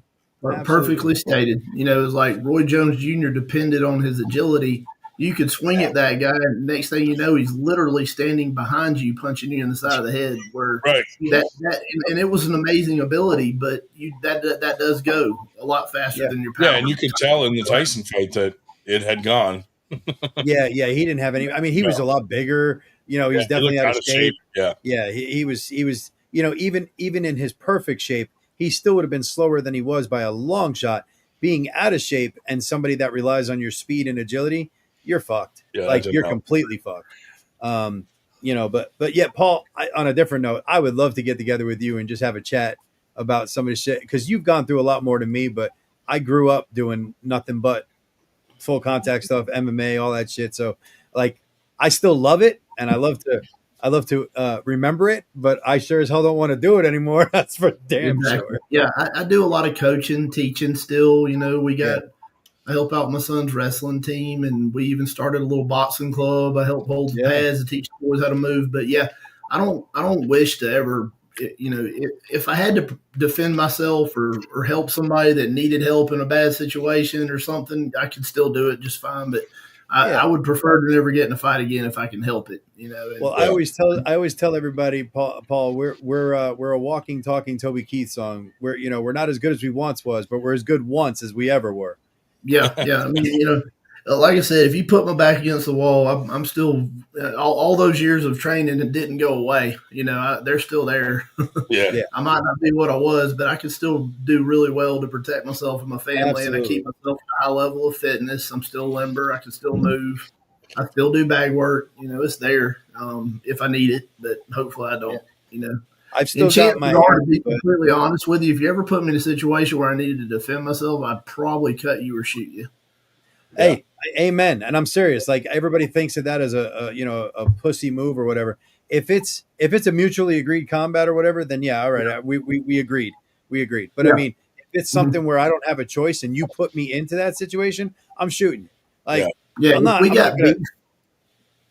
we got beef and me and you go out in the yard, we got a problem and we're both talking about, hey man, all right, just fucking throw down. Okay, that's fine. We'll throw down and I won't pull a weapon. I could have a gun on me and you can beat the shit out of me in a fair fight. I won't touch it if we agree to it. But if I don't want to fight you and you're making me protect myself, I probably am going to cut you or shoot you. Amen, brother. Amen. We got the same philosophy for sure. Yep. I always think you might get me today, but I'm going to blow your car up tomorrow. Well, and that's another thing. You don't ever know who you're fucking with. Right. It could be some, and if you fight long enough, you learn that some of these a guy half your size could beat the fucking shit out of you. It can happen. Oh yeah, dude. I've seen people picking on like a smaller guy, and then that dude turn around and destroy him. Yeah. One of my buddies, he's a big jack dude. Now, he never was a good fighter. He was jack. He was my size or so, lifted weights. And he had a mouth on him. And, I guess he was a normal type fighter, just a meathead, no real true skill behind it. But he got to messing with this skinny dude in the gym parking lot one time over some girl that they both had dated or something. And that skinny dude beat the hell out of him. Threw him up against his Jeep when it was over, so you need to go back in there and lift some weights, big boy. Well, one thing too, I've noticed like sometimes some of the bigger guys, they're not that great of a fighter because they've never had to fight because they're so big. Yep. Like people generally just don't fuck with them, so they haven't been in a whole lot of fights, Yeah. Yeah. Being a big guy, that a lot of people will avoid you just because you're big, and when you really have to fight somebody that's got a lot of damn fight in them, and you hit them a time or two, and they're smiling at you, and they're like, "Fuck this, let's go." It's like shit. I'm not used to this. Yeah. I had a friend growing up that was 6'9", 350, and he come to my house crying, and I'm like, "What's wrong, dude?" And he goes, "My stepdad beat me up," and I'm like, "Your fucking stepdad is 130 pounds, dude. Like, why didn't you just pick him up and pin him to the ceiling?" Yeah, he was a big dude, and he just was not a fighter. He looked intimidating, but he never been in a fight in his life, and his stepdad whooped his ass. I was like, Jesus. It happens. I've seen some guys that definitely look the part that can't do it, and I've seen some guys that definitely do not look the part that can do it really well. It's the quiet guys who sit in the corner. Weights don't fight back. I like that. With it, weights don't fight back. No, weights don't fight back. Yeah, that's the truth. That's the truth. I had a problem with a dude at a gym once. I told him I'll throw a 45 at his head. He backed up real fast. I could throw a 45 pretty far. Hey, so get Todd Hutchins. With that said, I will also say the bigger they are, the harder they hit. I know that for a fact. That's true. If they actually connect, it no matter if it's slow, it don't feel good. I had a guy hit me, big old dude. It felt like I got hit with brass knuckles, and it was slow as fuck. Like I just turned and walked into it. I didn't know it was coming, and it hit me, and it split me like right in my eyebrow from one hit, and I was like, "Oh shit!" And it was slow. It was slow motion punch, dude, and it just did so much damage because he was just so big. It's like getting hit with a sledgehammer, and I was like, "Oh, you bastard!" If y'all seen that golf course fight that's going around YouTube, have y'all seen that golf course fight that's going around Facebook? Oh my god, that's hilarious! I haven't seen it with the hockey player. Yeah, it was just a golf course fight. One guy picked a fight with a much larger man, and first thing he did was grab him and throw him in the lake. Yeah, that dude is he's a hockey enforcer. Okay. He picked the wrong person to fucking start a fight. He grabbed him when he come out of the lake because he come back at him. He should have realized right when he ran at him, and the guy literally just threw him in the lake. He probably was in over his head, but he didn't realize that. Yeah, so he comes back at him. The guy grabbed him. Same thing. And then every time he hit him, he said, "Bam!" He goes, "Bam, bam!" I was like, "Damn!" He's making his own sound effects. It was awesome. He's got his own soundtrack going. Yeah, so then he threw him down after he hit him twice. The guy gets back up, and he still doesn't realize he's in way over his head. And I guarantee you that guy threw him 15 or 20 feet before he hit the ground. The next time. Jesus. Bro, if someone threw me 20 feet into a lake, I'm probably just going to stay there and cool down. You know what I mean? Gators. Fucking hey, dude. He got out and went at him. And yeah, the fucking sound effects were hilarious. But so that dude is a hockey coach. And he used to be an enforcer in the NFL, so he was NHL. Yeah, NHL. Sorry, he grabbed the dude like he would grab a hockey fucking player by the shirt and just started bing, bang, boom. I'm like, oh, Candy, that was so wrong. Oh my god! Wrong. Oh man, Candy. Hey, I would think she'd say that I would sink to the bottom. It's more likely. If somebody was bad enough to toss me way out the fucking lake when I was trying not to be right off the bat, I'd probably get up and be like, Yeah. How can I laugh this off and make it funny? I don't think this needs to go any further. Dude, especially at my weight, if he's picking me up and throwing me, dude, I'm like, all right, this guy is pretty strong. The trial that I was in. That shit was crazy. That's such a fun video. Yeah, that guy just didn't have enough sense to know. I mean, that at a certain point, you got to take your health and longevity into consideration. You want to survive, and you're like, shit, that guy's probably a lot more capable than I originally anticipated. Maybe I need to do something to try to ensure my safety and survival in this world a little bit right now. Exactly. Something tells me alcohol may have been involved. Alcohol is usually involved when it comes to somebody talking a whole bunch of game. Usual suspect. Yeah. There was a fight here. Screaming, and that big guy was like, I know you're beating your chest and screaming, but you are not scaring anybody. There was a fight here in my town that went viral. Someone videotaped it where this guy gets out, he's screaming at this younger kid, and he's like, I'm going to kick your ass. And eventually he got too close, and the kid just knocked him. And a car's going by, like, as he hit him, and you just see the dude's feet come up over the car, like if they were behind it, and you see his feet come up, and then the kid walks over and just picks up the dude was in flip-flops, picks up his flip-flops and just chucks him out into the fucking street, gets back in his car and drives off. I was like, dude, you picked a fight with like a young fucking buck, and this guy was like an older guy, and I'm like, man, you think you're ballsy at that age, and then you get out and try to fuck with a young dude that just whooped your ass. Like, welcome to reality. Yeah. And then threw your flip-flops. On that note, gentlemen and lady, I think we're going to leave. They actually expect you to get up in the morning when you're in the hospital, and I was just there for 3 days. Oh yeah, get some rest, buddy. So I'm going to get the hell to bed. So I mean, I may listen to you for a while, but I'm going to get off of this at least. So have a good night, buddy. Hope you feel better, Dave. Yeah, thank you. Dave, what were you in the hospital for? AIDS. He has AIDS. Dave, what were you in the hospital? Pneumonia. He had pneumonia. Okay. Yeah. Damn, I didn't know that. Oh boy. Yeah, he was in there the last couple days, and they just released him today. So I was like, dude, you don't have to come on the podcast. Damn. Get some rest. Pneumonia is serious. The older you get, that shit gets real serious. Oh yeah.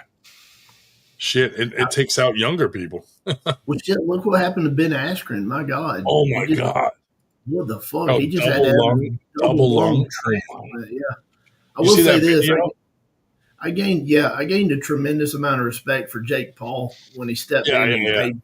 Yeah, I was like, damn, I didn't really like that guy. Cool. How can you not like him now? Yeah, that was pretty cool. And it's a shame that someone like Dana White didn't do it. Yeah, it really is. Yeah. What the hell, dude? Microphone. Yep. Yeah, it made me kind of lose a little respect for Dana and Uncle Dana and gain a lot for Jake. Yeah, I felt the same way.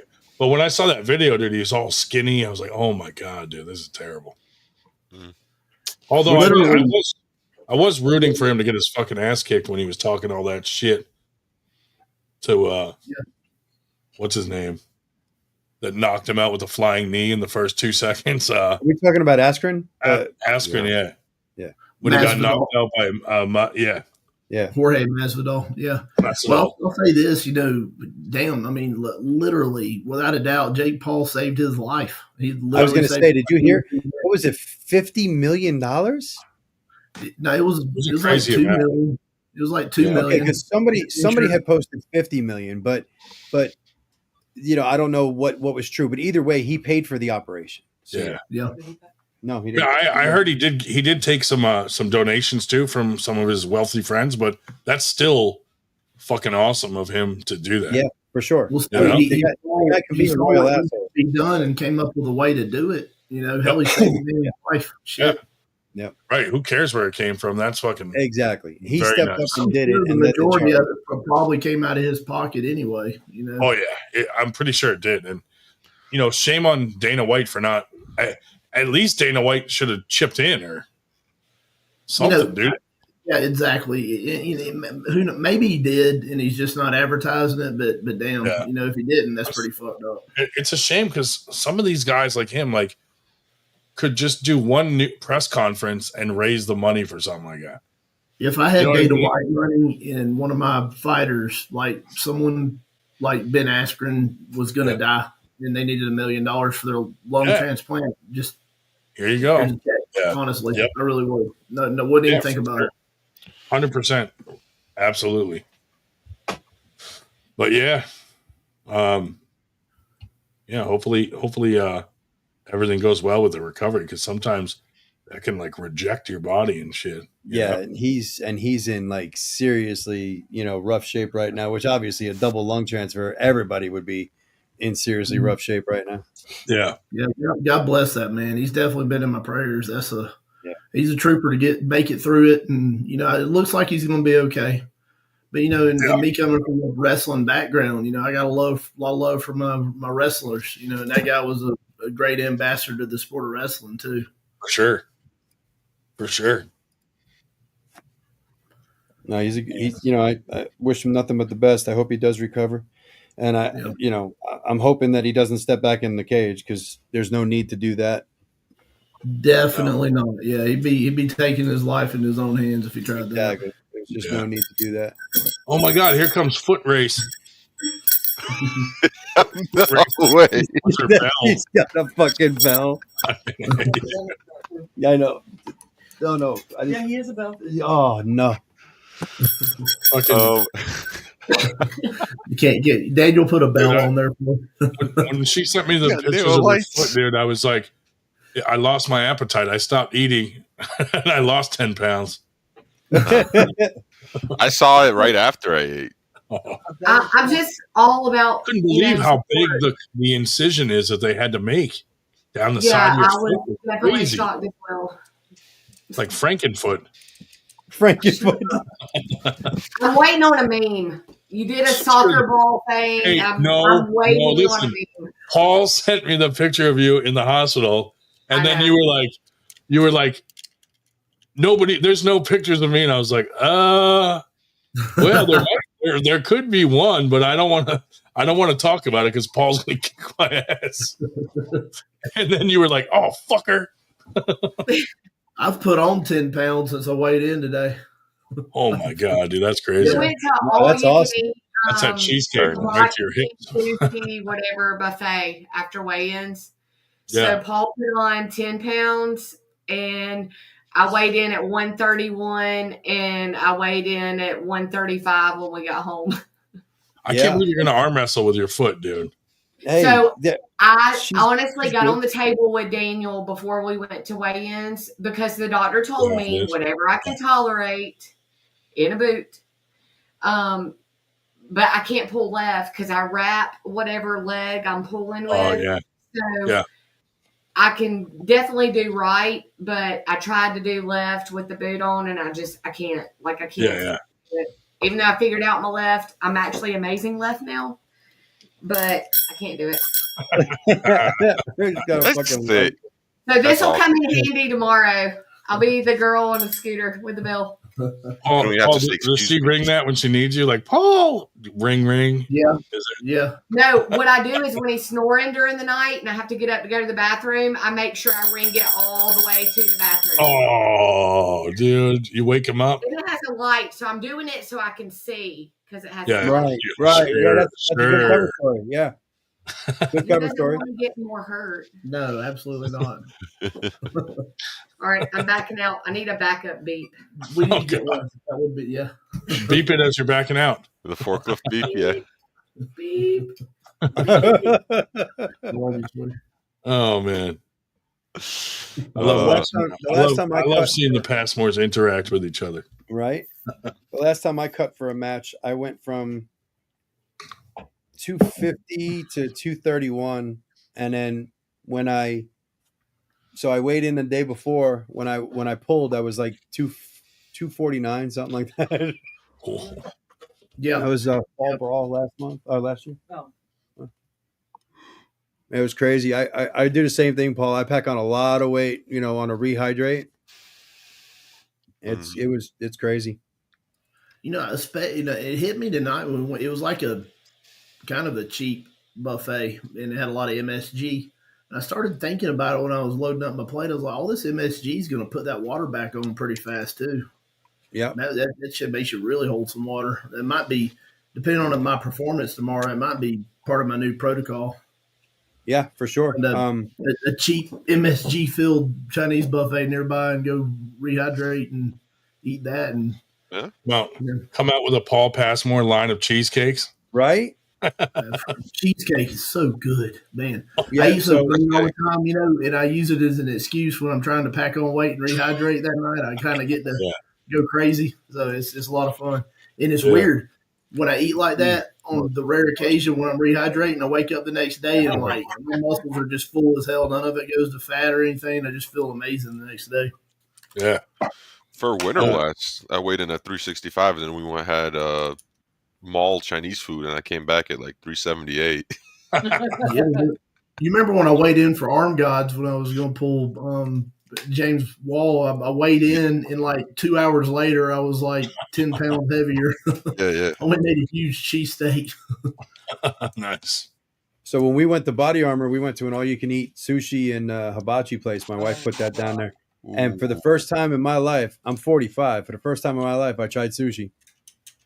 Oh, what do you think? It was pretty good. I mean, I'm not going to eat the sushi rolls or anything like that, but because I just don't like the ingredients. But the what do they call it? Nigiri and sashimi. I'll eat that. Yeah, I like raw fish. Okay, I like Philly rolls. That's my weakness. You bring me to sushi, oh man, just all of it. Nigiri, sashimi, sushi. I'll go to town on that. And see, my wife loves all of it. Yeah. I can't do like the avocado, the cucumber, all of that bullshit. Like I love the rice and I love the fish. You know what I mean? Just keep it nice and simple. Yeah. So the nigiri and the sashimi. Philly roll, they put the fish, but they put a little dab of cream cheese in it. Yeah, so good. We did. We had my mom made sushi tonight for dinner. Oh, nice. Yep. Homemade sushi beats honestly any sushi around here. As long as I eat a bunch of sushi there too. As long as I don't get sick, I'll be all right. Hopefully. Your kid eats raw oysters already? Yeah. Jesus. Raw oysters. I used to every time me and Cindy have date night, we go find raw oysters somewhere. That's like our thing. We'll both get a dozen raw oysters by ourselves and eat them each. That's the thing that I've never had. I've never had an oyster. They're delicious. I love raw oysters. Oysters Rockefeller's good, but I like the raw oysters. I'll eat 20 of them. Go to a good oyster bar somewhere. I used to hate seafood, and then just because of the smell of it, and then someone, my wife made me eat something, and I was like, "Oh, it's not that bad." And then I just started eating more of it and trying it. We're just gonna let that one go, Ryan. Yeah.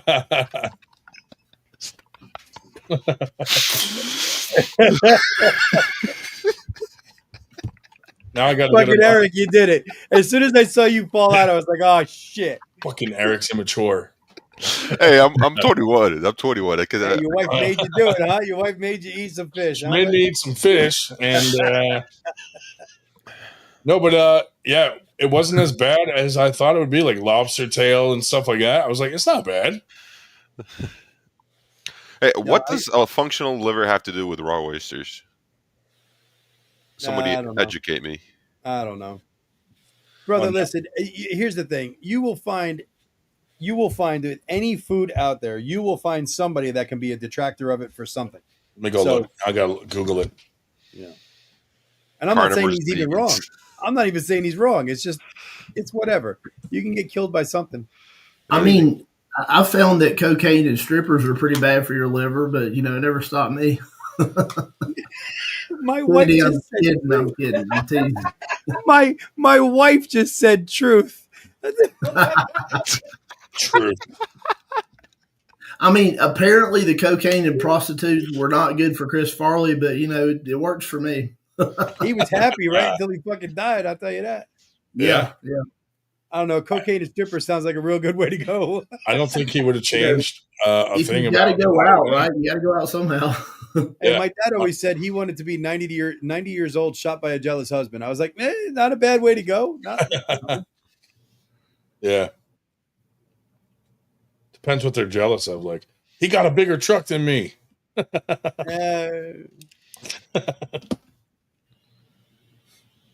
Oh, yeah. I forgot that MG's a Mormon.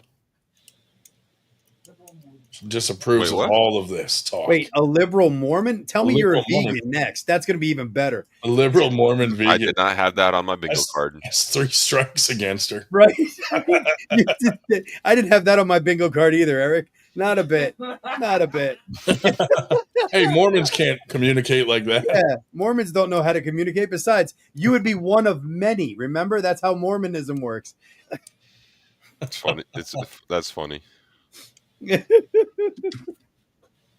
Too funny, dude. One of my best buddies is Jewish. You know, we always mess with him growing up. You know, we went to a buffet one time and I got him a plate of bacon wrapped shrimp and sat it down in front of him. He's like, "You motherfucker." Oh. Yeah, how do you say no to that? I couldn't, but apparently he was actually kind of mad too. I was like, "Damn, dude." It bothered him a little. They can't mix. Yeah, I don't know. I guess he got messed with about being Jewish so much that it just kind of started getting to him. But you know what you gonna do? You're not a good friend unless you fuck with your buddy. If I fuck with you, that really means I like you. Honestly. Yeah. Like you hear me and my really good friends talking to each other, you'd think we hate each other. That's the same way it is with us. Same way. I mean, we were just raised in that generation, man. That's just the way it was. Yeah. So maybe Scott Wynn really likes me. Oh, yeah? Probably not. Or Steve Walker. Yeah, maybe Steve Walker really likes me. Yeah, there you go. Yep. I think I might see him at the New York State Championships. He's always up there reffing that. Yeah, maybe. That means that, but he always pulls too. Tracy stopped doing brackets for Fernandez. I don't know what happened with that, but Fernandez was telling Shell, like, no, she doesn't work for me anymore. You know, God, you just Scott Wynn. He's got some hands. I saw him. He went to work on Dabo a few years ago. John Dabo. Dude, that's what I told him. I said the highlight of your whole arm wrestling career is you punching John Dabo in the face after he pushed you. Yeah, he gave him a good 2 or 3 piece. It was a and then Ron had to fucking break it up and shit. Didn't Ron Bad carry Dabo off by his throat? Yeah, and he was like, "Calm down," because Dabo respects Ron Bath a lot. So Ron was like, "Yeah." I felt like I was the only one that could stop him from going crazy. Well, and honestly, if Ron grabs your ass, you probably don't have much of a choice. That old man's strong. Right. Yeah, he's probably just gonna stop what you're doing. Yeah, I got to air grip him in Orlando, and that boy is strong.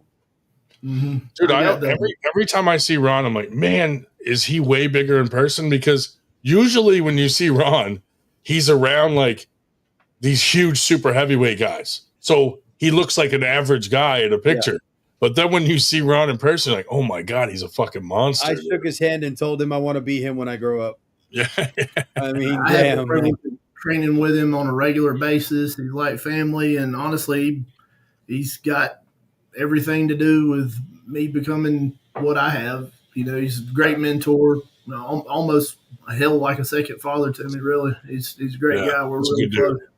Yeah, he seems like an awesome guy, and he's really taken a lot of time up with me over the years and showed me a lot of stuff. I definitely wouldn't have progressed in the sport the way I have without him, for sure. That's awesome. And it's so cool, you know, because me and him are just really good friends. You know, we call each other and talk all the time and everything, but you really don't realize what kind of a rock star that man is until you go somewhere, you travel with him, and like everybody lines up to get their picture with him. I mean, it's pretty cool to see him when he goes somewhere, when you travel with him. That's awesome.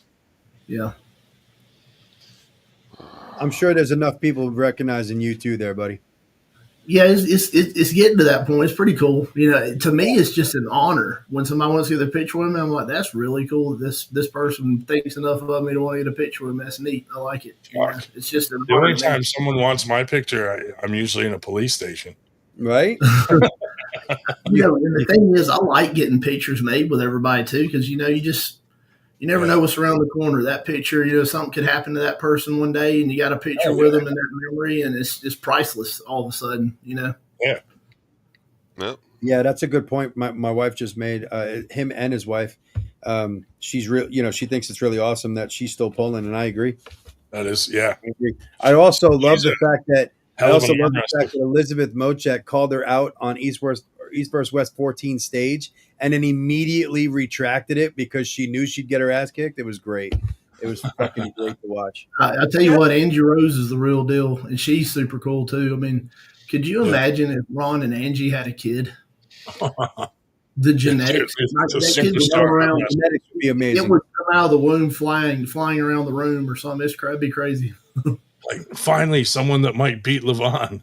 Yeah, probably without a doubt. Yeah.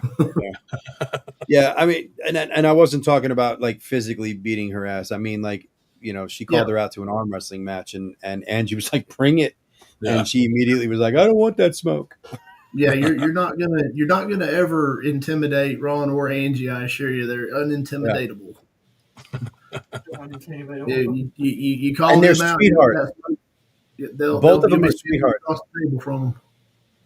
Yeah, I mean, both of them are sweethearts. I got to talk to both of them, and Candy, I'm glad you're here actually, because I want you to mark it down on your calendar. I mean, we're going to be promoting the shit out of it, but I want you to mark it down on your calendar. January 10th. Winston-Salem, North Carolina. We are going to have some high-level women there. I would like you to be one of them. But, it's going to be an open tournament, and we're going to have 154 and under, and then 155 plus. So, I tell that Merlene might be going. I like the way you cut that up personally. I don't even know if Candy does, but I like the 154, somewhere around 150-pound cutoff. I like that. Yeah. So, I mean, I tell that Merlene might be coming, and everybody under 154 should want to pull Merlene because right now she's one of the best. So, yeah, Merlene's like family to us too. She's a very, very dear friend with us. A lot of times she'll come and spend a week with us every summer and hang out and train and cook and just chill at the pool with us. She got me liking screwball whiskey. She's a lot of fun. Hell of a cook too.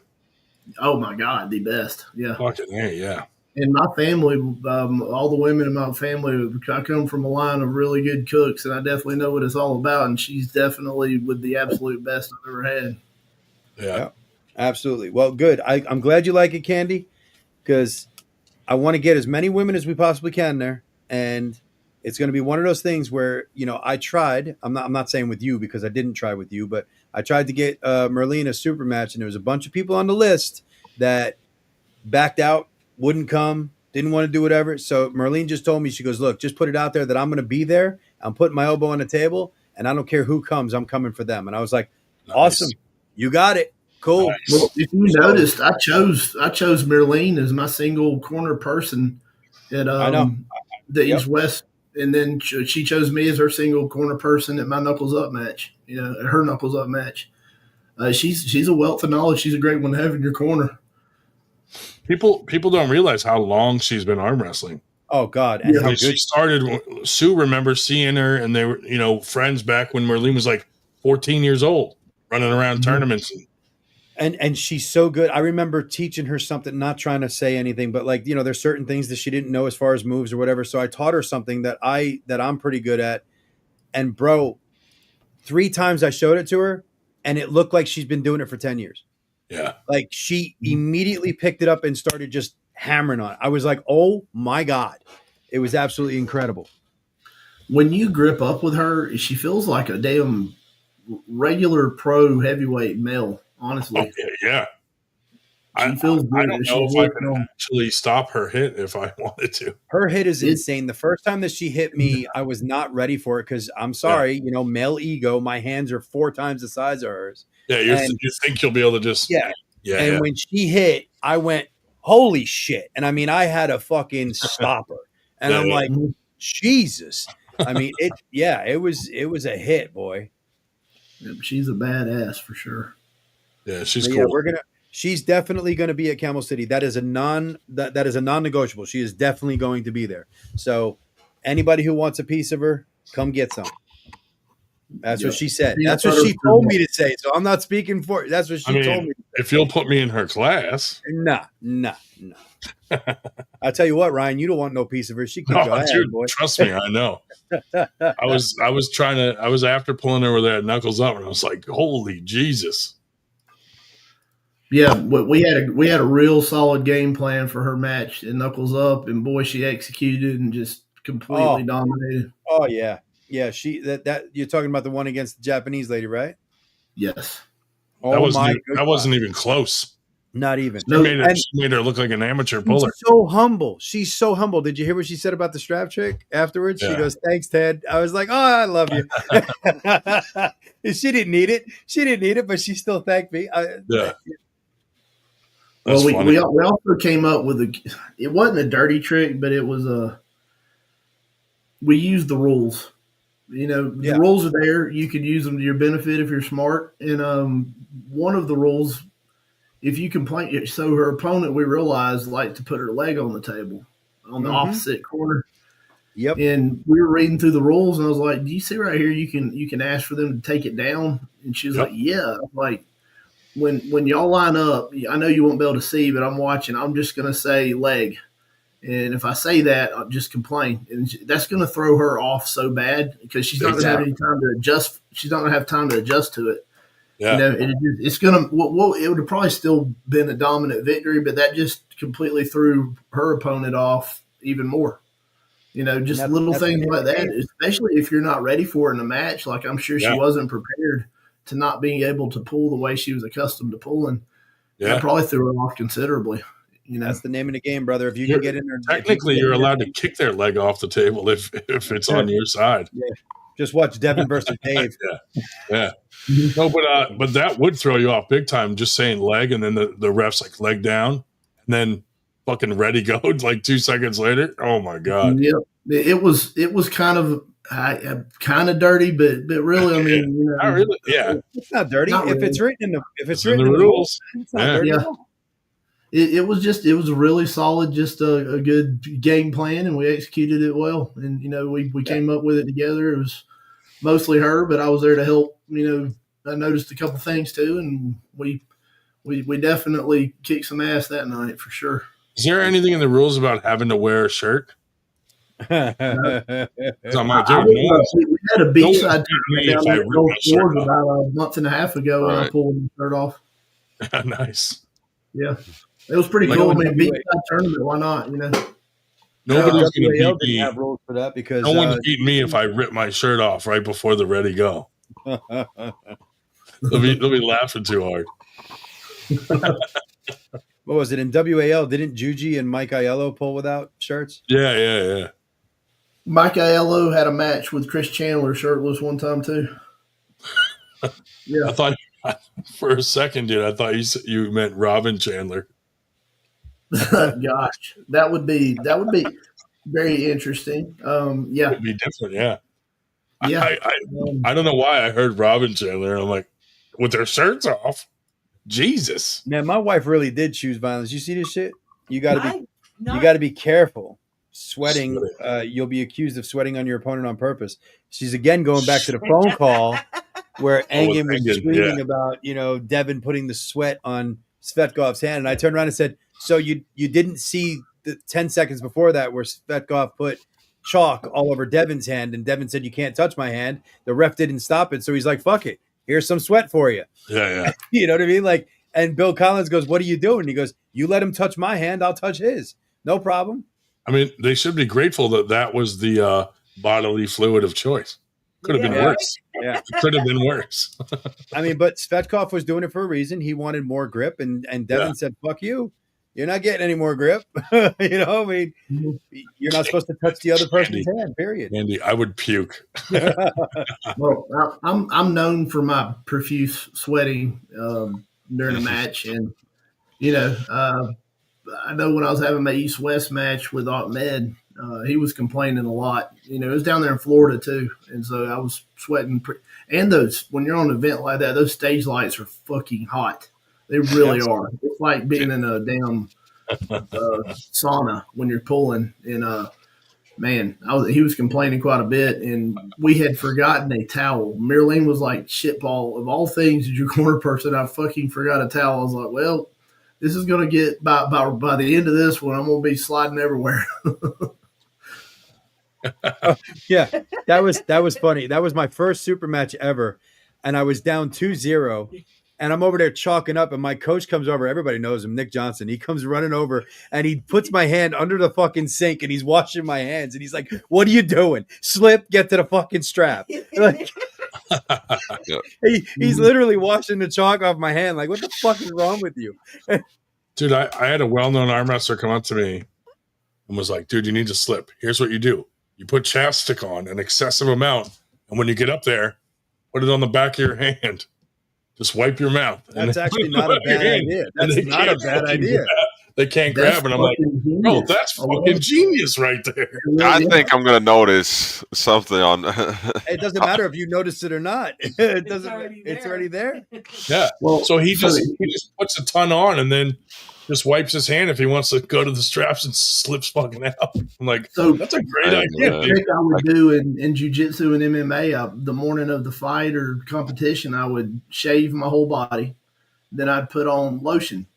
And then when I dried out, you could feel, the ref could feel my skin. I wasn't sweating. I was fine. But then so I got out there and started sweating, and I could slide out of anything. Yeah, you couldn't hold me in shit. Yeah. Nice. Okay. So one of the things that my coaches used to do for that was, obviously they would always look right here, right, for the Vaseline and shit. Yeah. And they would come back here, but by the time that they checked here and here, they wouldn't check here as much. So he would put a fucking just a buttload here and here, and by the time they got back here, they didn't realize that I had a whole bunch back here, so you couldn't really grab me. And they would sit there and wipe off some, but there was a shit ton more, and it was kind of the same thing. When I started sweating, it just became an oil slick. So I didn't do the whole shaving the whole body thing. That I should have done, actually, because that makes you a whole lot slicker. Yeah. Oh yeah, and especially when you put lotion on and then you dry out, the ref feels you before the match and you haven't started sweating. You feel normal, but all that lotion comes right back out when you start sweating. Whatever it takes. Better than getting choked out. Yeah, for sure. For sure. Better than getting choked out. Better than getting grappled on the ground, for sure, man. See, I hated being on the ground. Absolutely fucking hated it. If I was there, I did something wrong. I'm a striker. That's what I want to do. Yeah, being choked out is was just fun. Being well rounded. I wasn't the best striker, wasn't the best grappler, but I was real well rounded, and I would try to make the fight happen where I felt like I had the advantage. Like if the guy was a great striker and had a questionable grappling pedigree, then I was going to try to make it a ground fight. And vice versa. If the guy had a damn black belt in jiu-jitsu, we weren't going to go on the ground. I was standing up the whole time. Yeah. Sprawling and brawling. Yeah, I knew enough on the ground to get me out of trouble in most cases. I mean, the real good, BJJ guys and real good wrestlers, they could handle me, no problem. But I mean, if you were an average wrestler, average BJJ guy, I knew as much as you did. I could get out of it and get back up to my feet, start striking again. But, I also didn't do it at the level like you're talking about. So, I was where I was, you know what I mean? That's where I was in my game. I was a better striker than I was a grappler. And another thing that I found when I progressed into MMA was the cage. As a wrestler, you could sprawl on a mat, and I got myself early in my career in trouble a few times because I'd be against the cage and the guy dropped levels and I couldn't sprawl because my damn feet were against the cage. And you had to learn to fight off a cage. There's a whole nother art to that you really can't. There's a whole nother art to the cage compared to mats and shit like that. It's crazy. If you're going to fight a really good wrestler, that's the best way to go at them is put them against the cage. And then, put them on their back and they can't get up because of the cage. And you can kind of use that to hold them down too, or keep them pinned against there and dirty box. Yep. Candy says she's the only one who knows how to get out from under Paul. Everybody will be like, "Man, you feel like you weigh 500 pounds when you're on top of me. I can't fucking breathe." The Candy is really good at getting out from under me. I don't know how. She shaves her body and puts lotion on.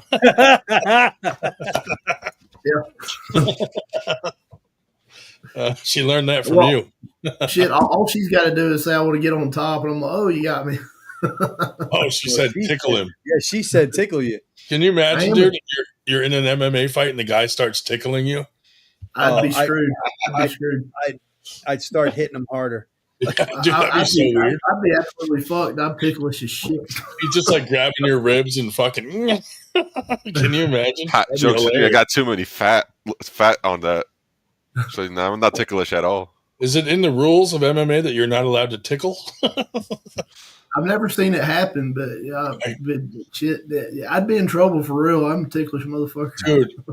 One of the one match that always stuck out to me a lot was that Asian dude, way back, fucking, what was his name? Like Gohan or something. And Joe Sando, where he and he's getting Keith Hackney's punching him in the freaking nuts, dude. Oh my god! And he's not even flinching. That is true. Yeah, he just took it on the nuts. He was wearing those grape. Yeah. And I gotta agree with Wonder Bucket. I'm not saying he was my favorite ever, but he was definitely the grittiest motherfucker that ever did it. I mean, that dude would just stand there. Yes, I watched that. A man's man. Just having a conversation with him will up your testosterone level 300%. Absolutely. His these people today are just fucking weak, and I'm like, all right, dude, you got it. You win. Remember Keith Hackney like doing a palm hit on that big black sumo guy? Yep. And got him to fall over. And once that guy was on his back, it's like a turtle, dude. He couldn't get up. It was the guy's name was Tela Tuvi or something, and he like that. He dropped. I don't know why. I've seen all these, but then he kicked him in the face and knocked his tooth out too. Right after that, yeah. That was great back then, dude. With no weight classes versus him. That wasn't that a Muay Thai fighter because he kneed him right in the fucking mouth, and his tooth was on his knee, like in his knee. It was crazy. All those fights back then with no weight classes were so fucking wild. Oh yeah. That was like UFC 1, wasn't it? Or UFC 2? Yeah. It was way to hell back then. I mean, that's what really got grappling on the map was like Hoist Gracie being able to be on his back for 45 fucking minutes. Yep. And drain their strength. I remember seeing Matt Hughes break that dude's shoulder and him not even fucking flinch. Oh yeah. Yep. Matt Hughes was fun. Matt Hughes broke Hoist Gracie's shoulder and he didn't even move. And the ref was like, whoa, wait a second, hold up. Like, did I just see that? And he had to stop the fight. But literally just snaps dude's shoulder and dude didn't even fucking flinch. He was just like, I was like, the Gracie family won't tap. What's funny too is Hoist Gracie wasn't even the family if they tap. So none of them will tap. If they get in that position, they'll take the choke out or the break. They won't tap. It's a disgrace to their family name if one of them ever taps. I don't think I might be wrong, but I don't think a Gracie's ever tapped that I know of. And wow. I remember too, like that Hoist wasn't even the best Gracie at jiu-jitsu. No, Henzo's better. Henzo was like way better. Hickson Gracie. If you ever watched the documentary, he was and he didn't really make competition or whatever, right? Yeah. He fought in one of the early prides, and before that, he did a lot of those Vale Tudo fights in Brazil. And they said he was like 400-0. If you ever want to learn about Hickson Gracie, watch the documentary Choke. He's pretty. I've seen that. Yeah, he's badass, dude. He's super badass. You know, the first Incredible Hulk movie with the big CGI Incredible Hulk. Hickson Gracie was the guy in that trying to be his yoga coach. Teaching him how to stay calm when they're meditating together, and he can do that with his abs and roll them around and all that. He did that in the movie. Hickson's one of my first heroes in MMA. What's up, Nashville? One of the guys, I mean, it's not a true MMA fighter, although he does know how to fight, is the guy from, I can't remember his damn name now, but Here Comes the Boom. He's kind of a heavy-set actor. And he does. Yeah. Kevin something. Yeah. James. Isn't it Kevin James? Kevin Hart. Kevin James. Kevin Hart's a little black dude. Okay, Kevin James, right. he's actually Kevin other James. MMA fighters have said he's actually pretty good at MMA. Yeah. Yeah. Well, they said during the shot where he picked dude up in the triangle and slammed him, so they were going to have a cable hooked up to the guy. So before the cable got hooked up to him, he did it 3 times and set him down lightly. And he goes, just before anybody says I couldn't do it. And he literally did it where he just fucking deadlifted dude. That's the movie where they had Boss Rutan as his like trainer. Yeah. Oh yeah, and Boss Rutan is the one who told that story. He said, yeah, Kevin literally picked the dude up 3 times and put him back down gently. And he said, just before anybody says I couldn't do it. So then they put the cable on and shot it for the movie. But yeah, he literally did it. I watched the Boss Rutan video where he shows a series of certain stretches that will actually help you breathe more. Yeah. And I've tried it for my last super match. Oh my God, what a difference. Really? Yeah. For me, what a huge difference. Look it up on YouTube. It's like rolling out your back, like stretching out like full like this, just getting this all stretched out. And then just like just stretching out your lower back essentially. Big difference. Because I gas out pretty fast in my super matches. That's what I've noticed. I'm always breathing heavy by like the 5th round if it goes to that. It's just I'm 6 hours from Nashville. 6 hours? Nice. Shit, you and I are probably actually I'm further away from Nashville than you. Damn. And I live only one state over. Oh, you're in North Carolina, yeah. Yeah. But it's like a full, I think 8 or 10 hours to Nashville for me. Yeah. I had to stay up there a few days a couple months ago on a business meeting, and yeah, it was I drove, so it was about six hours or so. Pretty cool town. I liked it. I'm jealous of my brother right now. He's on his way out to the Dragon. Did y'all hear Randy Couture? He got airlifted today. Yeah, dude, that sucks. What happened?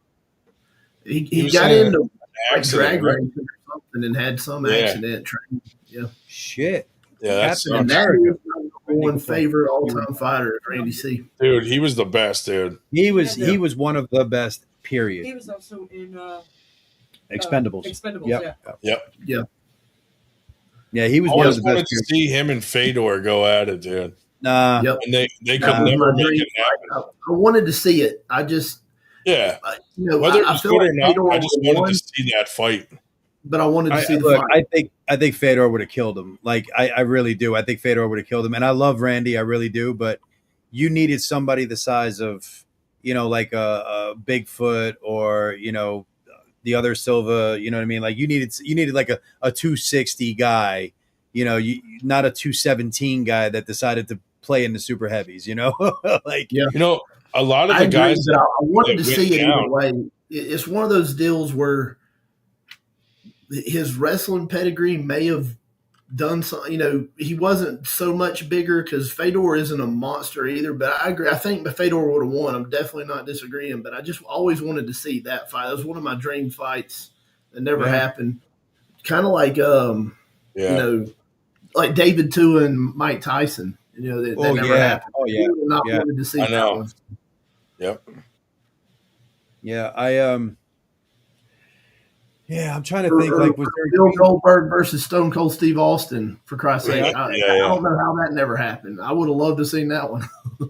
2 different time frames, but I would have absolutely loved to have seen Prime Chuck Liddell versus John Jones light heavyweight.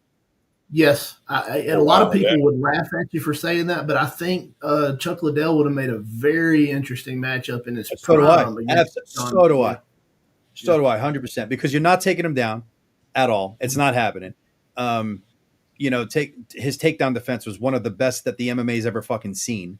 So you're not taking him down. And if John gets caught with that right, it don't matter who you are. If he hits you with that right, and he fought so awkwardly, kind of like Jones, he fought so awkwardly, you don't know where that punch is coming from. Yeah, I mean that makes, and he had enough reach to contend with him too.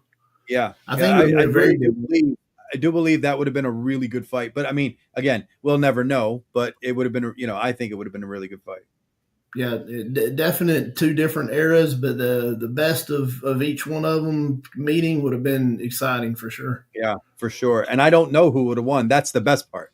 You know what I mean? Like, I of course want to say Chuck would win because he was my hero growing up. You know what I mean? Like in MMA, Yeah. he was my hero. And I don't personally like what John stands for and some of the shit that he's done, but whatever. He's still a hell of a gifted fighter. There's no doubt about that. So, you know, I don't know who would win. I don't. You know, and that's the amazing part. When you have a dream fight and you don't know who will win, that's even better. Yeah. Or even like, let's say, George St. Pierre versus Khabib. Both of them. Yeah, dude. Oh, that's a fight. Oh, that's a fight. That'd have been a good one. And Tony Ferguson would have been better. Also, and really, there was a time when it made sense where maybe they could have put Anderson Silva in his prime against John Jones. Mm-hmm. That would have been interesting, you know. But when both of there them, was a small window there. There was a small window there. There was a very small window, and Anderson Silva was fighting some light heavyweight at the same time. I think it would have made a very interesting matchup for sure. Yeah, if you had gotten the Anderson Silva that was still hungry, absolutely. Yeah. If you got the one that went up against what's his name, I can't remember his damn name. When he got cocky. Yeah. When he got cocky. What was it? Chris Weidman. Yeah. When he went up against Chris Weidman, that was not Anderson Silva. That was Anderson Silva saying, I'm fucking done with this shit. Like, nobody can touch me. And then somebody touched him. Yeah. Anderson Silva beat Anderson Silva that night. Yeah. Yeah, I always loved BJ Penn too. I agree with Candy there. BJ Penn, GSP, that whole era of guys were beasts. And, you know? Absolutely. But now BJ is legitimately fucking nuts. Like he's legitimately crazy now. He thinks his family's been like replaced by fucking what do you call it, clones and shit. Yeah. No, he's legitimately fucking nuts. Wouldn't it be crazy if they were weird enough? That's the most dangerous. Is think about his skills are still fucking there. You know what I mean? Like, remember when he was training? He was like underwater with rocks and shit. Fucking Well, the last time I was on here, I remember telling y'all the main two people I studied were BJ Penn and Randy Couture. I tried to model my fighting style after those two. You know, I felt like the way they fought, I could model myself after fairly successfully and try to emulate that somewhat. And I used a lot of their. That one fight where BJ knocked that Asian dude out in like 3 seconds. Yeah. It's like, oh my God, dude. Well, and I agree with you, Drew. He is the prodigy. I just saw what Drew said, and you're right. Drew, I agree with you. John Jones is a trash human. But I'll tell you what, you talk about somebody that is gifted. I have heard many, many stories where this guy, because obviously he does not take this seriously, or he didn't take it as seriously as he should. I've heard many stories of him saying, it's 2 weeks out. I guess I should get in the cage and start training a little bit. He's 2 weeks out from his fucking fight as a championship defense. And he's like, yeah, I guess I should go train a little bit. so basically he would come off the couch and retain his title. He's that gifted. Can you imagine if he actually applied himself? Oh God. Oh my God.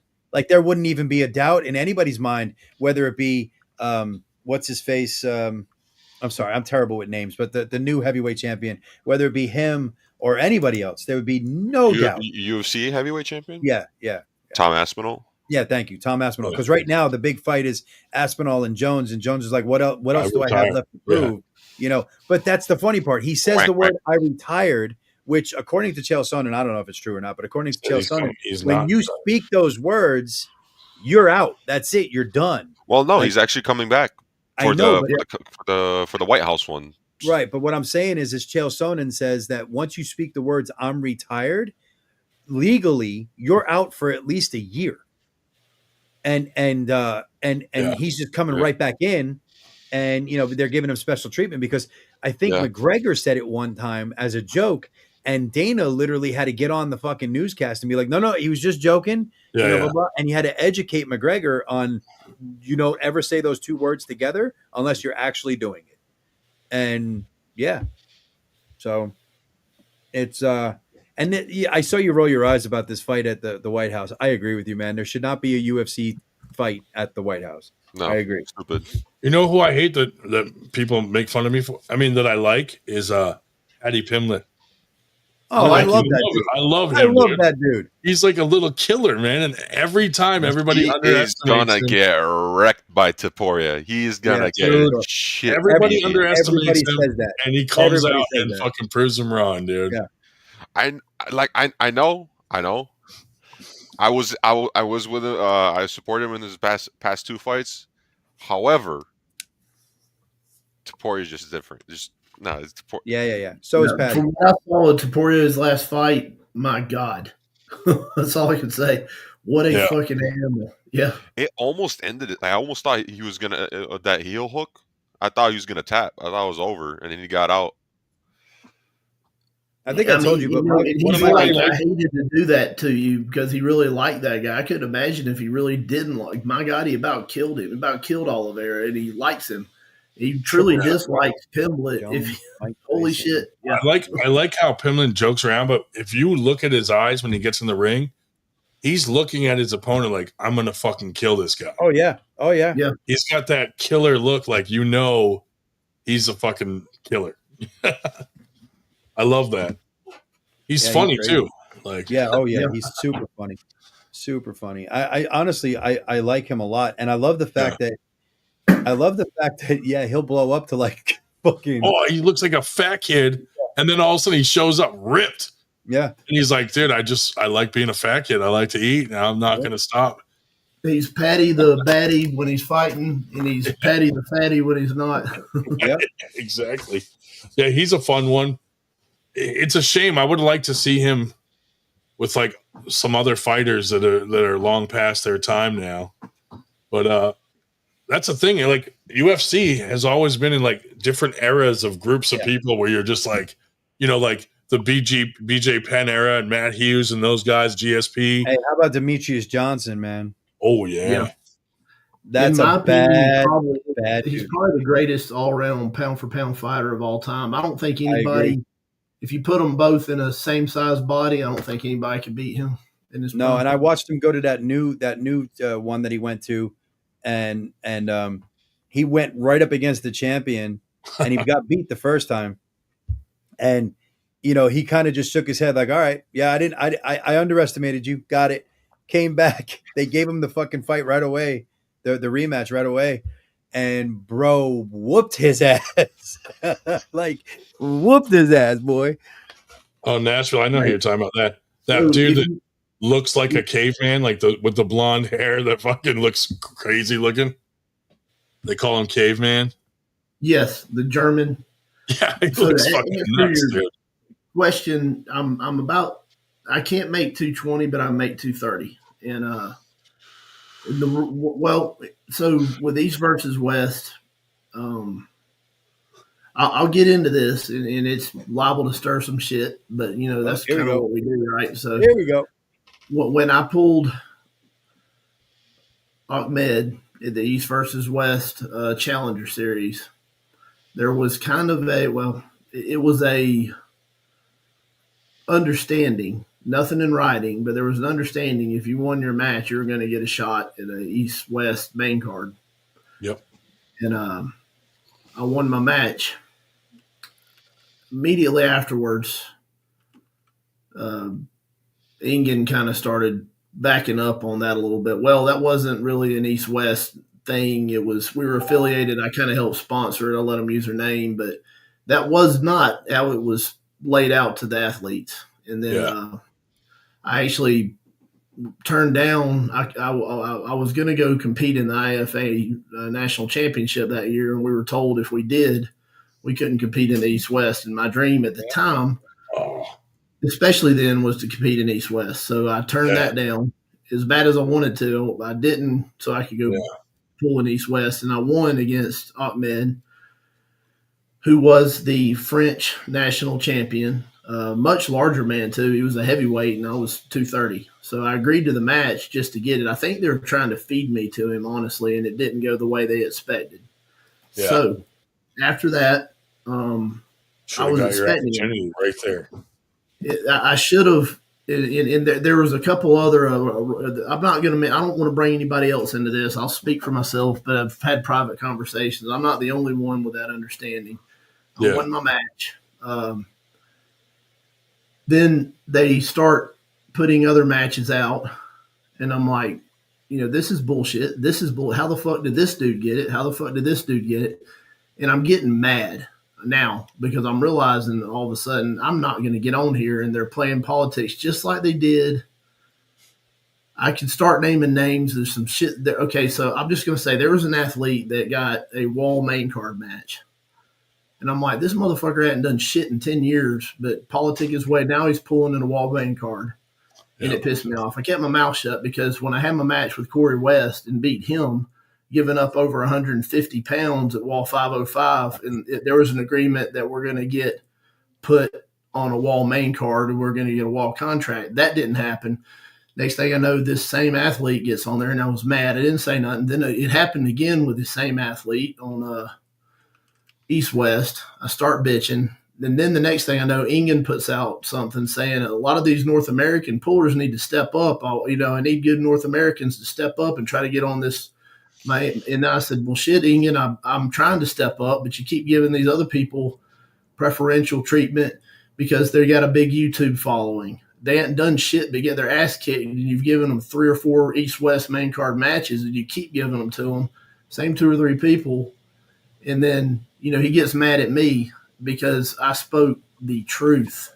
Yeah, I didn't. I didn't speak what I thought. I speak what I knew, and that pissed him off. And when he put it out there, hey, why aren't people stepping up? I'm like, fuck, I'm stepping up. I got both hands raised right now. Give me a shot.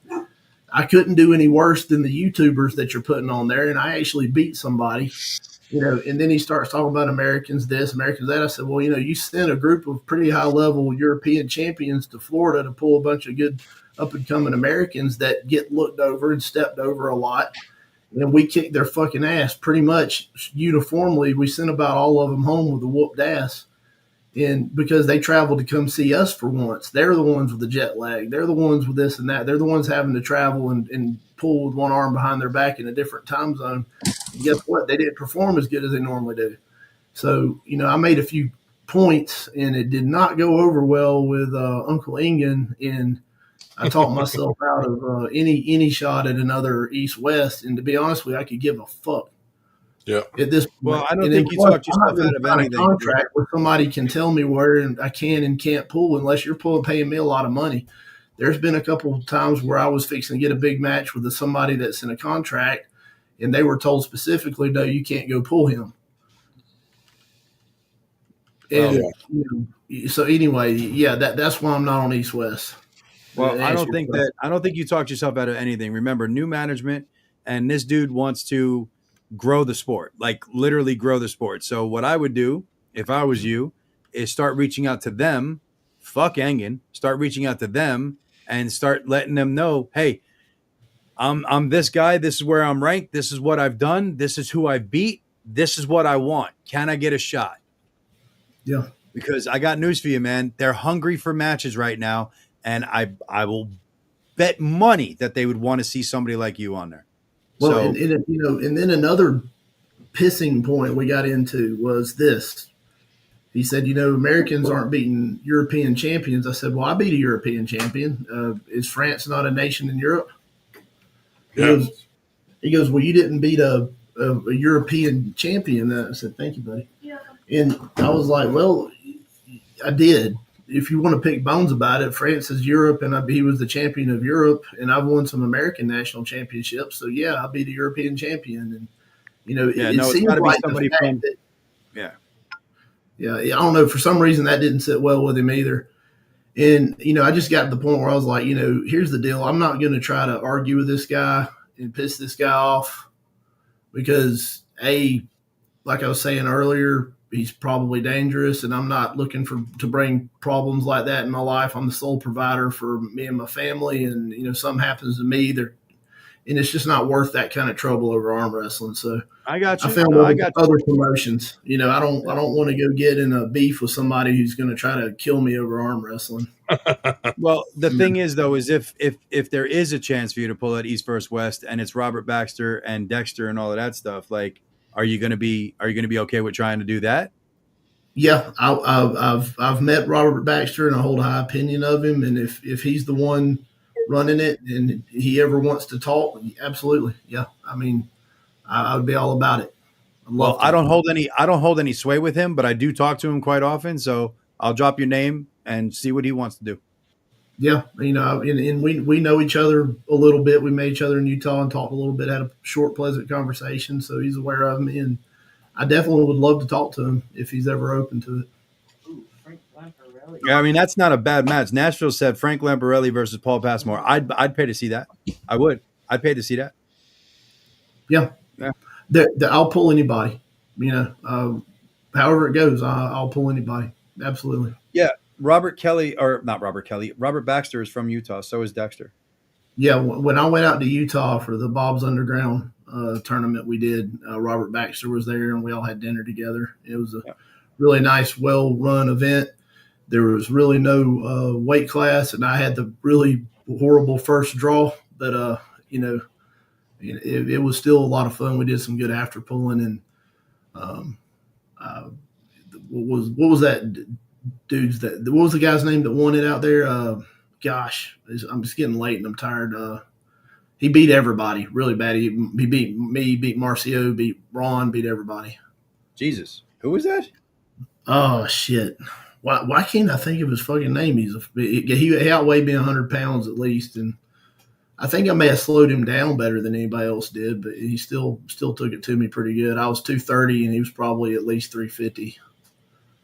Damn. Big old dude from Nebraska. Nebraska. Shit. That weighs like 350? I'm gonna see if I'm All right, guys. It's getting late. I got to build a brick wall tomorrow. Oh, well, Willis Dilly. What's Michael Hawks? Oh, okay. Yeah. He's a big boy. I'm actually imitating Hawks. Nice. I'm trying to imitate him, so we'll see. Good I'll post the finished project, and then when it starts raining, I got to go start working on my arm wrestling table because I got all the material in. Nice. Yeah. Cost me $69. That's gonna give me the frame. It's Eric, a real yeah. Are you on Facebook? Yes. Is it? What are you making? What's the frame made out of? Eric. Yeah, it was Eric Big Rig Denisovich. All right, I'm going to send you a friend request right now. Yeah. It's going to be 1/8 inch thick steel. And host a tournament in Nashville in October. Yeah. I'm gonna have to check the old 98 schedule, see what we got. Yep. I'll let you know. I got a big tournament tomorrow, so I'm gonna hit the sack. But I enjoy talking. Always a pleasure, Paul. You know we love the Passmores. Yep. Good night, guys. Good night. Good night. All right. Good night. So, is this actually going to be like your nighttime here, Ryan, or are you going to pick somebody else? 1:30. Oh, I don't think anybody else is going to try to join at this point. All right. Anyway, so because I hate leaving you hanging, but Oh no, dude, don't worry about me. Yeah. Look, MG's still here to hold it down. The silent partner. We'll talk about arm wrestling. The silent partner. No, but that was a good night, dude. We had a lot of good people on here. Yeah, for sure. A lot of good information and a lot of good opinions. That's what this is all about, man. Yeah, man, absolutely. I agree. I got some thinking to do. I got to bring it to the commission in North Carolina and see if we're going to, if we want to entertain changing weight classes or not. Maybe not this year, I would say. What do you do now? We do East versus West. Which is what? So it's very close to Sean's. It's instead of 210, it's 209. Instead of 230, 231. Okay. We do 253, and then it's super. Yeah. So I mean, we don't do like a 275 or anything like that. Yeah. But I mean, we do the WAP ones, 154, 176. Yeah. Where we do one, 187 instead of 176. Yeah. Yeah. So and then everyone does that. So it's like, if we would change it here, we would stick out like a sore thumb. Yeah. And see, we did some weird shit. We did some weird shit here in North Carolina before we took over the rule, because Nick and I took over the rankings list here because it was always conjoined with South Carolina, and South Carolina has some weird ass fucking weight classes. Like 225 was your cutoff, and then it was supers. That's weird. I'm like, what the fuck? So it was. It was just really weird. A lot of angry supers down there, I bet. Yeah, no shit, right? So then when we took over, we decided to go with East versus West, and that was ruled on by the whole committee. So basically, we got all of the team captains together in the state, and we said, hey, this is what we're thinking about doing. We're going to take over the rules. What do you think about these weight classes? And everybody agreed that we should do the East versus West for the reasons that I stated, because biggest promotion, yada, yada, yada. So, I don't know. It may be something that we just stick with for a while, and then if it becomes a problem, we can revisit it. But right now, what would you change to? Probably the standard WAF. I mean, because of the fact that that seems to be the universally accepted one. Me personally, I like the East versus West better than either Sean's or standard WAF. Yeah. And the only reason why I don't like Sean's is just because there's too many. It's not that I don't like his. There's just too many. There. Yeah, there's just too many. So I look at that and I'm like, man, that's going to be a lot of medals to order. yeah. And I mean, we do our own custom awards. So that's just, it's a lot of work, and most of it's going to get wasted. You know what I mean? Because we just don't have that kind of roster. So, and I'm not saying anything against Sean, man. Like, it's kudos to him that he wants to do that and all that. But there's no way that we would do that many weight classes. And to be honest, when you're only separating them by 20 pounds, you really do dilute, in my opinion, the competition. So, I agree with that. I'm not a big fan of that many. So that's why we just do the WAF for now. And and with us doing the East versus West, it's still a good break in between. Like, you have, 198s, 209. Yeah. I'm sorry, 187, 209. Then 231, 253 supers. So, and I like the 253 being the top, because 242 to me is too small for a modern super heavyweight.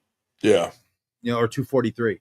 It's too small for a modern super heavyweight. But, like I said, if it becomes a problem, then maybe we'll revisit it. But, right now I've seen a few promotions that do the WAF have added a 275 plus or something. Yeah, so like a 125 or 120, something like that, 125 kg. Yeah. I'm like, oh, they're just adding that on the end of it for some really super heavyweights. Well, and that's the thing, right? Like, how many people in their demographic are over like 270, right? So that's the problem. Like, Sean Latimer was like, don't fucking do that, dude, because then who's going to be in my weight class? Maybe one other guy. Mm-hmm. Where if that's not there, you're getting the full class. So, but on the other hand, the guy that's at 242 is like, I don't want to pull Sean Latimer at fucking 380 or whatever when he's normally. Yeah. So, but I mean, I don't know. It all depends on your. Yeah, it really does just depend on your demographic. Like us, for supers, I don't think I have more than like 3 guys over 300 pounds right now in North Carolina that are active and kicking ass. Yeah, we get a bunch up here, but everywhere is different. That's why I don't think it's bad to have different people doing different things. You got to do what's best for your promotion. So. Yeah, maybe we'll just stick with it. I mean, like I said, the only thing that I was thinking of is but somebody brought up a very good point. I think it might have been Drew, where if you travel, you've got to make different. You got to change what you're doing for that travel. So if you're traveling to the other side of the country, if they're doing 242s or something like that, and you're a 230 puller, then you got to figure it out. Berger. Oh, it was Josh Berger that said that. Sorry. Yeah, he was comparing it to baseball. Yeah. So, it's just See, I even though 98's a franchise, I'm not big on everybody has to do the same thing I'm doing. Right. I like that every franchise is different because we're all in different areas, but it's more the concept and the the mission of all of us that's important to me. I don't care how we get there. If you want to have different weight classes that works good in your area, why wouldn't you do that so that your area can be a successful franchise? Yeah. Why change it up and then maybe no one's going to your tournaments anymore? Oh, yeah. No, like I said, the only reason why I would is because I wouldn't want my guys to be ill prepared for something bigger, like a nationals or a regionals or something like that. But I've gotten a very good feedback over these weight classes, and they understand the logic because of from that we formed them for. And Yeah, everybody seems to be pretty happy with him. So I mean, like I said, we'll probably stick with and the good news is all of the North Carolina tournaments all use the same weight classes. Like everybody fell into line, so to speak. I hate to say it that way, but they all agreed and they all did it. Like there was no fighting over it. There was no, we're gonna do this, we're gonna do that. They all agreed and just did it, and it was great. Cool. Yeah. So that's good. You know, they all everybody. If you go to a spot in North Carolina and you're taking on in an event, you will be in the same weight classes across the board. That's good. Yeah, that's how it should be. I think. Yeah. You know, if you have state rankings, you all should be on the same. Yeah, right now we are. So it's very interesting times, man. Like North Carolina is on the precipice. We're gonna kick off, man. Starting next year, I'm gonna get with all of the promoters. My wife and I were talking about it the other night. We're gonna get with all the promoters in North Carolina, and we're gonna work with all of them, and we're gonna make sure that any event that we're adding to the calendar doesn't step on their toes, and this, that, and the other thing. And we're gonna, make sure that, arm wrestling in North Carolina is gonna be really awesome. So good, man. Happy to hear that. Yeah. Well, anyway, you have a great night. All right, buddy. MG, even though you're a liberal, have a great night. Take it easy now, okay? A Mormon liberal. Right? A Mormon liberal. Yeah. Oh, shit. She just threw up white power. Did you see that? She just threw up white power. Did you see that shit? Mormon vegan liberal. Us of that for years. Just she's saying, like saluting like fucking Hitler and shit. Jesus. Yeah, right? Yeah. Anyway, you guys have a good night. Good night. All right. See you, buddy. Well, FTG to everybody that left the podcast and left me on here with a non-arm wrestler. You're muted. Anyway, that was a good night. We had a lot of good people come on, a lot of good conversations and opinions.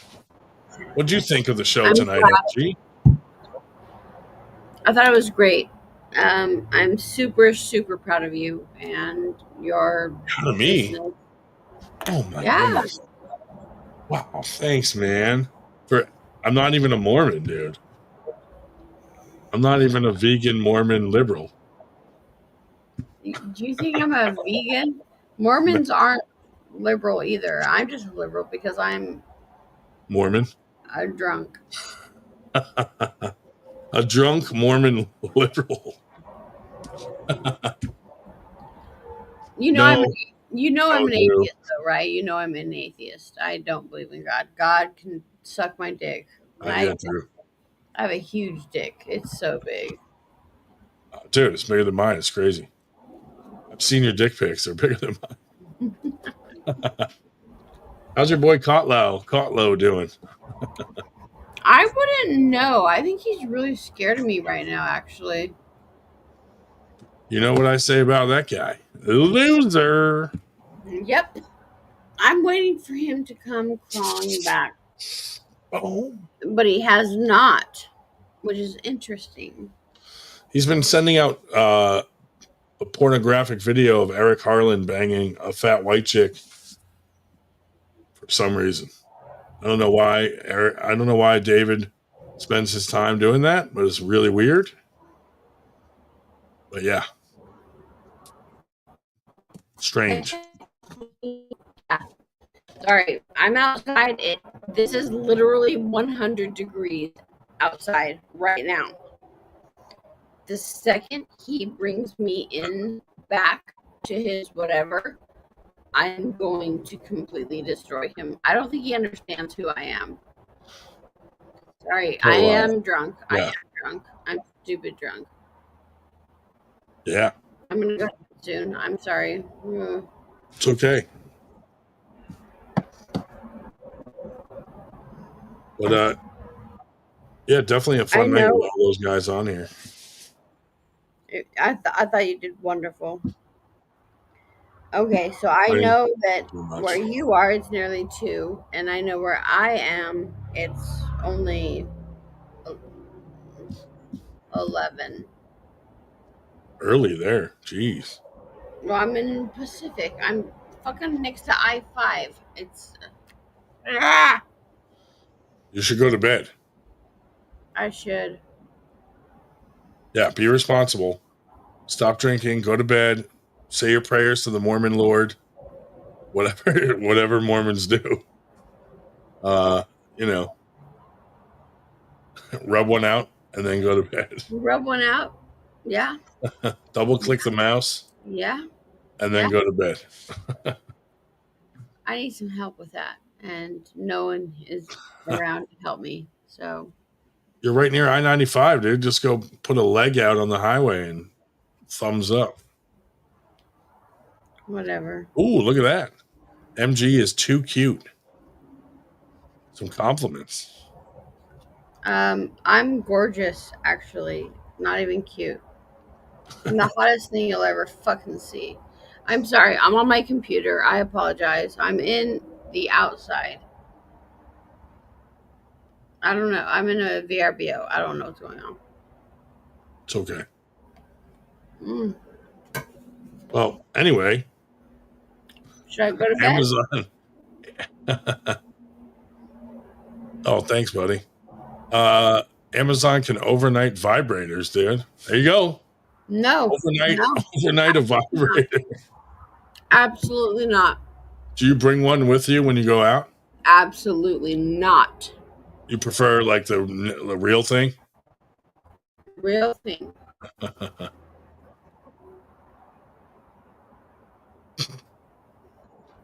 Oh, man.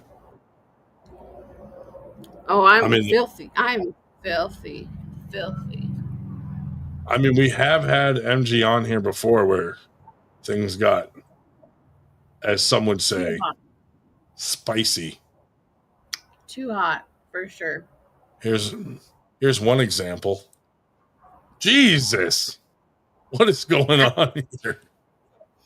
Anyway. That is my fault. That is my fault. I don't know what happened there, dude. I don't know what happened. I'm just don't shoot the messenger. Yeah, that's my fault.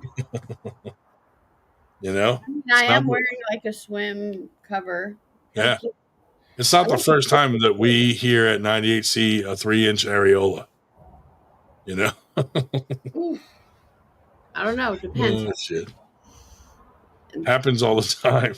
This is the uncensored part. Yeah, it's the uncensored. What time is it? Yeah, we're past the uncensored time of 98. Holy Jesus. When are we going to get you to arm wrestling? When will you come to an arm wrestling tournament?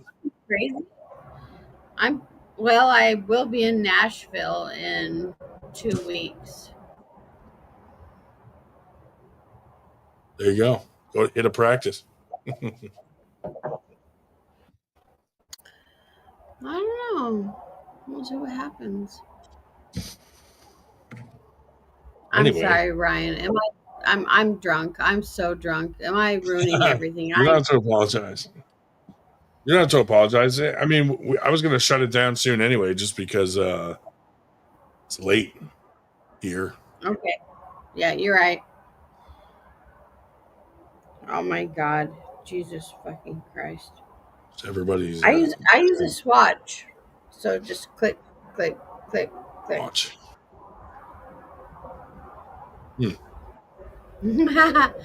All right, Drew, you're right. Destroyer of worlds. You better catch me on a computer. Hey, thanks, man. Yeah, this was a good night. We actually talked about a lot of arm wrestling tonight for once, and had a lot of good people on talking. So that was cool. You know, Jody Williams coming on, Paul Passmore, Billy Ortegas. Jody is very close to me. And I'm like, bro, come hang out with me. He's like, I wish. I could drive there right now. Take me 4 hours. Big deal. Oh, that's not bad. Yeah, 4 hours ain't bad. Nothing. Show up at one of his tournaments. I'm the worst. Oh my gosh. This is where I was born, Redding, California. Jesus fucking Christ. It's so hot. It's 100 degrees right now outside. That's terrible. Jesus fucking Christ. But I'm cute. And I should be in a pool swimming. Hey, have you seen me swimming before? You should see me Someone swimming. just sent me a message to tell you that If you're that hot, you should take a layer off. That is actually a great idea. Should I do that? I'm not the boss of you. Oh man, I'm getting all these crazy messages. Okay, so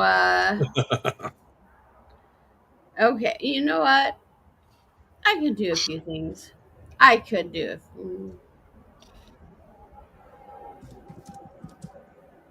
Let me get some more vodka. Costco sells vodka here. In Utah, you cannot get vodka. At Costco? That's crazy. No.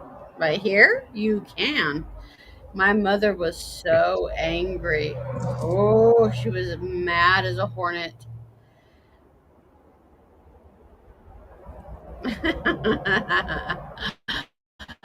Yeah, I should take off a layer for sure. 1 second. Can I get a drink? Is that okay?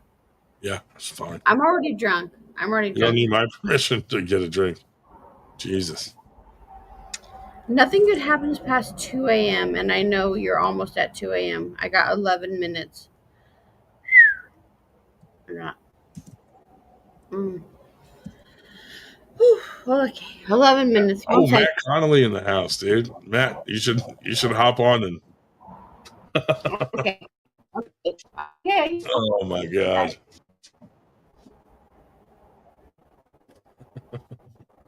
This could get scary really quick.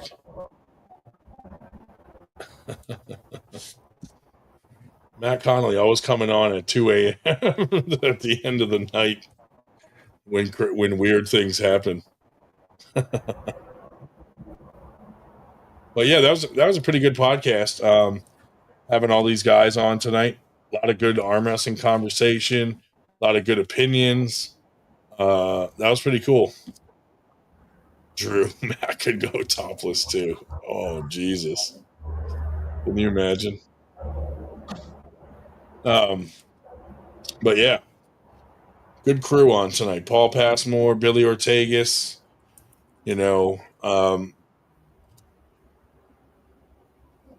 Ray Cody coming on, pretty cool. We had a good crew on tonight. That was fun. Talked about arm wrestling and MMA all night. Two great topics. What could be better than that? Friday night talking about arm wrestling and MMA.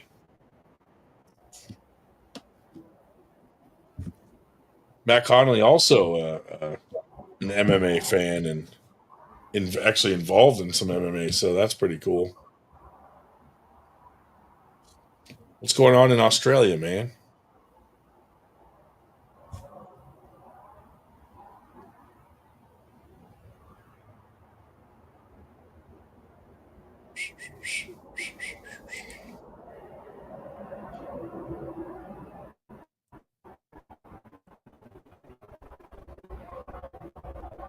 I'll jump on in a second. You're going to regret that, buddy. You will regret that decision in a little while.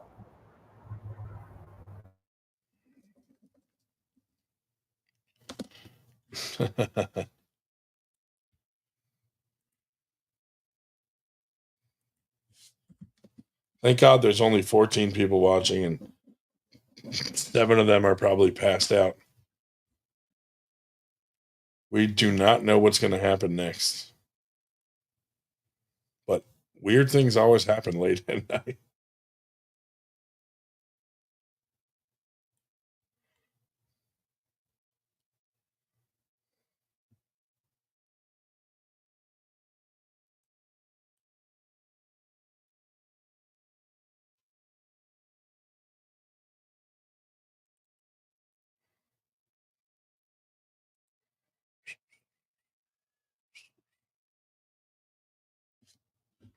I'm getting all these weird messages, man. She just went to go get more alcohol. I don't know if that's a good thing or a bad thing. We'll find out.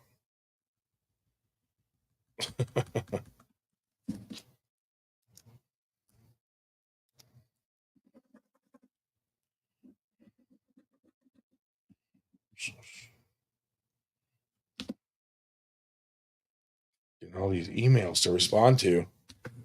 Been getting a lot of cool emails from people asking how to get into the arm wrestling world and looking for a practice or asking about tournaments. So that's been pretty cool to get all these emails of some new people that want to get into the sport. Just trying to direct them to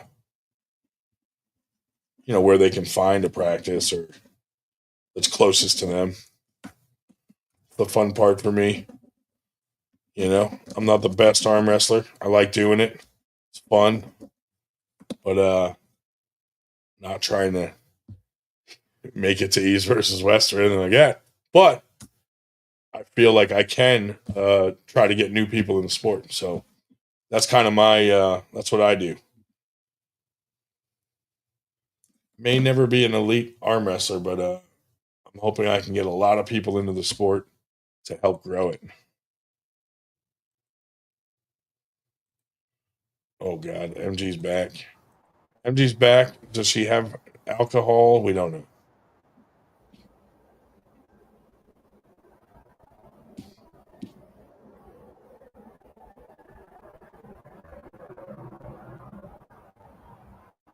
Yeah, I feel like if oh dude, nice. That's awesome. I can't believe you've actually been watching it because there are some nights where it either gets crazy or is boring, or it all depends on who's coming on, who's hanging out. But definitely appreciate the support, man. But yeah, build my own arm wrestling table, dude. That's awesome. Dude, it's crazy how easy it is to do that. Like anybody could build one and then start training for arm wrestling. So, but yeah, if every promoter worked on trying to get people into the sport, like it would grow. But some people are putting money into like the wrong things. It's like just because you throw money at the sport, if it's just for cash payouts for pros, that's not really all that money is not really helping grow the sport. You're just giving money to top level pros that fucking barely support the sport themselves. Unless there's something in it for them. And then they're supportive. So I don't know. I don't know what the solution is. But we'll figure it out. We here at 98 will figure out the key to making arm wrestling great. We do get a lot of hate though, right? Everybody hates on 98. It's crazy. Or me. I get the hate for me though. Because I'll call people I don't out. hate on anybody. That's right, MG. Oh, MG's in a robe. Matt Connolly in the house. Oh, hey, Gon. What's going on, man? Oh my God! Look at that. Oh yeah. Oh yeah. Oh, it's all gone. Double bicep. The infamous double bicep of Matt Connolly. It's in the contract. Got to be done. Matt Connolly. That sounds very Irish. It is Irish. That's right. Very nice. Right. MG was about to flex her double areola. She's done it before on the show. Wouldn't be the first time. That's right. I know much about Ireland. So, late night over there. What's up, Hollywood? We had a good night, man. We had like Paul Passmore came on, Jody Williams. We had Billy Ortegas. We had Ray Cody. But we had a whole bunch of people coming on and talking arm wrestling. It was fun. Oh, nice one. Ted and his wife and stuff. It's 100 cool. Fucking degrees out here. A lot of good talk about arm wrestling and some of the craziness going on a little bit, but a lot of talk about MMA. That was fun. Oh yeah, yeah. You ever watch MMA? Are you a fan? Oh, dude, I've been watching MMA since UFC 1. Oh, really? Yeah, do that. 1993. Back when it was banned from every state in the USA, remember? Yeah. Oh, yeah, absolutely. Yeah, I first time I saw it was UFC 40. Yeah. And it was at the video shop and where you hire the videos. Yeah. We call it hiring videos. I don't know. I think you call them renting videos or something. But yeah, I was like, okay, you're looking through sports, and then it was like, oh, what's this? Like, Yeah. fighting. I'm like, I love combat sports, so I hadn't heard of UFC at that point, and I was like, oh, what's this? And you know, fighting in the cage, fantastic. Were there any names that were in it back then when you were watching that stood out to you? Yeah, the only one that I knew, like, because I flipped it over and I looked at, who was fighting or whatever, was Ken Shamrock, and that was just from wrestling. Yeah. Like, okay, he was the main event. He was fighting Tito Ortiz. Yeah. And I was like, oh, man, I'll go for Shamrock because he's like the only dude I know. Anyway, the first match I put the DVD in. First match that came up was Robbie Lawler versus a guy called Tiki Gozen. And yeah, so in the first round, Lawler lands a couple of kicks and then lands this huge overhand right, knocks Tiki to his back. Tiki's laying on the ground a little bit up, like, oh, and Robbie fucking runs across the cage and fucking punches his head so hard his head hits the fucking ground. And you're like, I love this. Yeah, so I was off the couch like, holy fuck. I found my spirit sport. Yeah. Even though your name is like Irish Catholic, like Northern Ireland or whatever, you are from England, and I'm going to say from Northern Ireland, like Newcastle area. Wow, dude, you nailed it. You nailed it 100%. Did I? Oh yeah, that was good. Yeah. Did I? Oh yeah, 100%. Yeah. Fucking nailed it, dude. You're good at that. That's how fucking sexy I am.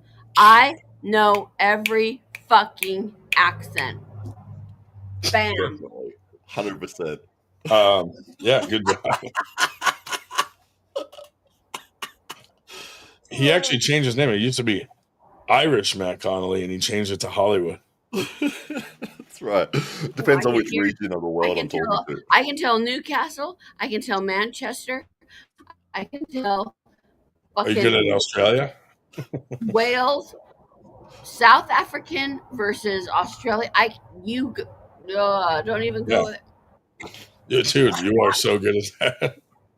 I'm a linguist. Yeah, you are. A cunnilinguist. Cunning linguist. Anyway. Which is your favorite accent, MG? Yeah, what's your favorite?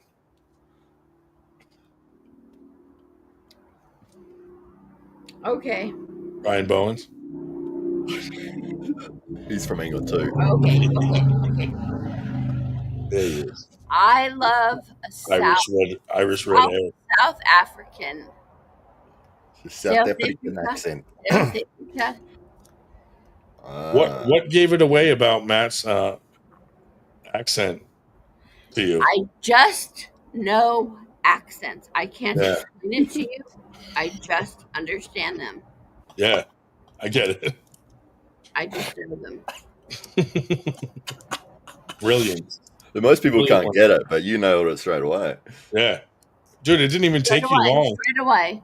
Like he barely talked. You already had it down. Like it was impressive. Yeah. I in addition to being like stupid gorgeous. No, I'm just kidding. I'm cute and chubby. I'm cute and chubby. But like accents, I'm like, yeah, that's the one good thing I will stop people on the road and be like, Glaswegian. Where would you say my accent's from? No. I just know accents. Where would you say I'm from my accent? Canada. Well, I know where you're from, stupid. That's Do you have is your accent regional to where you're from though, Ryan, or is it not really? Well, where I live, there's not much of an accent unless you're like really from Philly. You know what I mean? But I'm from more up near Boston. Oh yeah. Though there are definitely some accents in Boston, different ones. And some of my words, my wife will pick up on it. Like, that's from Boston for sure. You know, like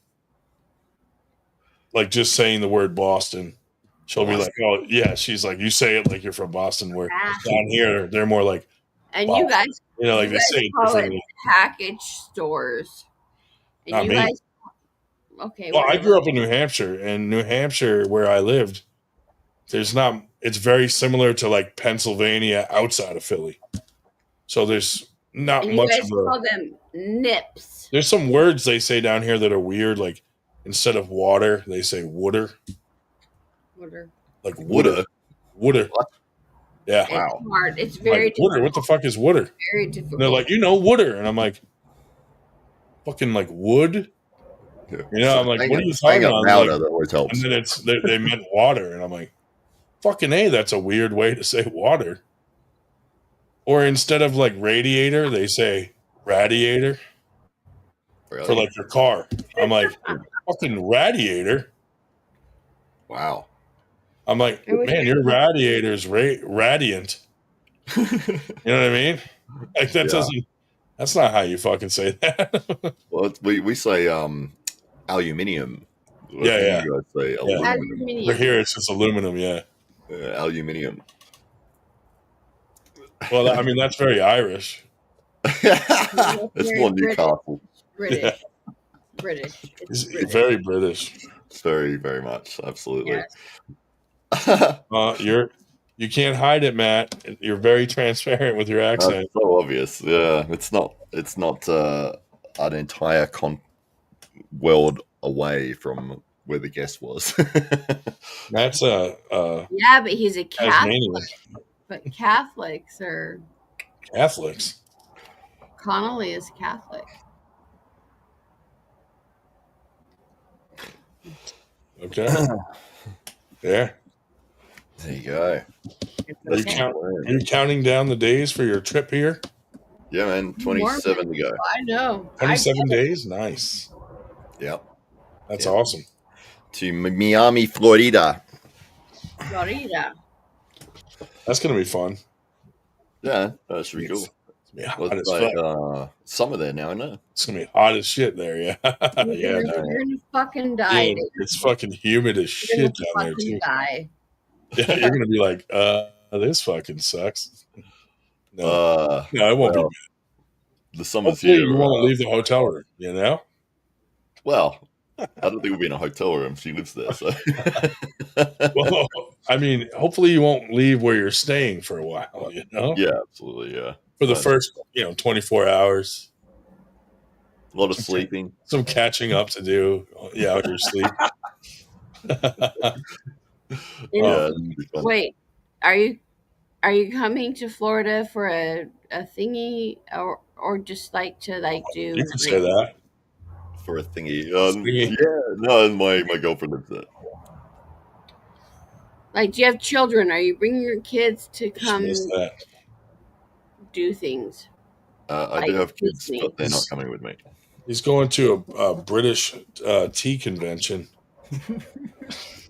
Shut the fuck up. I'm going to come and find you, Ryan. I'm going to fucking... Just kidding. I'm joking. I love you. I got me index finger caught in my asshole. Look, I will fly to Florida. I'll fucking hang out with you any day of the week, pal. I bet you would. Now he's talking threesome. Oh God. Okay, I'll leave you alone. Matt could not handle your 3-inch areolas. Shut up. I am drunk. That is true. I am drunk. But it feels good. Matt, it's 100 degrees where I am sitting right now. Jeez. 100 degrees. I know Drew was saying you should take a layer off. I did. Didn't you put something on? You weren't wearing that jacket. Yeah, you weren't wearing that. Oh, you took off your bathing suit. I took off everything. Yeah, that's good. Yeah. It's You different. saw me swimming. Mm-hmm. You saw me. Google Earth. Anyway, Matt, how do you feel about the accusations floating around that Engin tried to have Devin killed? Yeah, that's insane, isn't it? Yeah, I haven't really looked into the details of it. They're legit. I mean, it's real. It's a real accusation. Wow. Like it's not a joke. Like Devin is 100% serious. This was a while ago that this happened. Yeah. He said the details will probably come out, but he's like it's not good because they got in a fight in a hotel lobby. Mm. And Devin Engin's big on disrespect, and I guess Devin said something like "Go fuck yourself," and then Engin lost it. Was like, and then Devin like took his family and was like, "Pack your fucking bags. We gotta get out of here. I just disrespected Engin in Turkey, in his country. We gotta get out of here." And like some fucking van of people like tried to fucking attack him or something crazy happened, dude. Like, really? Holy shit. This is fucking arm wrestling.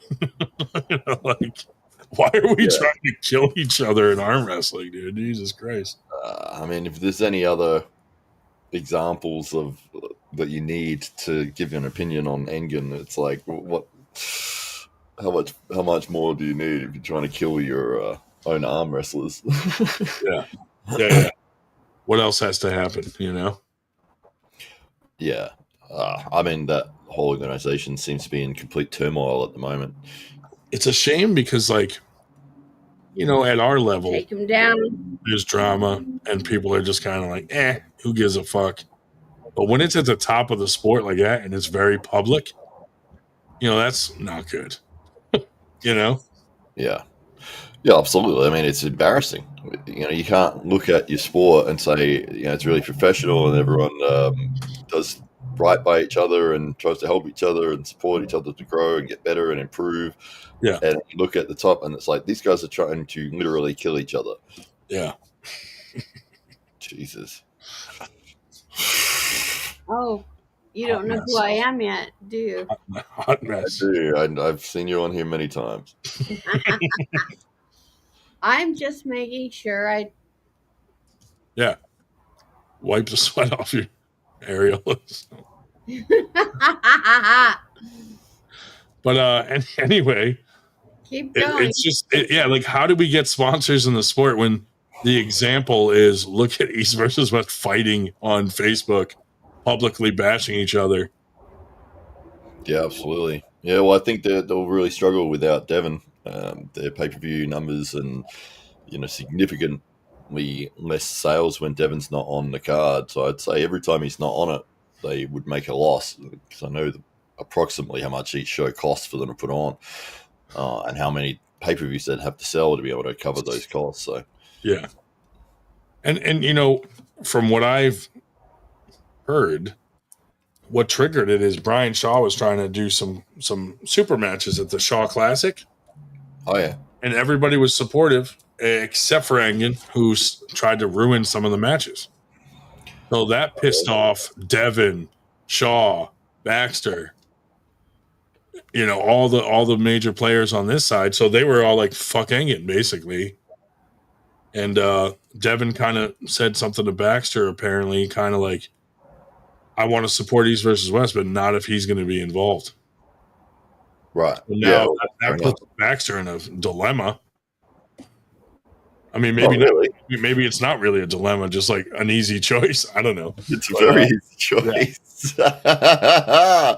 And I was talking to Paul Lynn, and he said something to Baxter that he should bring Engin back in to quell some of the drama with the Easterners that are backing up Engin and saying they're going to quit if he's not involved. Let him quit. That's what I was thinking. Like, fuck them. They'll come back. What better opportunity? Everybody wants to see what's going on between the East, East versus West. If there's no East, what are you going to, or there's no West? Like, what's Engin going to do? Start just an East, or I don't know. It just doesn't make sense. Yeah, the amount of people that would quickly fill those fucking gaps of those guys, even if they took 10 guys out, it's like, yeah, you guys may be the top guys in Europe, but you had to if you're say not going to pull on the biggest show, 10 other people will be more than happy to fill your spot, and they will then get the same positions of recognitions that you had. You had to say fill gap. You had to use the wording fill gaps. I could have said Phil McCracken, but you know. No, you're right, though. It is just other people will step up, and then those guys will get left behind, and they're going to, I mean, some of those guys are getting up in age. They're going to lose opportunities, and then they're not going to be in the prime that they are now. Yep. You know, and then they're going to regret it. So, oh, yeah. Absolutely. I mean, you can't say that you wouldn't be able to find 10 guys in Europe instantly that would be very, very high level that you could put on the show in replace of those other guys. Yeah. They're not going to be at that same level, but who cares? The whole point of the show is that it's East versus West. Well, you got your Easterners and then you got your Westerners. It's supposed to be about the battle between the two of them. So, you know, if your 10 top European dudes decide to side with Engin and leave, it's like, goodbye, we'll replace you and we'll move forwards. Plus, I find it hard to believe that even if they brought Engin back in temporarily, when they do decide to get rid of him or he decides to leave, he's not just going to leave. He's going to try to ruin it on his way out like he just did this time. You know? Yeah. I mean, that's just what he's going to do. Not to say I told you so, community, but when I had my problems with Engin, now you're all seeing what I saw back then. Seems to be everyone that has dealings with him at some point or another will have a massive falling out. Yeah, and it's never a positive thing, and it's always kind of like his ego getting in the way, you know, or he's yelling at people or whatever the case.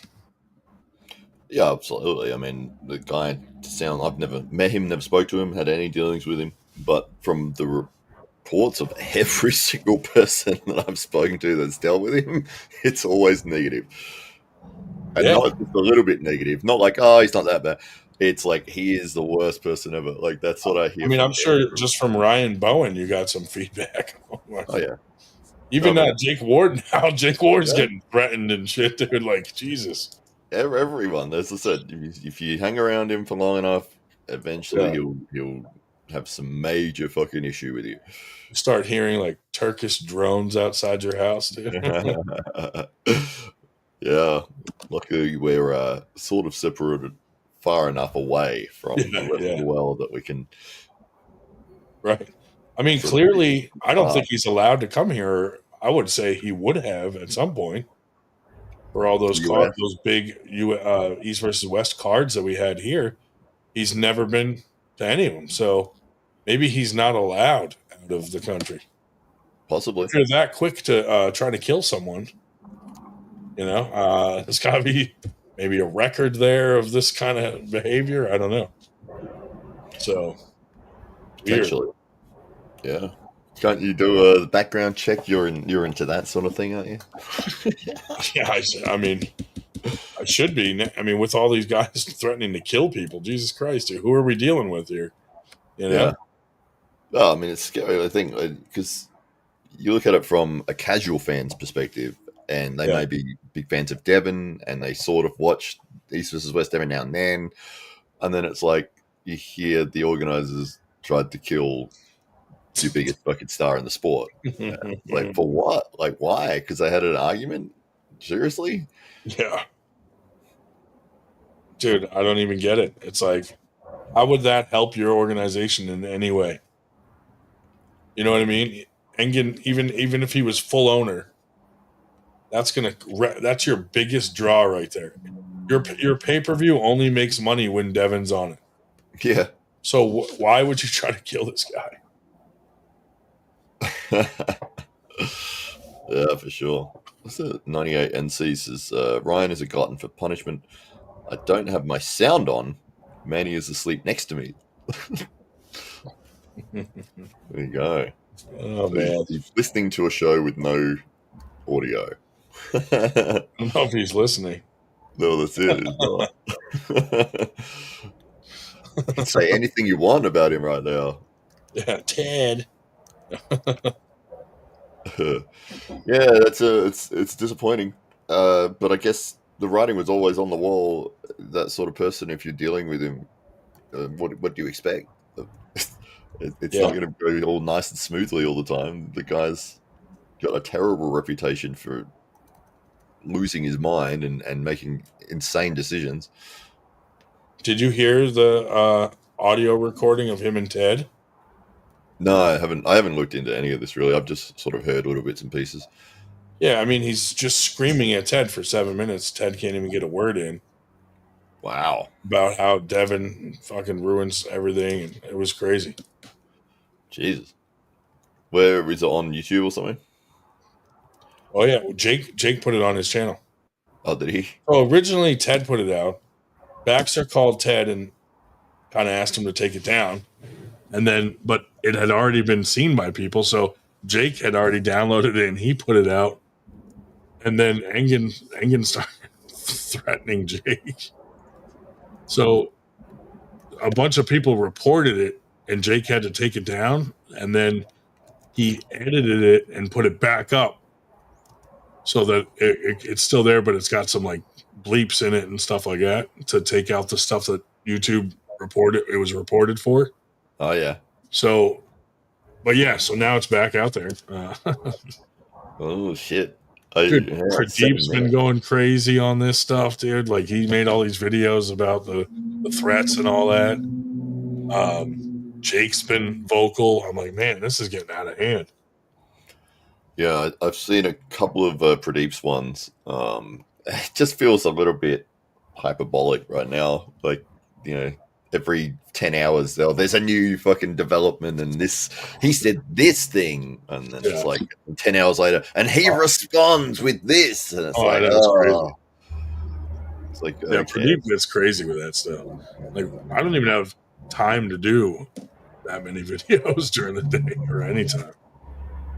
Yeah, it's funny though. Oh, it's just craziness. Yeah, like, how is that organization going to be reputable moving forwards if you're still having somebody like that involved with it? And you know, just the amount of drama. I mean, if I was contracted to them, I'd be very concerned that they were going to implode. Yeah. No one threatened to shave his eyebrows. Yeah, that is true. Someone should. To Engin. If I am threatening your reputation, just let me know. You will never see me again. You will disappear. Oh no, you're helping my reputation. Matt's British. He doesn't have a reputation. in the land of the Brits, nobody knows Matt. That's right. He's very popular in Ireland, though. I've been to Ireland. Bad. That's a different McConnelly there, though. Oh man. Let me think about it. Yeah. Yes. I still can't believe you guessed his accent that quickly. I can't get past that. You would be so surprised at how smart I am. Yeah, I would. You have no idea. What was it that gave it away? I knew it wasn't London, and I knew because you, even though you had an Irish name, you were in Northern Ireland. That I knew. So it meant that you had to be probably on the mainland. I don't know what you guys call it. I have no idea. And you would be further north. And it's kind of a sing-song sound. It's a sing-song, like a little... I can't explain it. I just know it. I don't know. I just know it. So you think it's more north towards Scotland kind of thing? Yeah. I've been to Scotland. My best friend lives in Scotland. I've been there for many. So you can tell the Scottish accent straight away. Oh yeah, straight away. I can tell Glaswegian with that nasal, Glaswegian versus So Edinburgh. where would you think that Matt grew up? Where did he grow up? Yeah, from his accent. Okay, that I can't tell you because I don't. Look, his name is Connolly. No matter what, that is an Irish name. No matter what, that's Irish. So if he came over, he's Northern Irish because he wouldn't be part of the Republic down below. That's just not what it is.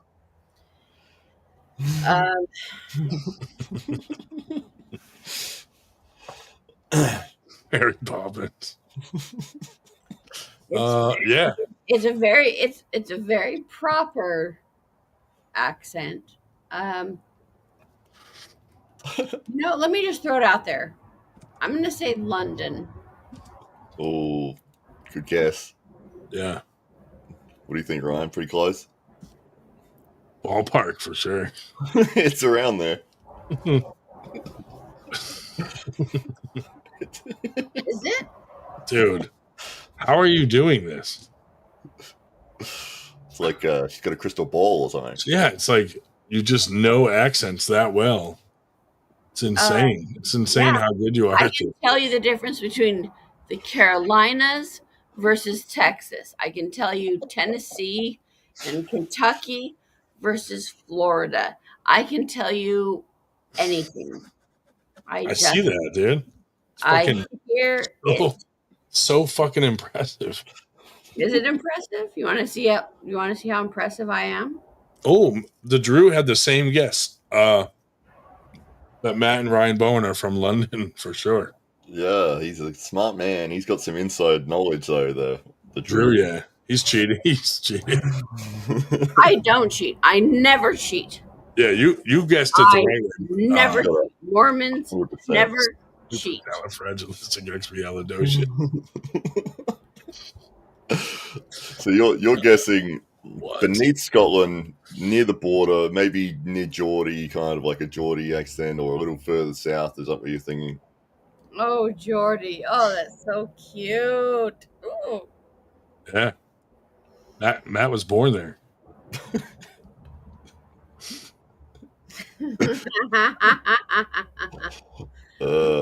Someone go find. All right, Drew, come on. I'll fuck you up right now. I will fuck you up. What's wrong with the Drew? The Drew's all right. He's in Vegas. Is he? Yeah. Yeah. Is he? He's at the MGM Grand right now. Is he from Vegas? Could you guess his accent if he was? There is no Vegas accent. Dude, they need a game show where you guess the accent. You would crush it. Oh, it'd be the best player ever.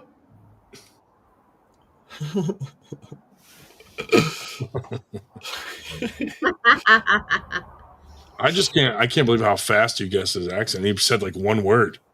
Yeah. You know? I just know how to hear things. I get it. Yeah. And I also love British comedy. So when I was younger, I used to just watch British comedy. Do you think being Mormon helps you guess like a Mormon liberal? Does that help you guess people's accent? Oh, look at that. Todd Threet said, MG, the Meredith what's the origin of my name? Okay. All right. Put yourself on. Let me hear you speak. What do you think the origin of his last name is? His last name, yeah, Threet. Threet. Irish, probably. I have to hear you speak. Yeah, but that'll give it away too quickly. You've just got to go with the last name. Threet. Todd. Because he's probably American, but then his origin would be different. Yeah.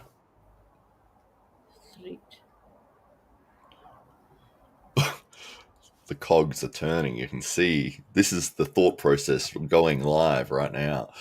Up and to the left, looking up and to the left. Use the visual memory. Down and to the right. You're lying.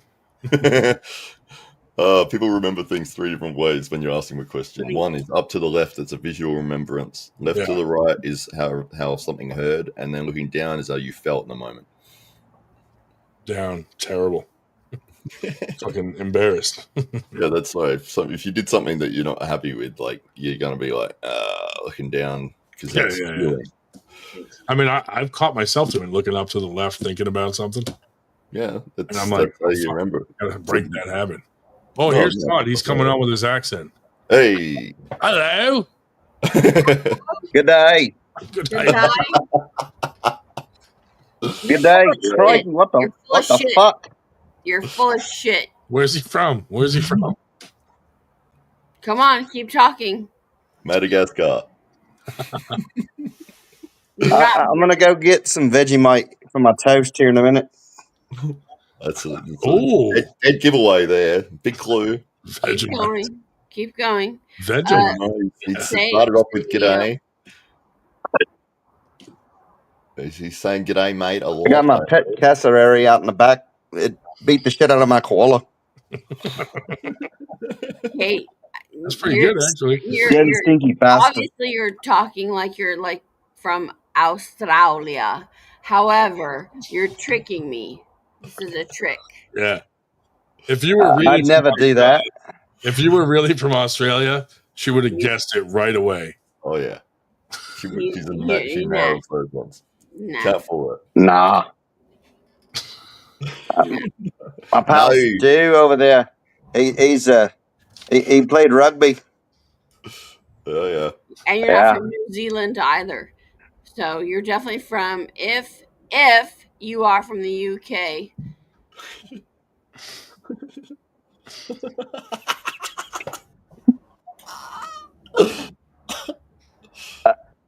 Your guess is as good as mine.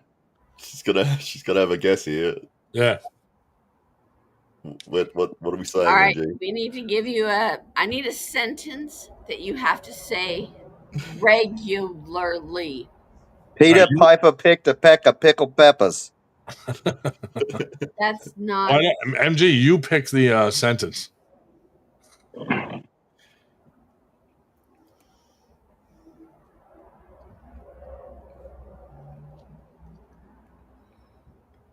Crickets. Bueller? Sorry, that was a tough question. Bueller? I should have worded it differently. Yeah. Maybe you could pick the sentence, Ryan. Yeah, say, I got my bloody index finger caught in my asshole. No. I know that's a London accent, but you're not from London. That's not it. I'll tell you this. I drive a Holden Commodore. Oh, that's great. God damn it. Think south. Think southern. Southern. Really southern. Really southern. Like really southern. Like Brighton. What continent? Southern continent. Are you really okay? All right, you got 3 guesses, MG. Okay. I know she's going to get it right on the first one, like she did with Matt. No chance in bloody hell. You're tricking me on purpose, though. That's the thing. Prove it. I want you to say. How now does the brown cow? How brown is the now cow? How now does the brown cow? It's different. Brown cows, don't they have chocolate milk? That's racist. Keep going.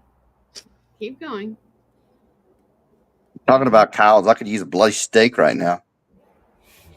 From Outback. Yes. Don't forget the blooming onion. Have you eaten kangaroo before? Shrimp on the bobby. Are there Outback restaurants in Australia? No, we just go to the Outback. Just like tricking me. My buddy's got about a 35,000 acre station. We just go pick off one of the cows and knock its horns off, flip it twice, and eat it. Yeah. No, you're not Australian. No, you're tricking me. You're not Australian. That's a trick. You can tell the Australian accent. You know. In Brazil, Brazil nuts are just called nuts. These. You're definitely not Australian. Something's off. These nuts. Something's definitely off. That I've definitely spent a lot of time in Australia. Great, you spent a lot of time in Australia. Nah, you're off. Something's off. She's seeing through it. She's seeing through it. I'm off. Maybe it's a warped accent. He could be a mix of two different regions that's throwing him off. Nope. I was a student ambassador. I went everywhere. I don't give a shit where you went. You're not from there. It's like he's. I'll give you two other guesses where in the hell I'm from. How about that? How about that? I already know all the southern accents, son. Yeah. Don't stare off at me, son. You got one more. Well, if you know it, which one's he from? Did you see that video of Sean Hancock roughing that dude that like? Oh my god! He's grabbing the fucking pin line as the handle.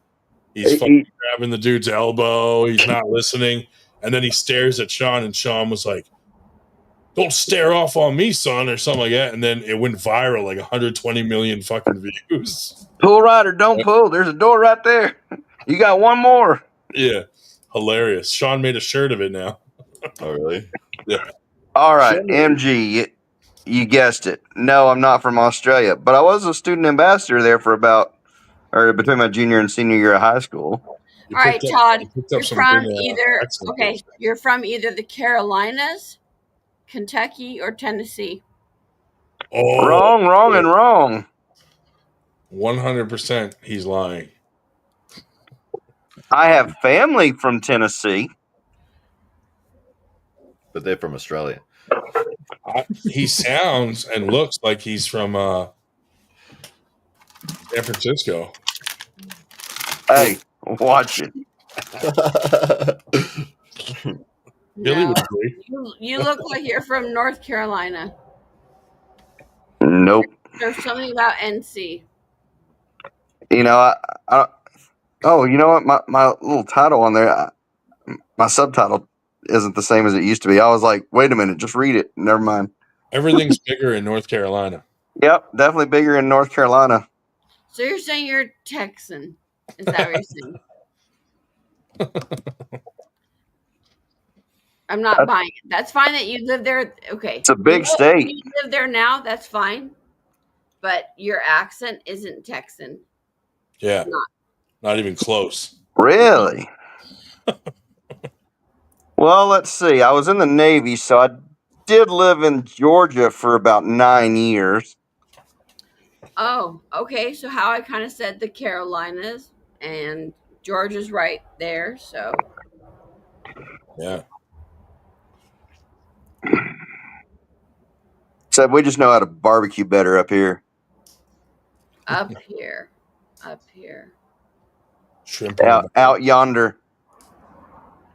Shrimp on the Barbie? No, he's not in Australia. He's not. No.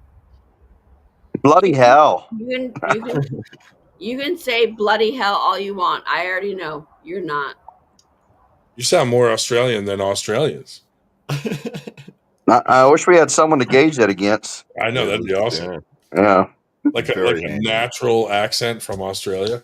If only we knew somebody from there. Yeah. Only. Oh, I know plenty of people from Australia. Oh, you do? Oh, you know really? Ryan Bowen? I'll give you a 1 in 4 chance that you don't.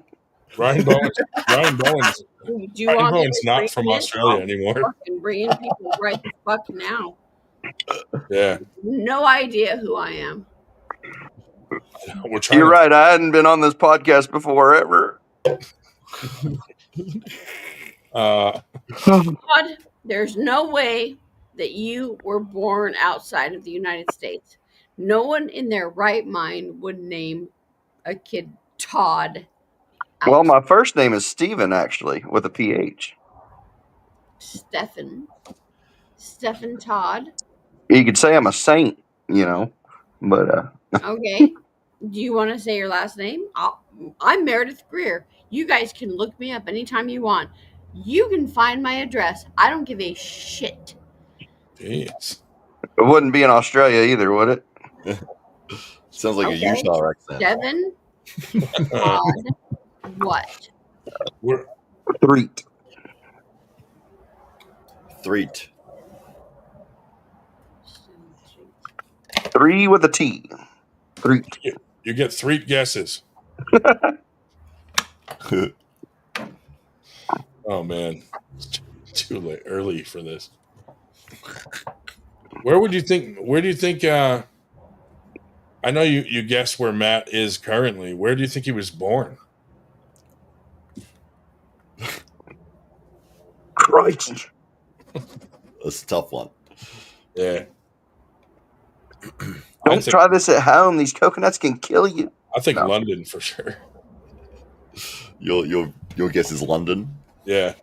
Okay. You're trying to trick me. This is a trick. You so guessed so back to the origin. What's my origin? Yeah, what's Threet? Threet definitely is British. English. Now I really want to know. We got to find this out. I mean, that whole Heinz 57 is my favorite. Never mind. I'm trying to think as well, Todd, because I don't know where you'd be from.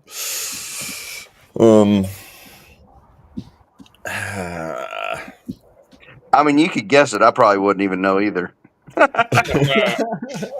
Someone's already said it. Oh, did you? No.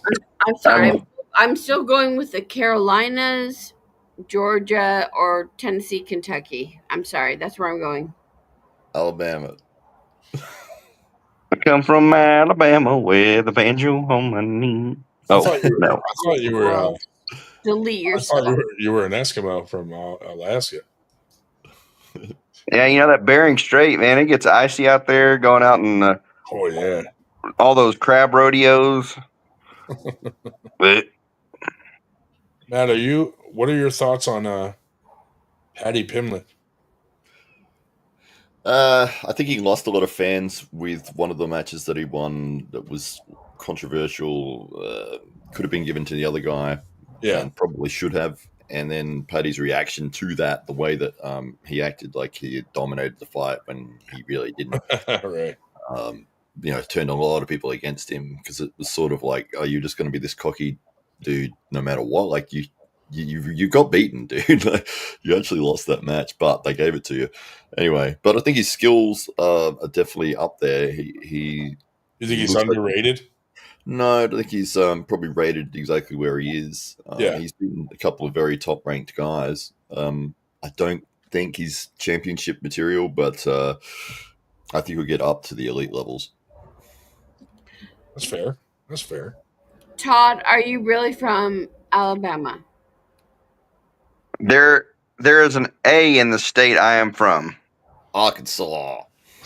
No, it's not. There's an S in the state where I am from. Alaska. Yeah. We're going to run circles around that one. I knew it.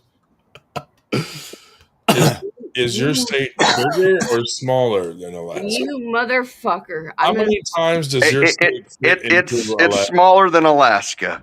How many times would you say your state fits into Alaska?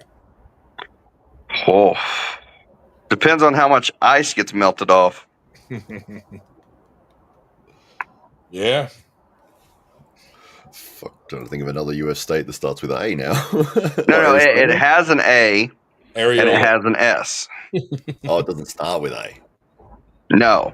Oh, I see. MG's from the state of Areola.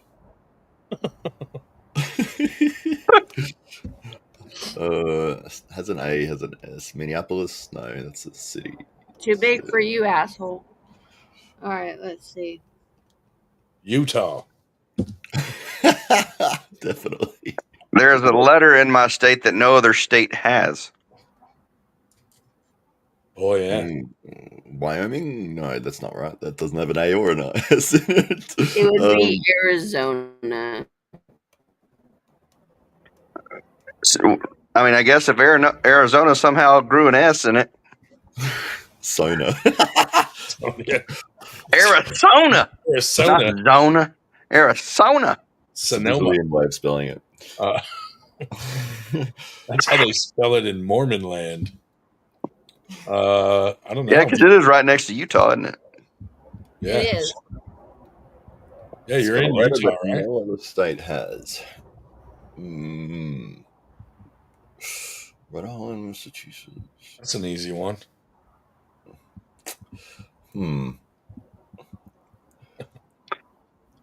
Which side of the country is on? Which side? Well, can't really have a side. Do you compete in Billy Ortegas' league? Doesn't everyone? He's part of AUA. It's Arkansas. Are you Arkansas? Definitely. No. There's definitely a letter in Arkansas that's not in any other state. You know the answer, don't you, Ryan? I do. Oh, Ryan knows this 100%. Yeah, I definitely know the answer. And normally my caption has it on there, but I forgot to put it on there this time. Matt, you must know it because when he says what it is, you're going to know the letter immediately. Oh, this is annoying me. I'm going through the Rolodex of U.S. states. We had an Arnold's qualifier. Nah, it doesn't help. Who didn't? No, I'm just kidding. Yeah, exactly. Wrong. Wrong. Yeah, right. Exactly. Exactly.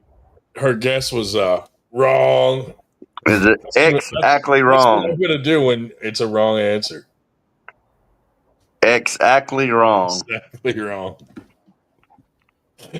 Okay. Oh, God. Exactly. New Mexico. There's only 2 states that start with this letter in the U.S. Ooh, that's a good one. Oh, and she guessed one of those. It has been mentioned. Yeah.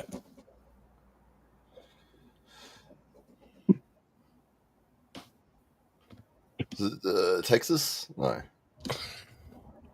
I'm waiting on MG's guess. I don't know. I can tell you this: all 5 geographical regions of the U.S. filter down into it.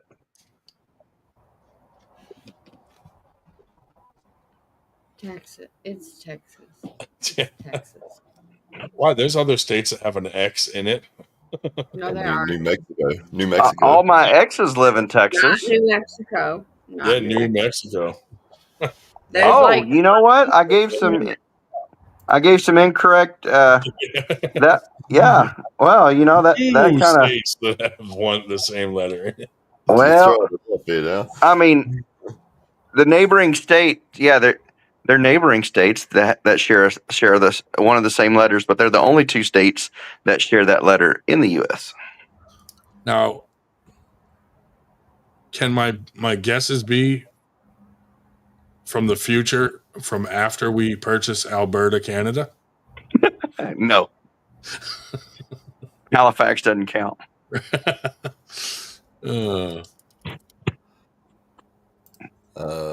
I'm guessing Texas, but yeah. It's big Texas. state. You said it was a big state. Texas is a big state.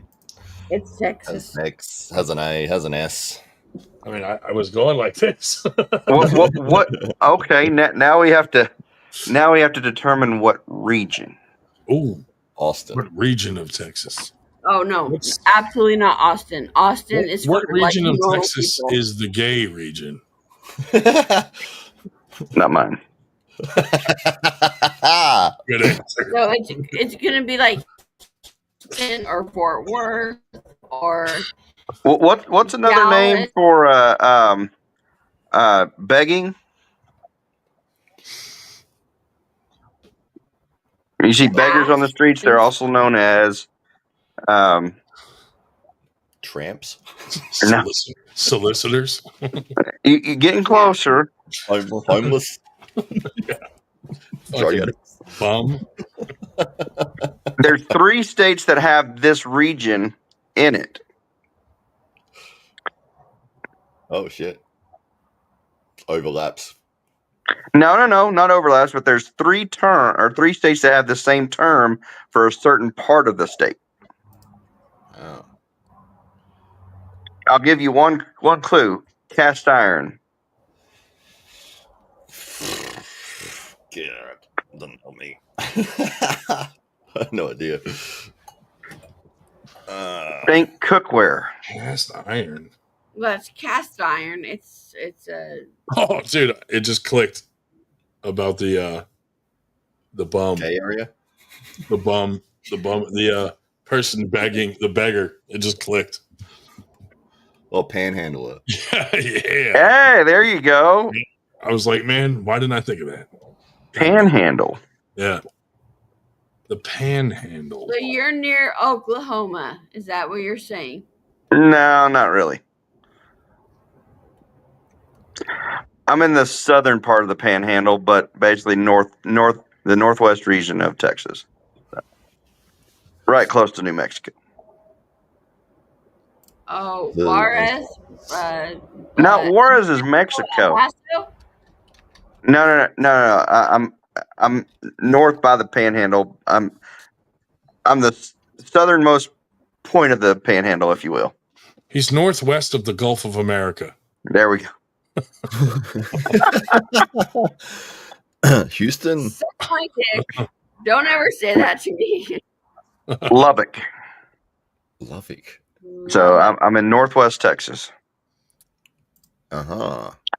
Also known as the Hub City. And I knew you weren't fucking Australian, and I knew you weren't fucking South African. Fuck you with the soft dick. What was Matt again? South African? What? South African. Hey, are you Elon's cousin? Absolutely. No, I'm just drunk. No. No, I should go get more drink. MG has smashed many of Tesla.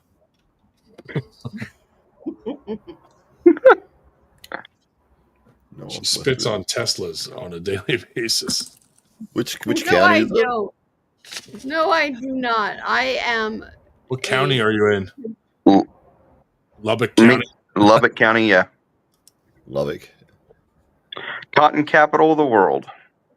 I'm trying to see it on the map here. Christ. Ah! Oh no. Oh, the girls came out. That was a little nips. That was not. Sorry. I'm drunk. We didn't see a thing. It wasn't on camera. Don't worry. Unfortunately for the viewers at home. Can I get a drink and come back? Well, is that okay? Yeah, that's fine. Go ahead, go get a drink. Grab I'll 2. Be back. Okay. Thank you. Yeah, sure. All right. Well. Should we leave now? Where'd she go? I can hear you. God hates every one of you. I was trying to whisper so your areolas didn't hear. Shut up. Pepperoni. London. Matthew from London. Yeah, London and Newcastle apparently. Newcastle. That would have been my guess. I thought it was Perth. Oh, okay. Yeah, well, you would have been a lot closer. Right. I remember when I was 17, I was a student ambassador I went from Sydney to Cairns over a 3-week period of time. So we kind of just toured the whole East Coast. Yeah, nice. So, if I had to guess where Matt's from, just based on his accent, I'd say somewhere near like Adelaide or Steve Irwin's hometown. Like, say the exact suburban street and where I'm going. I'd say the Gold Coast. Yeah, he's on Birdview Lane, 632 Birdview Birdview Lane. Birdview Lane accent for sure. Jesus. Yeah, well, we don't have as much regional change between accents around the country here. Like, there's only very small couple of words, but apart from that, if I was talking to somebody from Queensland, I wouldn't know unless they told me. When I hear you talk, the first thing I think is he's Aborigine. Nah, needs garlic. God, Crocodile Dundee. That was like my childhood favorite movie. Great movie. Oh, yeah. Well, I mean, Jake's accent is different to mine. He's more of like the Ocker kind of larrikin-y, accent. Which young guys with ready bang. Hand grenades here. These guys are gonna go at it. Yeah. Okay. Foster's Australian for beer. You got to have the A's in the word beer. Beer. That's it. Yeah. My girlfriend keeps. I had a wallaby tapping on my window last night. I had to shoot the bastard. I'm just kidding. The way that we say Tuesday and tuna and tulip. Tuesday. Tuna. Yeah. Altoona. Yeah. You're gonna stick out like a sore thumb in Miami. I think I would regardless. Yeah. But it was like same in India, man. I mean, shit, I was the only white dude that I saw for a month. Maybe you'll get lucky and someone will shit in the street in Miami. Fingers crossed. I tell you what, my favorite place over in Australia was definitely Brisbane, Gold Coast. Yeah. Gold Coast is awesome. What's the most popular area in Australia? Well, the most people live in Sydney. Yeah, and then Melbourne would be second. But so Sydney's like the main tourist. Location. Sydney and Cairns are probably the two main tourist places because you got the Barrier Reef and then you got the Opera House. Yeah, Gold Coast is. Yeah, well, yeah. Yeah, they've got amazing weather, great beaches, and the whole area is like full of just fun activities to do. Like the higher women to men ratio. Yeah, 100% fact. Does make a difference. Yes, it does. Yeah, but no, I had a chance. You had a chance. If you can't find a date in, if a man can't find a date on the Gold Coast, then there's something completely wrong. Yeah, it's a fun place to be.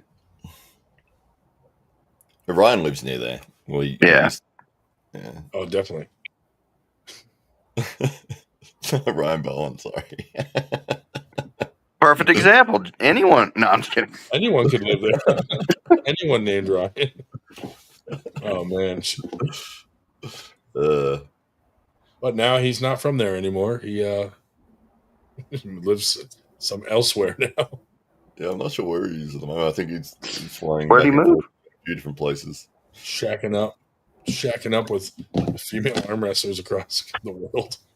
I'm pretty sure he's in it's the Sunshine Coast at the moment, which is just south of the Gold Coast.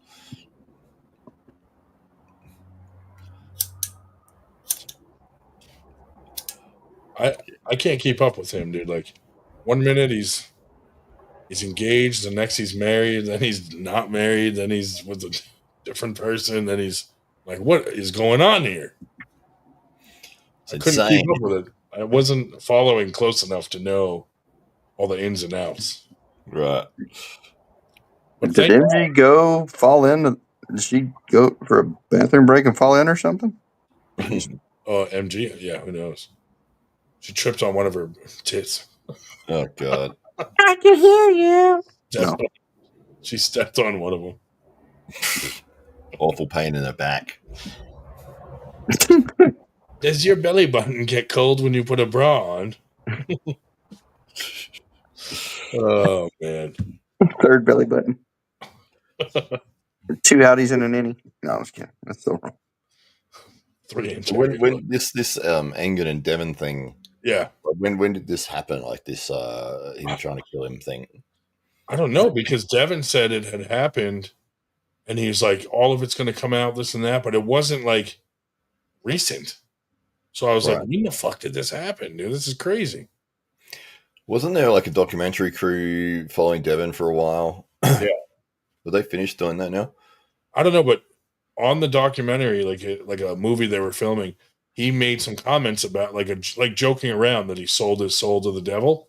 Oh yeah, and that's why Engin is running around telling everyone that Devon worships Satan. Like he took it literal, you know. I'm like, Jesus, Engin. You got to wonder what the translation was from English to Turkish, though, because maybe they wrote that on there. He's the devil. Oh my God, I worship the devil. yeah, dude. My eyebrows can sense it. Engin's just running with it and telling everybody that he said it in the argument with Ted on the phone. He was like, and Devon worships the devil. I was like, what the fuck? You sound like a fucking moron. Yeah, that's been embarrassing. Then that Camille video, dude, I'm like, oh man, I wish I hadn't watched that because I really like Camille. But it was really odd behavior to just keep saying everything's Devon's fault. And Jake's like, well, those refs were Engin's. And he's just like, it doesn't matter. It was Devon's fault. And he's like, like everything Jake was saying, all these facts just didn't matter. It was still everything's Devon's fault. And he's ruining East versus West. And I'm like, geez. I'm sorry, but I'm pretty sure there wouldn't be half the pay-per-view subscriptions if Devon wasn't on it. I agree. Oh yeah, just saying. It was crazy, dude. I mean, Devon could start his own league tomorrow, and it'll be on the same level instantly. He might. Arm bet you he doesn't. Dude, I mean, between him, Brian Shaw, Baxter, Dexter, and all them. Is the Armbet app still a thing? It was like 2 phones ago for me. I haven't installed since. I don't know. I know, right? Because I used to get on there and then people were saying, hey, I arm wrestle. Hey, I arm wrestle. And I'm like, I've never seen you at an event. I've never seen you at a practice. Okay, kid, put your shirt back on. You ain't fooling nobody. But, yeah. I invited them all to practice. Oh, no. No, I'm good. Yeah. Yeah. It was pretty handy, like when it was out and working. Like we found some people that didn't know that there was a club here, and we were able to get them to come along, and so that was cool. Like Dave Stockbridge, he was on there. That's how we met Dave. That's cool. It was a great concept. Yeah, I don't know why it's fallen away, but I think they just never really updated it or managed it or kept pushing it or anything. Because it's like everyone was keen on it. You could see people had downloaded it all around the world. Yeah. But then it looked like they lost interest and it just never really got brought up anymore. I think they had a lot of plans out of the gate for it where they were going to add to it and do different things, and it never happened. So, hey, MG, have you ever heard of a flying fox? I hear they're in England with the drop bears.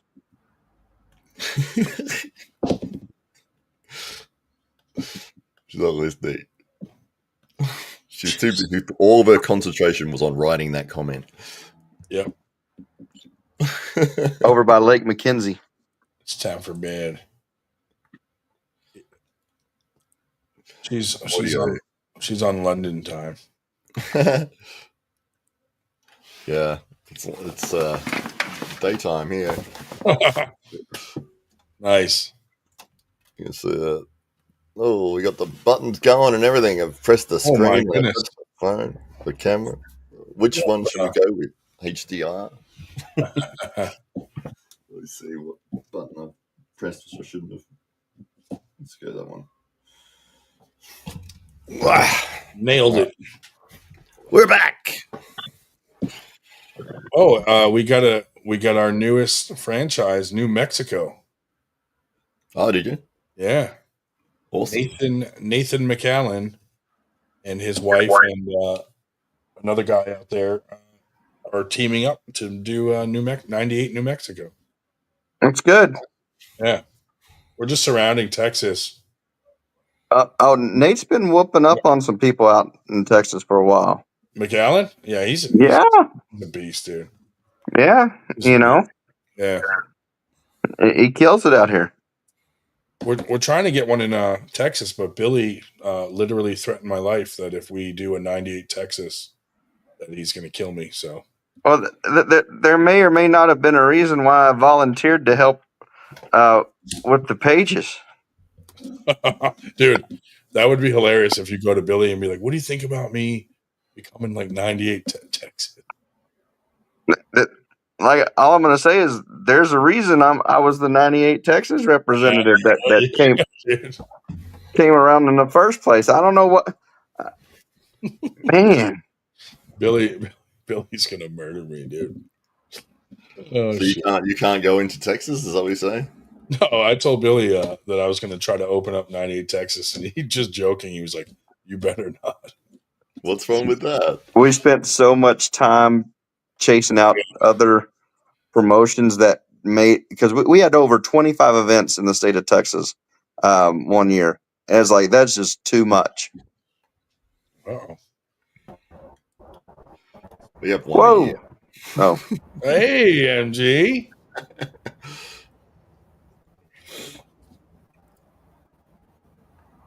Well.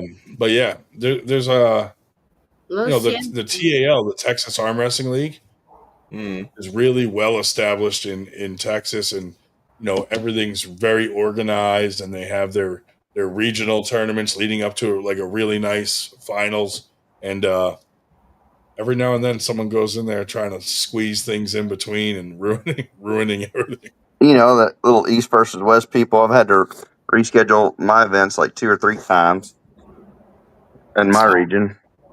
Yeah, it's polite if you're going to a state you've never been in to maybe reach out to the main promoters there and be like, "Hey, am I going to be stepping on your toes?" And it's not like we don't put our schedule out a year in advance. Yeah, and they don't do that. They just fucking plan it, and then you got to move for them, which is crazy to me. And here's the thing, are there some other promotions out in Texas ish? Maybe, sort of. I don't know. Maybe one in Houston that tries to do something every once in a while. Yeah. But no one's ever heard of those guys, or had them on this podcast. No, I'm just kidding. But every once in a while, everyone wants to be a promoter. Hey, we need to have an event out here. We need to have an event out there. It's like, okay, who are you? Who are your sponsors? Who's going to ref it? Oh, that doesn't matter. All that doesn't matter. Really? Well, you're not getting our logo on it if, and we have a structure. If it's this close to something else, we're just not doing it, Yeah.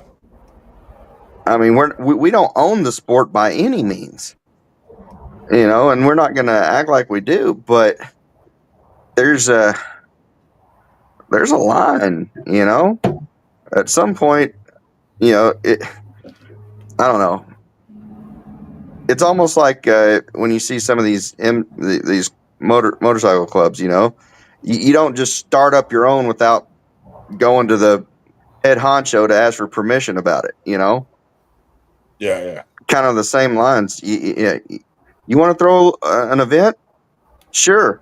it's just going to take away from the other ones around it. Would you rather have 3 events that have 60 people, or would you rather have one that has 180? Yeah. Just saying. We get a lot of the backyard barbecue fucking tournament / super match fucking thing, and it's like, man, like people are going to that out of convenience because it's closer to them than to travel, an hour to a legitimate tournament. Now, I'm guilty of the super match, challenge match event things with the mega practice and this and that. I throw them every once in a while, but you probably don't throw it on top of a tournament, though. No. Yeah. But the rankings, right?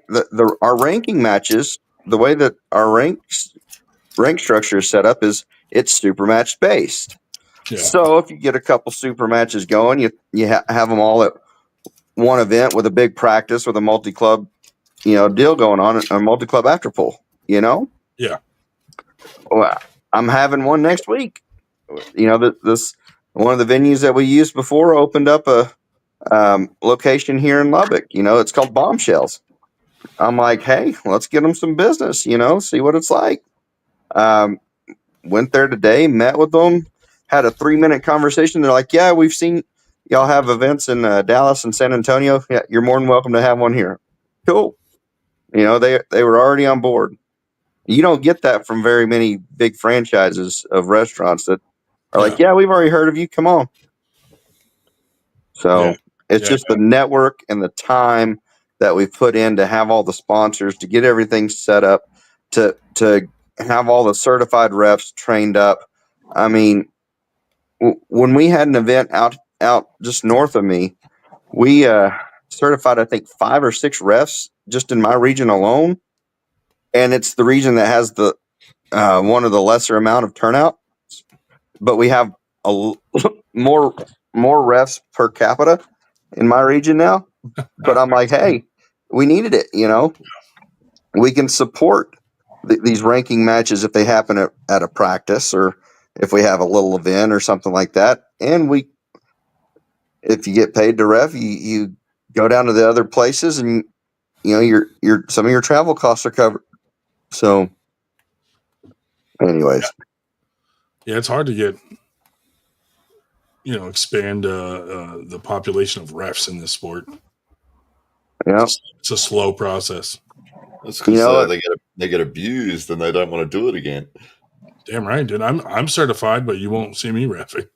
I've had so many people at my club that, and everyone knows better than the ref. Every time you're at the table, they're like, "Hey, ref, it should be this." It's like, "Hey, I'm the ref. You're the puller. I'll do my job. If you want to petition it or challenge it, sure. But until that time where it's you're good for it, then just what do you mean I can't start in the hook? No. What do you mean you're not just going to start in the strap? Earn it. Obviously there's caveats. If both people want to start this way or that way, then sometimes we'll accommodate certain things. Starting the ref grip, starting the strap, sure. But one person, what do you mean I can't start like I practice? No. You want to start like this? Yeah. If we both start like I'm this, ready. I'm ready to say go. I'm ready. What do you mean I can't start carved in? I know what I'm doing. Ready, go. I'm completely ready. Yeah. It's like, hang on, let me get right. Let me get right here. I'm gonna. The best is the pressers to do that, dude. And their shoulders fully exactly. I'm like, come on, man. It's fine. Just say go. Just say go. I'm gonna start fully committed with my shoulder behind me. Yeah. It's always good when you see somebody get their I'm gonna start out like this. Turned out. Yeah. Refs like, put your shoulder straight. They put their shoulder straight for a second, and as soon as the ref starts doing something else, their shoulder just comes straight back in again. I mean, technically, could you start in a king's move? Wow. You could, right? What? Yeah. Can you? Why? Why couldn't you? Well, okay. So let's think about this. As long as you're not in a negative position to start, you could. Do we have 2 MGs on right now? Yeah, we did. Yeah. Oh, Can you imagine? I got to do that now. I'm going to start in a king's move. As long as your shoulders above the table to start, and your elbows I just on think the that's a. pad, dude. You could. I just think that's a horrible idea. I don't think anyone's ever done that. Don't say it, because then Devin's going to start. Oh my god, dude, that's hilarious! I gotta ask someone to do that at a tournament. Now I've seen people start out on their knees. Really? Oh, yeah. Jesus. That's weird. I've seen King of the Table events, or an event that had a King of the Table aspect to it, and someone literally starts out on their knee the whole time just to. I'm not going to name names. They might be in Arkansas, but well, that's all right if they start on their knee. That if they do it, they do it. You're not saying it's bad. No, I'm just like, what the? But yeah. But they also had the arm behind them that it didn't matter. They're proposing to their opponent down on one knee. It's weird. That's strange. What sort of style was he? Was he using a king's move or? I'll just tell you this: he's a former world champion. Yeah, right. He was doing it just because. Oh, okay. He's doing it for fun, right? And he was tall enough where it really didn't matter that he was starting out on his knees, because. Yeah. Oh, fair enough. Yeah. Do you guys allow the risers there? Like, those little box things that people stand on if they're really short. Do you allow them in your league? I use one. Oh, you? Okay. Well, thanks for insulting short people. No, I'm just kidding. Yeah. No. We even have some guys that are just under 6 foot. Some of them that use them. They like to get on top of one and then crouch down real far and get their hips way under the table. Weird. Yeah. Devin's massive veiny dong versus Vitali dick slap fight UFC White House. Make it happen. Good God. I use a put some thought into that. I use a riser when I ref. I mean, do you? I'm gonna start because some of these people are so tall. I'm like, they're like, we can't see knuckle. I'm like, well, technically neither can I. But remember when I told Paul Italia that he needs a riser to go down on his wife, and he was so mad, dude. He got over it eventually, but that's why y'all ended up having a super match. I mean, that might have contributed to it, but I thought it was funny at the time. How's he doing? Where's he at? He's fully submersed into his junkyard business. Yeah, he started a podcast, and it's actually pretty popular among those people. There's a lot of podcasts on that topic, so he has a lot of guests on for that, and his business is blowing up. He just bought a second truck. So yeah, he's just like all into that, and he said he was getting sick of the drama in arm wrestling, and all this. Next thing you know, you're going to see his trucks on an episode of Hoarders. I wouldn't be surprised. Yeah, it'd be a good deal if you could get on with that TV show. You're going to be on TV with it. Use 1-800 got jumped. I just want. I'm trying. Yeah. I want his business to blow up, so he'll sponsor Winter Blast again. There you go. Yeah, but then you have to get him an opponent for a super match that shows up, 45 minutes late. Oh yeah, Nanya. Yeah, that was an interesting moment in arm wrestling history. I mean, yeah, super matches and an intermission. I mean, that's a great time. Dude, I don't know if you guys heard that, but Eric Harlan's homeless. Probably. Yeah, David Kotlow sent a video out of Eric with a very large woman hanging out with her, and then in the next video, she's face down on the bed and he's banging her, videoing her, and she's like, "Are you videoing me? You don't have my permission." And he's just laughing. I'm like, I did not need to see that. What about that Steve guy that was always had a different bruise on his face every he's out of jail. He's back and trying to get it together, I guess. I thought that's why Paul left, because that guy was like stalking him or something. Now, Golub threw a lot of threats at Paul, but he's from our area. We know him here, and He's actually a pretty nice guy, but when he goes off his meds, he acts like really crazy, but he's not someone that would go act on it. You know what I mean? He's Could have just fooled me. he's just like kind of out there. So I mean, literally, it was like 3 weeks in a row.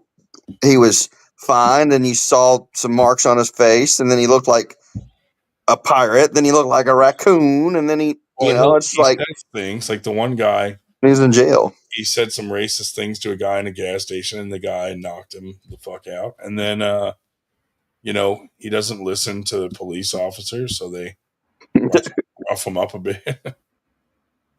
I mean, Philadelphia, Pennsylvania. I mean, the cops are real nice. You know that they allow you to talk back to them, don't they? Some do. It depends where you're at. It depends how many people you've hit with a pillow. Jeez. Yeah, that was in New Hampshire, actually. They made a bigger deal of it in New Hampshire because, not many things like that happen up there. Not many things like that happen anywhere. I mean, all the parking lot fights and yelling and screaming at people and parking lot. No, I'm just kidding. Yeah. I mean, we had a woman here where I live. Someone was, riding her ass in traffic, and she got out and went and shit on the hood of the car behind her, and it went fucking viral, dude. Viral. Wow. And like her daughter's being bullied in school. They had to fucking take her out of school. I'm like, wow. And then when they asked her why she did it, she's laughing, and she's like, I have a disease or something like that. I'm like, okay, I can see you have a disease maybe or a sickness where you have to go to the bathroom, but the disease didn't make you do it on the hood of a car. Like, come on. Witness protection from in a viral video. And it was like a road rage situation, and she just did it. And some kid in his car is videotaping it, and he's just like, oh my God, she just shat on the hood of that car. Like, holy Christ, she did. It was gross. But so that's the kind of stuff that happens in my area. It's almost, It reminded me of like a story that would have come out of Florida, Florida man, yeah. Yeah. Florida man shits on hood of car or something crazy. But, happened right here outside of Philly. But Philly, there's, 10 dead people a night there from shootings. And really? Oh, it's bad in Philly, yeah. How far away from that are you? I live like outside the city in the suburbs. Pretty quiet where I live. So like 20 minutes or? Yeah, like 20 minutes outside. 20 minutes away from murder capital. Well, outside the edge of the city, It happens more go that way. Yeah. It happens more in like deep in the city, Right. What's the city of Philadelphia like? It's actually a pretty cool city, man. It's big, a lot of history. Everybody goes there for the Rocky statue, and run up the stairs at the museum. But yeah, Philly was the capital of the United States first. So was it? Yeah. So it's like there's a lot of history. Like that's where the Constitution, the Declaration of Independence was signed, everything right there in Philly. So wow. A lot of history in the Philly area. Why did they change it to Washington? I don't know. I mean, I have Where's no idea Dave when you need him? why they decided. Yeah, Dave Shell would know. You know what? I'm going to Google it. Yeah. ChatGPT. If only we don't need Google. We have David. Yeah. Have you been to the Rocky statue? Oh yeah, yeah. Did you run up the stairs? The art museum there is huge. It's a really cool art museum to go visit. There's a lot of cool museums in Philly. I've stopped towards Gettysburg before. Oh, it was a political compromise between the northern and the south states. Imagine that. That makes sense. Civil War, yeah. Try it again, see what happens. Well, is Washington sort of in between? Need us in the middle. It's like north and south. It's sort of right in the middle. DC is probably where like the south kind of starts, Yeah. And it's really not south.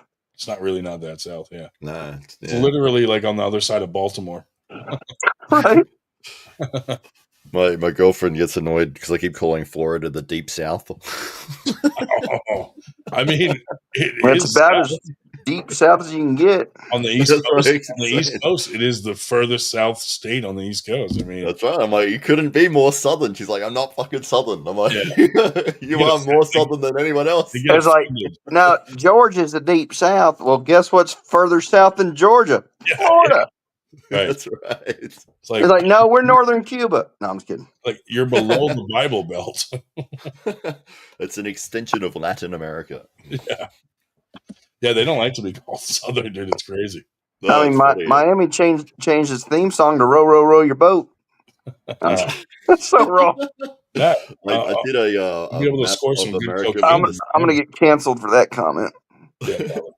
I sent her a map of the U.S. states, and then I'd replaced. I photoshopped Florida to say the Deep South. Oh, dude, that's awesome. Oh, that's funny. Make Florida Southern again. Yeah. How did they just decide to say, like, we're not Southern? Like, come on. It's Southern New York. Everybody in Georgia, the Carolinas, Tennessee, everyone there is okay with calling themselves the Deep South. But the state that's further south is like, nah. We ain't south at all. What are you talking about? Okay, so I'll tell you this: Northeast Florida, basically anything you take on the east coast of Florida, you go above Orlando. That's all redneck country. Yeah. Period. The west coast of Florida, well, not so much. I mean, that's retirement area from New York, and then of course, so basically you say from Tampa down on the east side. Yeah, it's a whole different culture. Oh yeah, it's all the like that whole part of Florida is where we in the north send all the heroin addicts to go to rehab down there. It's all fucking junkies. Yeah. Down there. Now I lived in Northeast Florida for 8 years. Yeah. And I mean I was on the submarine base in the Navy, just on the Georgia-Florida border. Well, that's why it was Southern. Yeah, that's where my. So yeah, I spent 9 years out there. So I have a mix between a Texan and a Southern accent. Yeah. And what's funny is between my junior and senior year, like I said, I went out to Australia, and for half of my senior year, I had this weird Texas Australian sounding accent because I have no idea why it stuck. But they're like, dude, why are you talking so weird? I'm like, what do you mean? And they're like, all you want to talk about is Australia. I said, because it was so much fun. Yeah. Every other thing was like, well, we do this here in Texas, but in Australia, they don't even have guns out there, and they're like, what? Like, that must be illegal. I'm like, yeah, illegal to not have a gun. I don't know. I was I mean, it's an entire continent of criminals. Why would you give them guns? I know, right? It's like everyone in their family has prison records.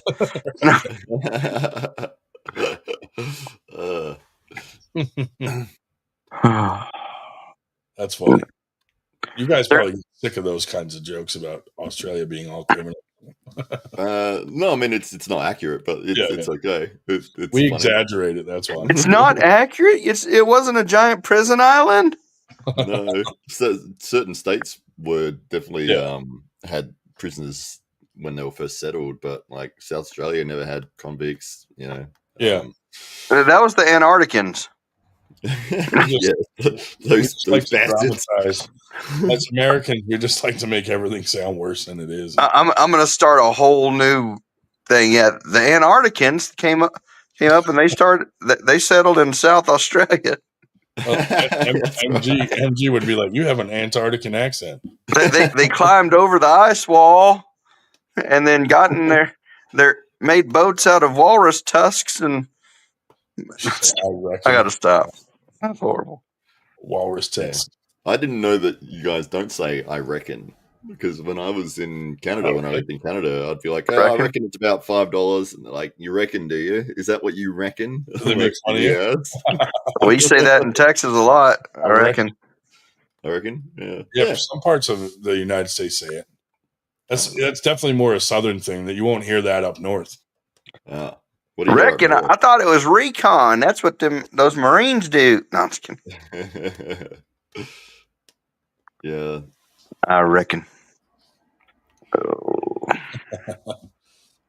But yeah, Texas Arm Wrestling League is doing well. I mean, I've seen Yeah. a lot of the promos and stuff for you guys' events, and it looks very professional. You guys are doing a good job. We have put a lot of work in, but I mean, you have no idea how much time and effort Billy puts in behind the scenes.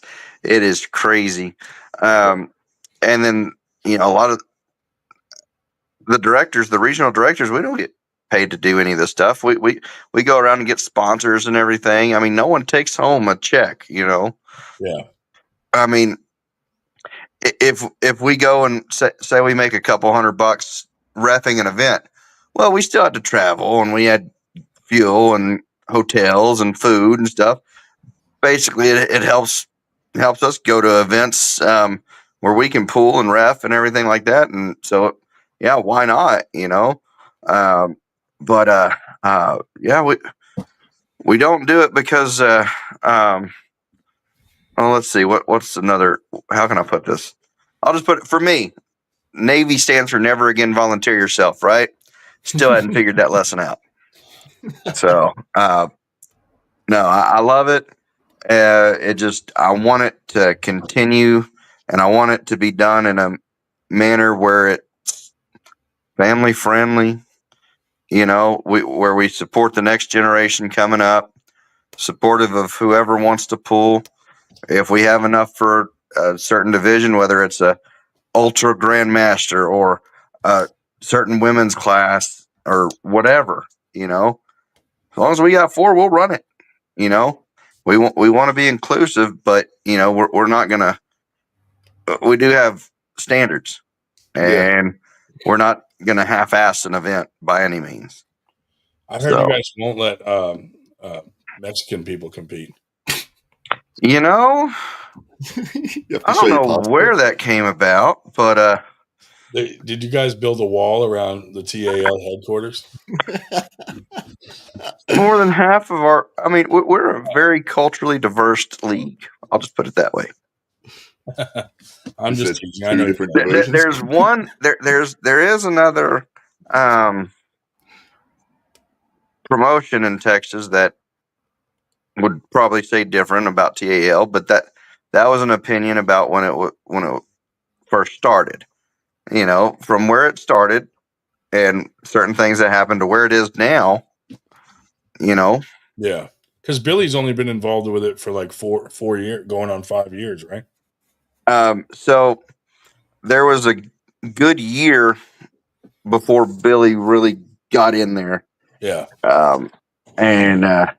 Or at least in his current position. But once he took over, it's he didn't let good get in the way of better. Yeah. I'll just put it that way. So we had a structure.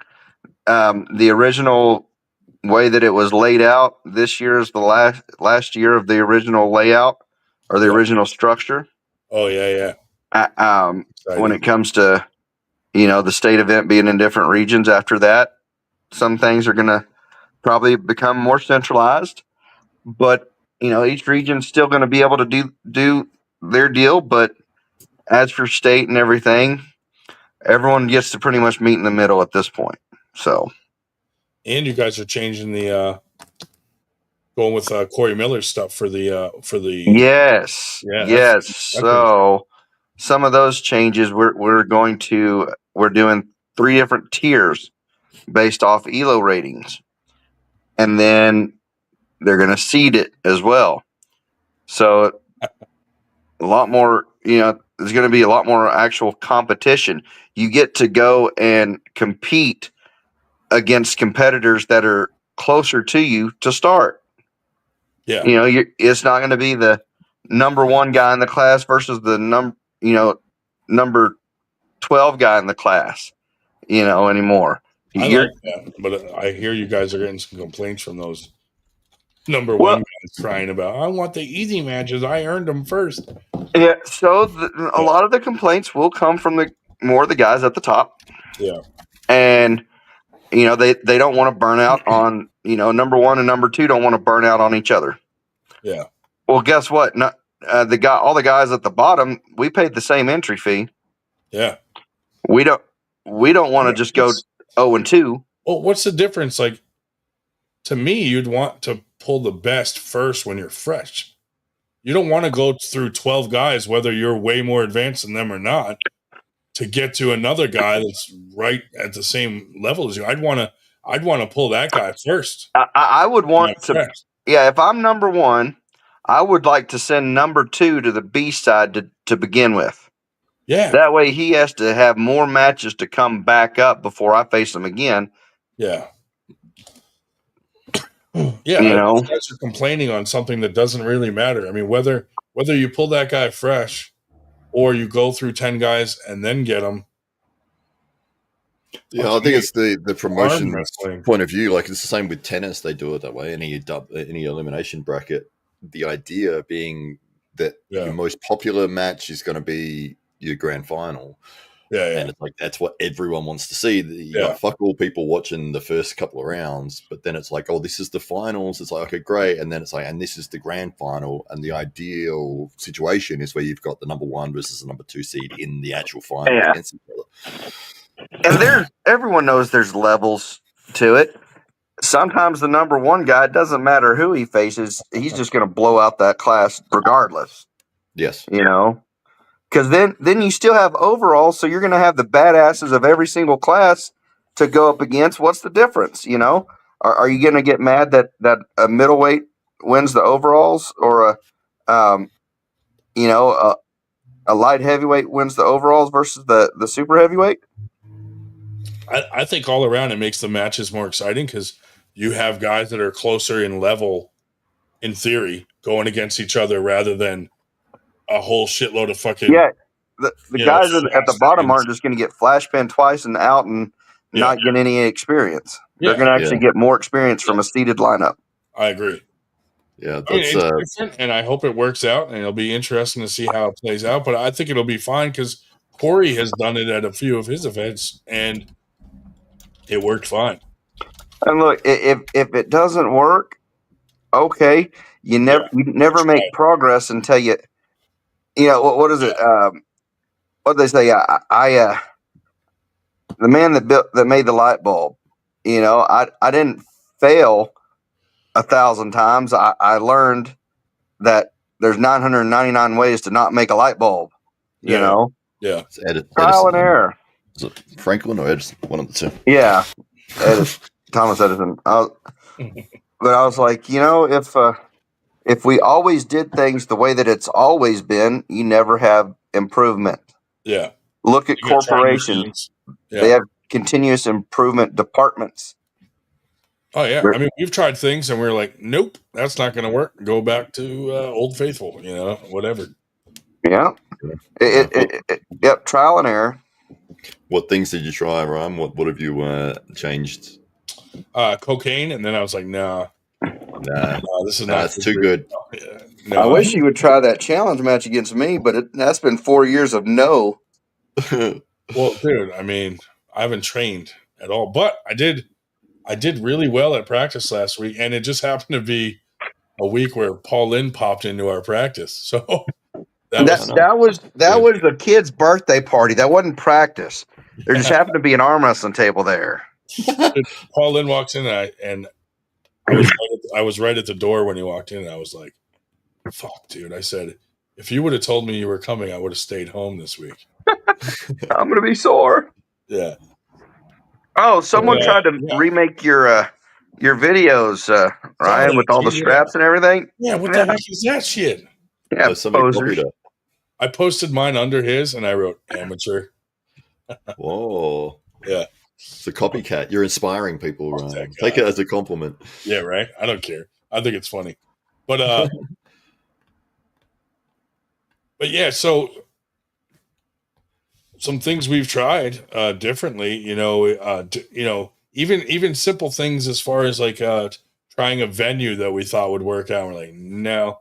Or, having Arm Gods Friday night and us Saturday. Just, it was fun. It was great to do one time. And we both realized it probably hurt both of our events. We probably won't do it like that again. So I watched that yesterday, actually, for the first time. The Arm Gods thing? Yeah. I was talking to Marcus. Pretty cool. I was writing back and forth with Marcus, and then he said something about one of the matches, and I was like, fuck, I gotta watch it. And was it the Corey Miller one? He wanted me to watch, who was it? Fucking Craig Sanders. Yeah, Corey Miller. Yeah. Dude, what a comeback. Oh, insane. Yeah, wasn't that 3-0 down. Because the first few rounds, Corey made it look easy. He just and you're like, over. He flashed him that easy. This is going to be a cakewalk for him. And Sanders came back to being down 3. Yeah. I love it when that adjustment finally kicks in and you find the right lane. I mean, I've yet to find it, but I love it when it happens. I love seeing other people do it. Yeah. Yeah. Well, I mean, you can see the game plan that Craig was trying to get there. That obviously he'd been top rolled 3 times in a row, flash pin, and he put everything into getting that inside position. As soon as he got it, that was all we needed. Yep. No, that was good. That was a good event. It's fun. Yeah. So I watched the James Brown performer, and you did. Yeah. He actually did good, dude, because they had a technical difficulty for a minute, and he just started kind of doing a little bit of crowd work. Yeah, so it was pretty funny. Yeah, and he seemed like he was doing a good job. Pricey guy though. Oh, for 5 minutes, dude. Yeah. Fucking hell. Yeah. It was fun, but like I said, having 2 big events back to back like that probably hurt each other a little, because the general people, that's an expensive weekend to have to get 2 or 3 nights hotel instead of 1, and then tickets to Arm Gods, and then entry fees for Winter Blast, and food and alcohol at the casino is through the roof in prices. So, and then the money spent at the casino.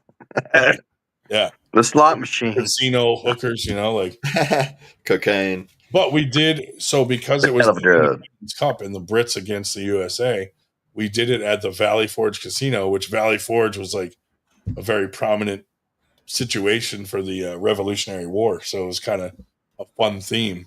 And the room was awesome with the mezzanine for VIP stuff, or even during Winter Blast, just people sitting up there to get a really good view of the stage. Like it was really fun. But like I said, none of us made money off that. I don't think Texas could have a themed tournament like that, because any 2 different parties during any war that's been in Texas might be taken the wrong way.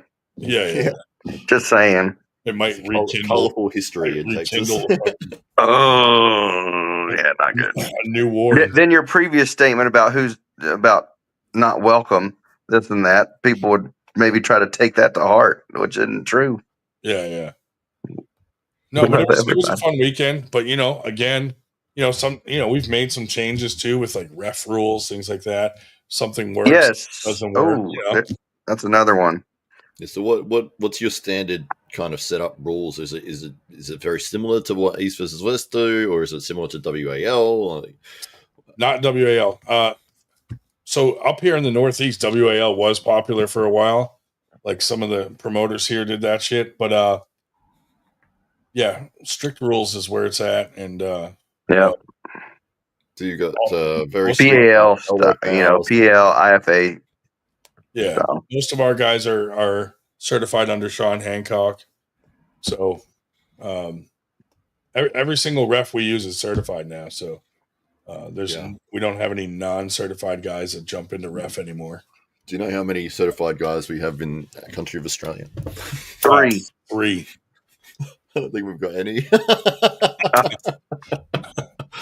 Well, we definitely don't have any in South Australia. Well, then you could say you're certified if you want to. Then, yeah, you can be an AWE certified ref. Like, hey guys, we're going to change things. We're just going to start saying we're certified.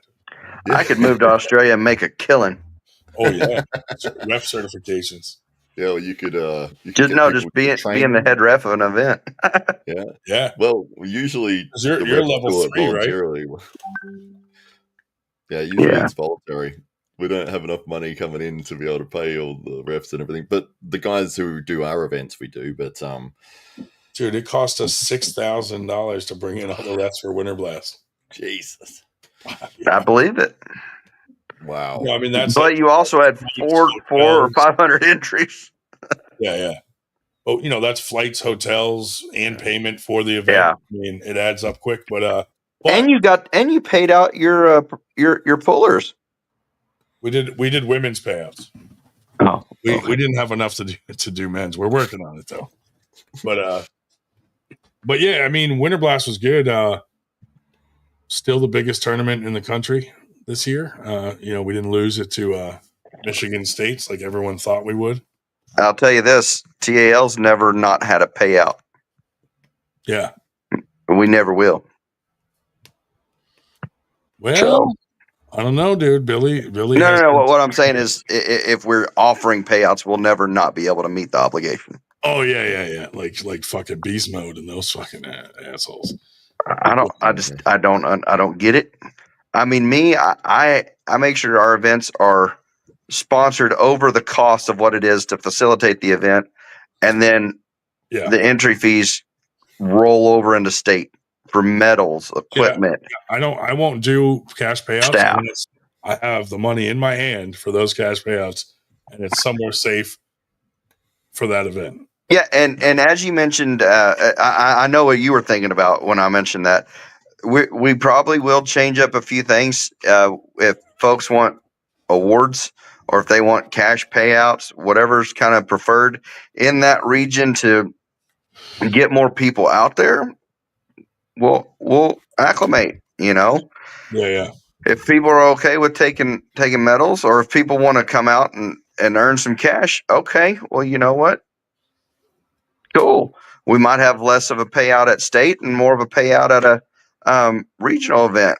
Yeah. If that's what gets more people to come out to the events that have had less people, okay. And it depends too on amounts. Like we had a big conversation about this the last time on the show. Like if you're from Ohio and there's a tournament in Florida and the cash payout, let's even say it's as much as like $500 for first place. That still doesn't cover that guy from Ohio's flight, hotel to go down there. Exactly. $500 to a guy 2 hours away. That's a lot of money to just drive over there. I mean, in Texas, we had state in Lubbock. Yeah. We had folks coming up from Houston that were banking on winning a couple classes to pay for their trip. Yeah. One of them was successful. Yeah. He made a little money, but some other people that came from other areas, not so much. I mean, they might have broke even. Yeah. I mean, it's definitely not guaranteed. You never know what's going to happen. So, of course, I mean, you can drive 13 and a half hours if you start in Brownsville and still not get out of Texas, depending on which direction you go. Yeah. Just saying. That's crazy. Yeah. It's a big state. Yeah. So from El Paso to the Pacific Ocean, it takes less time. Let's see. Yeah. So it takes less time to go from El Paso to the Pacific Ocean than it does to go from the farmost eastern side of Texas to the farmost west side of Texas. Wow. Yeah. So you could go across 5 states quicker than you can across your own state. Yeah. Yeah. It's a big state. Yeah. That's why, like, I'm in the land of all the little states. So in 5 hours, I can cross 8 states. And what's crazy is you see exactly what we saw that one year. Yeah. Y'all have several events, in there might be a weekend where you might have 3 events in the same geographical region that would fit in Texas. Yeah. You drive 2 to 3 hours, in either direction, and you can find an event on one weekend. Yeah, like here, if I throw an event here, there could be one 2 hours north of here, but there's also a heavier or a higher population per capita out there too. Right.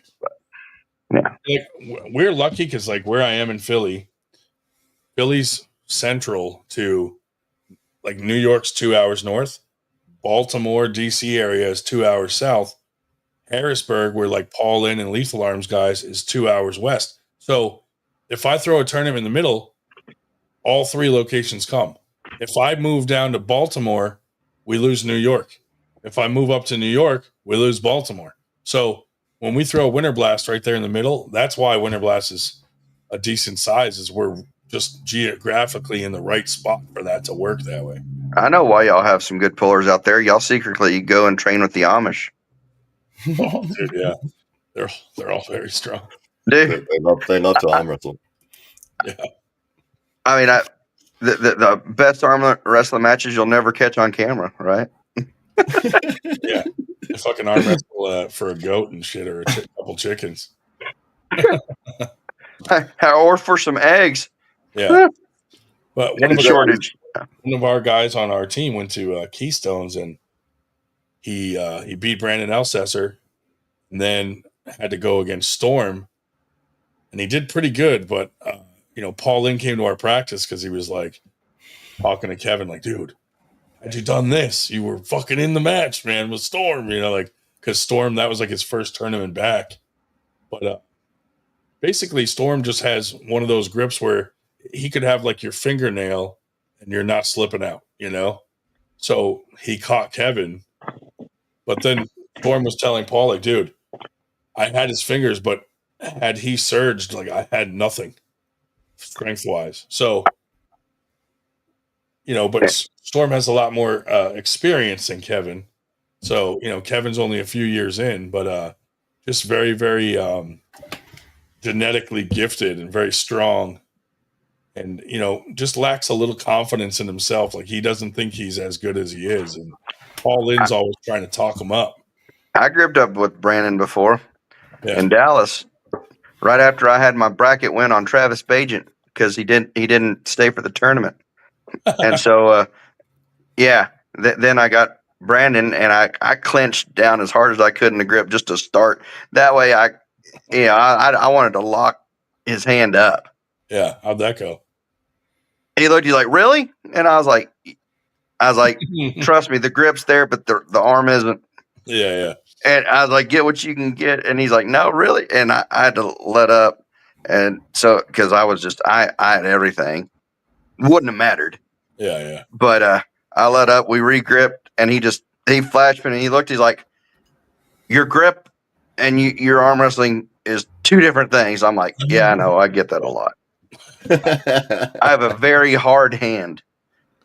That's fun. That's good. But my wrist goes. Have you trained that? But have you trained that specifically? I'm not. Well, I was lonely as a teenager. No, I'm just kidding. No, trained every day. Just how I grew up and everything I did, and being in the Navy and everything I did. I've always had a grip. But that's about it. I'll grip up, and people look at me like, "Oh crap," and I'm like, "Yeah, it's not what you think." It's the grip's there, but as soon as we go, my wrist is flopping back. I'll try. I'm transitioning into top rolling, which is weird for me. So that's how I've been training lately. And how I have the torn shoulder. I don't know why, but the last two practices, it felt like it didn't exist. Yeah. I feel like some of the muscles around it that I've been compensating with during the injury have just gotten so protective of my shoulder that people were hitting into me. I was arm wrestling with Paul, and I'm like, man, I feel good. It was just really weird that all of a sudden, like, my shoulder did not hurt at practice the last 2 weeks. So is that because you're going outside now? That's what I'm thinking. I'm thinking I'm not hooking and trying to, drag or anything. I'm not really going sideways as much. I'm going more back pressure, and kind of hitting in, So I wish I had the strength now that I did in 2013 when I was in the Navy. Of course, I wish I was the same weight too, because I'd be back in the 220s versus the supers. But still, before because I have carpal tunnel on both my wrists now, and it sucks. Yeah. But if I had the strength of when I was in the service that now, I probably wouldn't be so low on the Aries list. I'll just put it that way. How low? What's your score? I don't know. You might have me beat still. Only because I haven't competed. So exactly the number they give you for entry level, I'm like still right around there. Yeah. The chest rating of 1,000 when you first start an account. yeah. That's exactly what it is. Immediately goes down to like 400. You got your computer right there. Look it up. Look me up, Ryan. Let's see how horrible my score is. Where is the name Threet from anyway? I'm German and Scots-Irish. So when I said Heinz 57, I'm a mix of just everything over there. On my mom's side, we have ties back to the Blair Castle, and on my mom and dad's side, we have ties back, to Germany. Right. Yeah. Ooh, gotcha. Yeah. I won't say what part or what family. Right 242, you're a 1283. What? Left 12? 242, you're a 1294. I didn't think you could get that low. Oh, you can do Dave Shell's way down there. I'm in the semi-amateurs, dude. The level between novice and amateur. Yeah. Jeez. Semi-pro. No, semi-amateur. I'm not semi-amateurs. Okay. I'm in between novice and amateur now. Jeez. So you know what you're doing, but you're just not good at it. You know what they call arm wrestlers that can't arm wrestle? Referees. Referees, coaches, and promoters. Dave Shell. Dave Shell, right hand 242, 1036. 1036? Yeah. Me? 1036? No, Dave Shell. Oh, Dave Shell. I was about to say, okay, I quit. Yeah. There's got to be a bottom, right? Who's the lowest? Can you search by number? Yeah, it's Dave Shell. Oh, it is Dave Shell. Yeah, he's the lowest right hand. It's not Damon or Ninja? Ryan Grondin, right hand 242, 1414. Lies. Eh? You're 400 times better than Dave Shell. Wins 0, 7 losses. Wins 0, 7 losses? Yeah, 7 losses. I'm at a 14-14. I will say this: I probably have a lot of ranking matches in Aries. Yeah, that contribute. Plus, I mean, I've won a first place medal before. Now I've earned that one, but all 3 of my second place medals were from going 0-2. Yeah. See, I had a super match that counted as a loss, and then I entered when I first started. I didn't know better, and everyone was like, "You got to compete." So I jump in this tournament that was just open class. Oops. So there were, I got like 4 pro level arm wrestlers that just fucking destroyed me, and that was it. my bracket win over Travis Bagent though got pulled out of the Aries system though. That's bullshit. Yeah. That's bullshit. That sucks. Well, because it was a buy. Shame. Well, because Artem signed him up, and then they left right after the super matches and never stayed for the tournament. But yeah. So you got automatic advancement. And I was like, could they have at least put a cardboard cutout of Travis on there so I could flash bin something? Yeah. Yeah, and on the record. He probably left with the cash box anyway. If I had to guess. And then right after that is when they called Brandon up there, and I'm like, oh god. Yeah, that's like this is gonna hurt. That's not a name I would want to hear when I'm arm wrestling. Like, you're up next against Brandon Alcesser. Fucking just give it to him. Yeah, don't even worry about it. When I heard Todd Threet and Travis Bajan, I looked and everyone just went like, ugh. And I was like, oh God. And then I'm like, he's not here. I win. I'm going to frame that bracket. I would just keep sitting down and not get up. They're like, hey, Ryan, they're calling your name, and you just ignore them. They're like pointing at you, going, Ryan, Ryan, you're up. And you're just like, They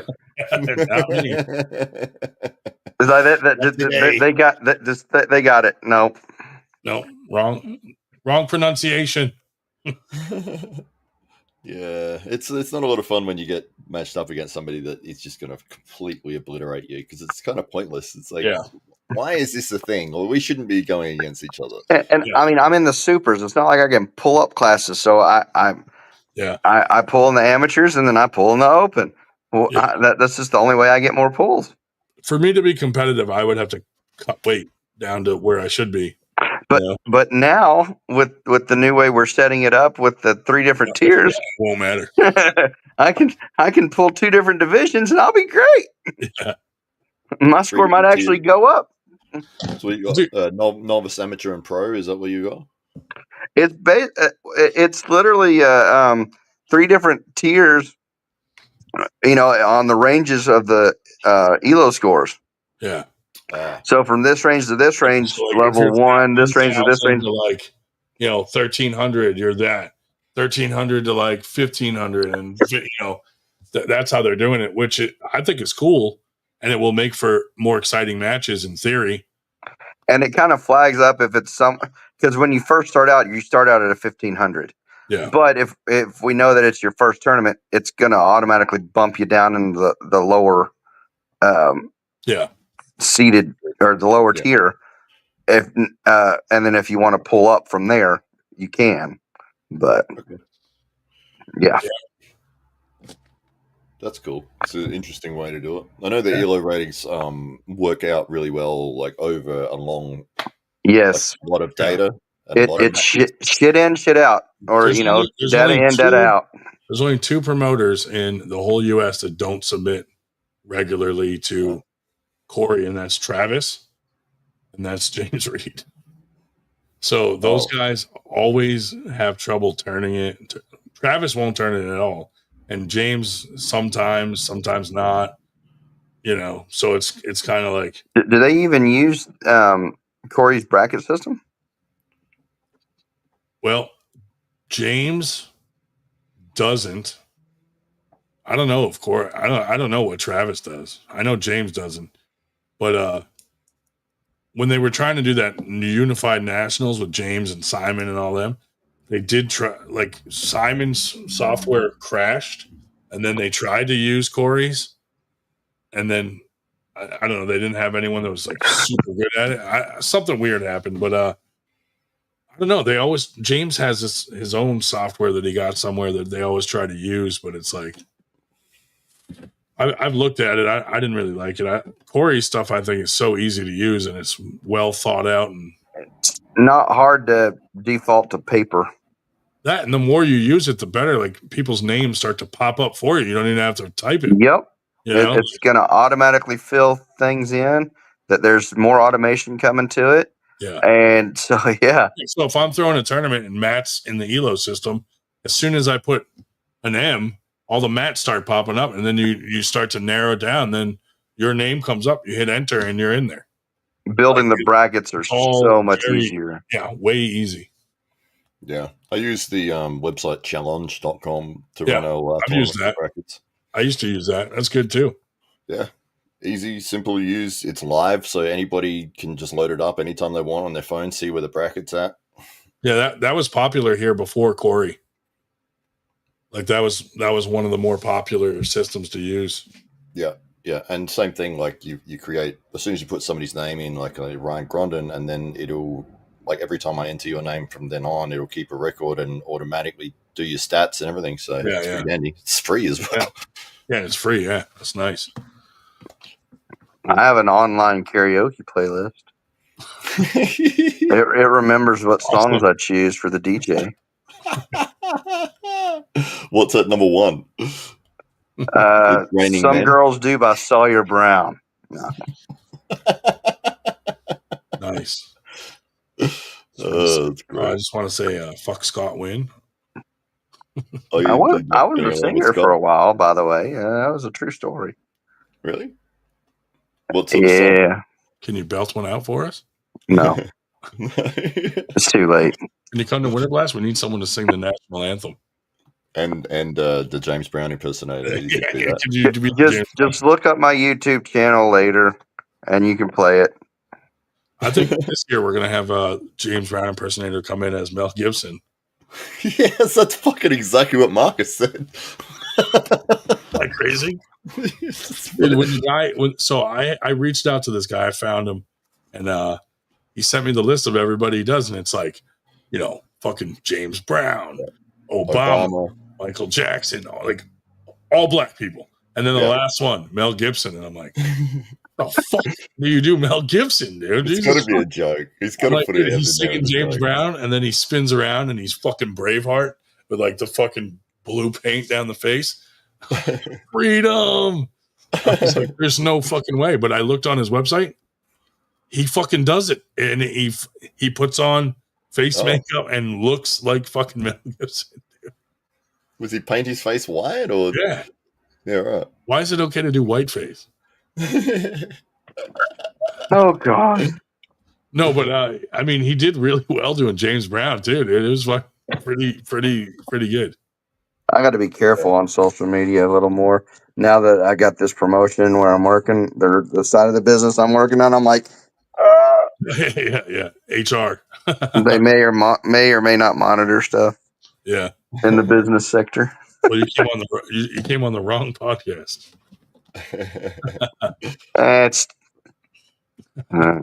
What you do in the Navy, Todd?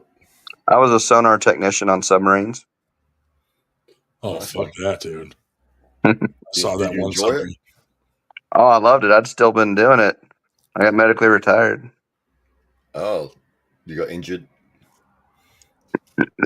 Let's just say the VA rated me at 100%. Oh shit! So, yeah, but they didn't rate me as unemployable, so I still work, and I was working in the oil field for a while, and then the doctor told me if I kept doing what I was doing out there, that I wouldn't be walking by the time I was 40. So, goddamn. So into business sales I go, using all the tech knowledge and everything like that I've had over the years in the Navy, and then field service and stuff like that. And now I'm in the business sales. So nice, cool, man. But you would have preferred to have stayed in? Oh, I would have loved to. I'd still been in right now, but there's a reason for everything. I have custody of both of my kids, so wouldn't have it any other way. Yeah. So you wouldn't want to be with the Navy deciding where you're going to live and all the rest of it, and then having to take the kids along at the same time. Yeah, it wouldn't have worked. I would have had to have ended up getting a hardship discharged and or give up custody of the kids. And I'm like, nope, that ain't going to happen. Yeah. So you're on submarines, you say? Yeah. Fuck. What was that like? I don't like that. I would not want to be down in. Once they shut the hatch, there's no more sunlight. Sunlight produces happiness. So the only way to get happiness while you're deployed on a submarine is just to steal it from others. Masturbate. I thought you were going to say to jerk off. Yeah, that's what I yeah, dude, that submarine full of fucking semen.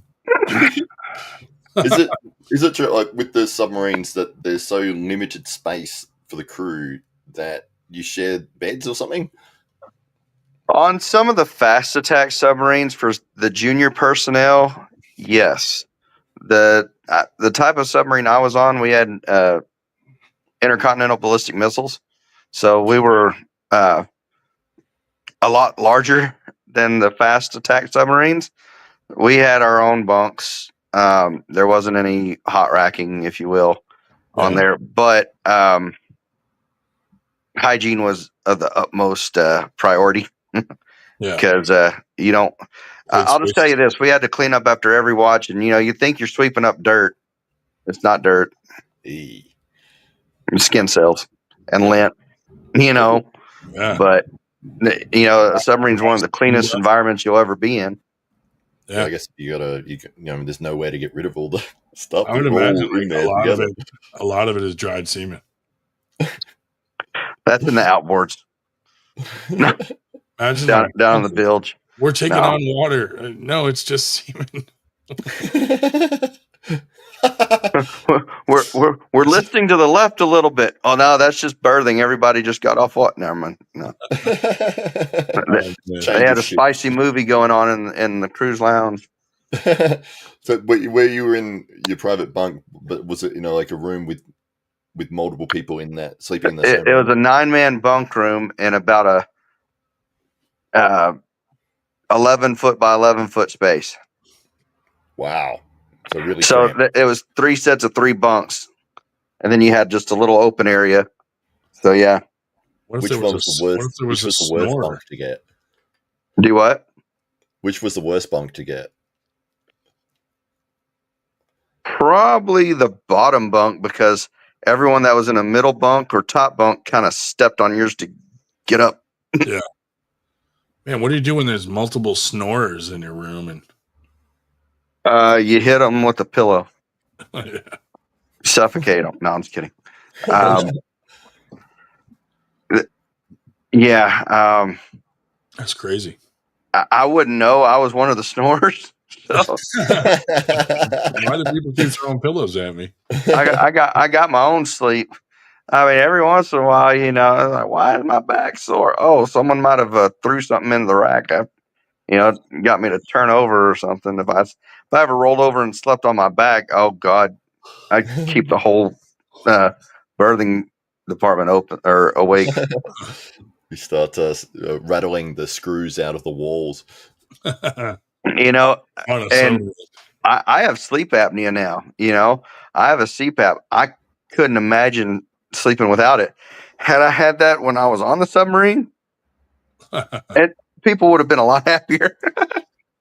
Do you have? But a lot of people that get off of submarines eventually end up having sleep apnea as well. Did it make a lot of difference for you going on the sleep apnea machine? Oh yeah, really? Yeah, because I mean, once I got out, I'd be sitting at work in front of the computer and just start nodding off. That's me, the podcast, dude. Well, I mean, it's also 4 a.m. there, but dude, the birds are starting to chirp. Yeah, I'm about to say daylight's coming soon for you. Yeah. That light is going to turn green in a minute, right? Yeah.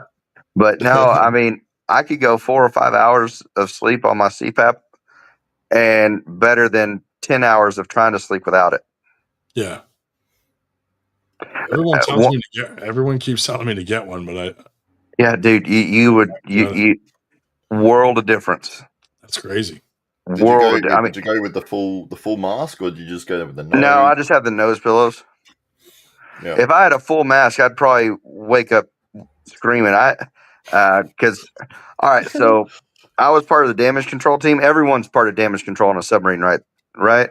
So, but part of what I did was nozzleman on host team 1 for for fire teams. So we'd have the full mask and everything like that. Yeah. We had some real incidents that went down. So I guarantee if I slept with a full mask and I ever had a flashback or something like that, which happens, and I had that full mask, I would be in full panic mode. It would not be fun. A face hugger is strapped to you. Yeah. I sucked enough rubber with those masks on doing firefighting stuff that I will never wear a full mask ever again for anything. Yeah. When you've got it in the nose, if you open your mouth, does the air come out the mouth? Over time, you learn your body kind of adapts. But yeah, if I did that, I could do that, and it would literally choke. I would asphyxiate because my mouth would be open and all the air would go through my nose and just straight out my mouth. Yeah. Yeah. But that's why people people that do that end up getting a full mask. Yeah. So.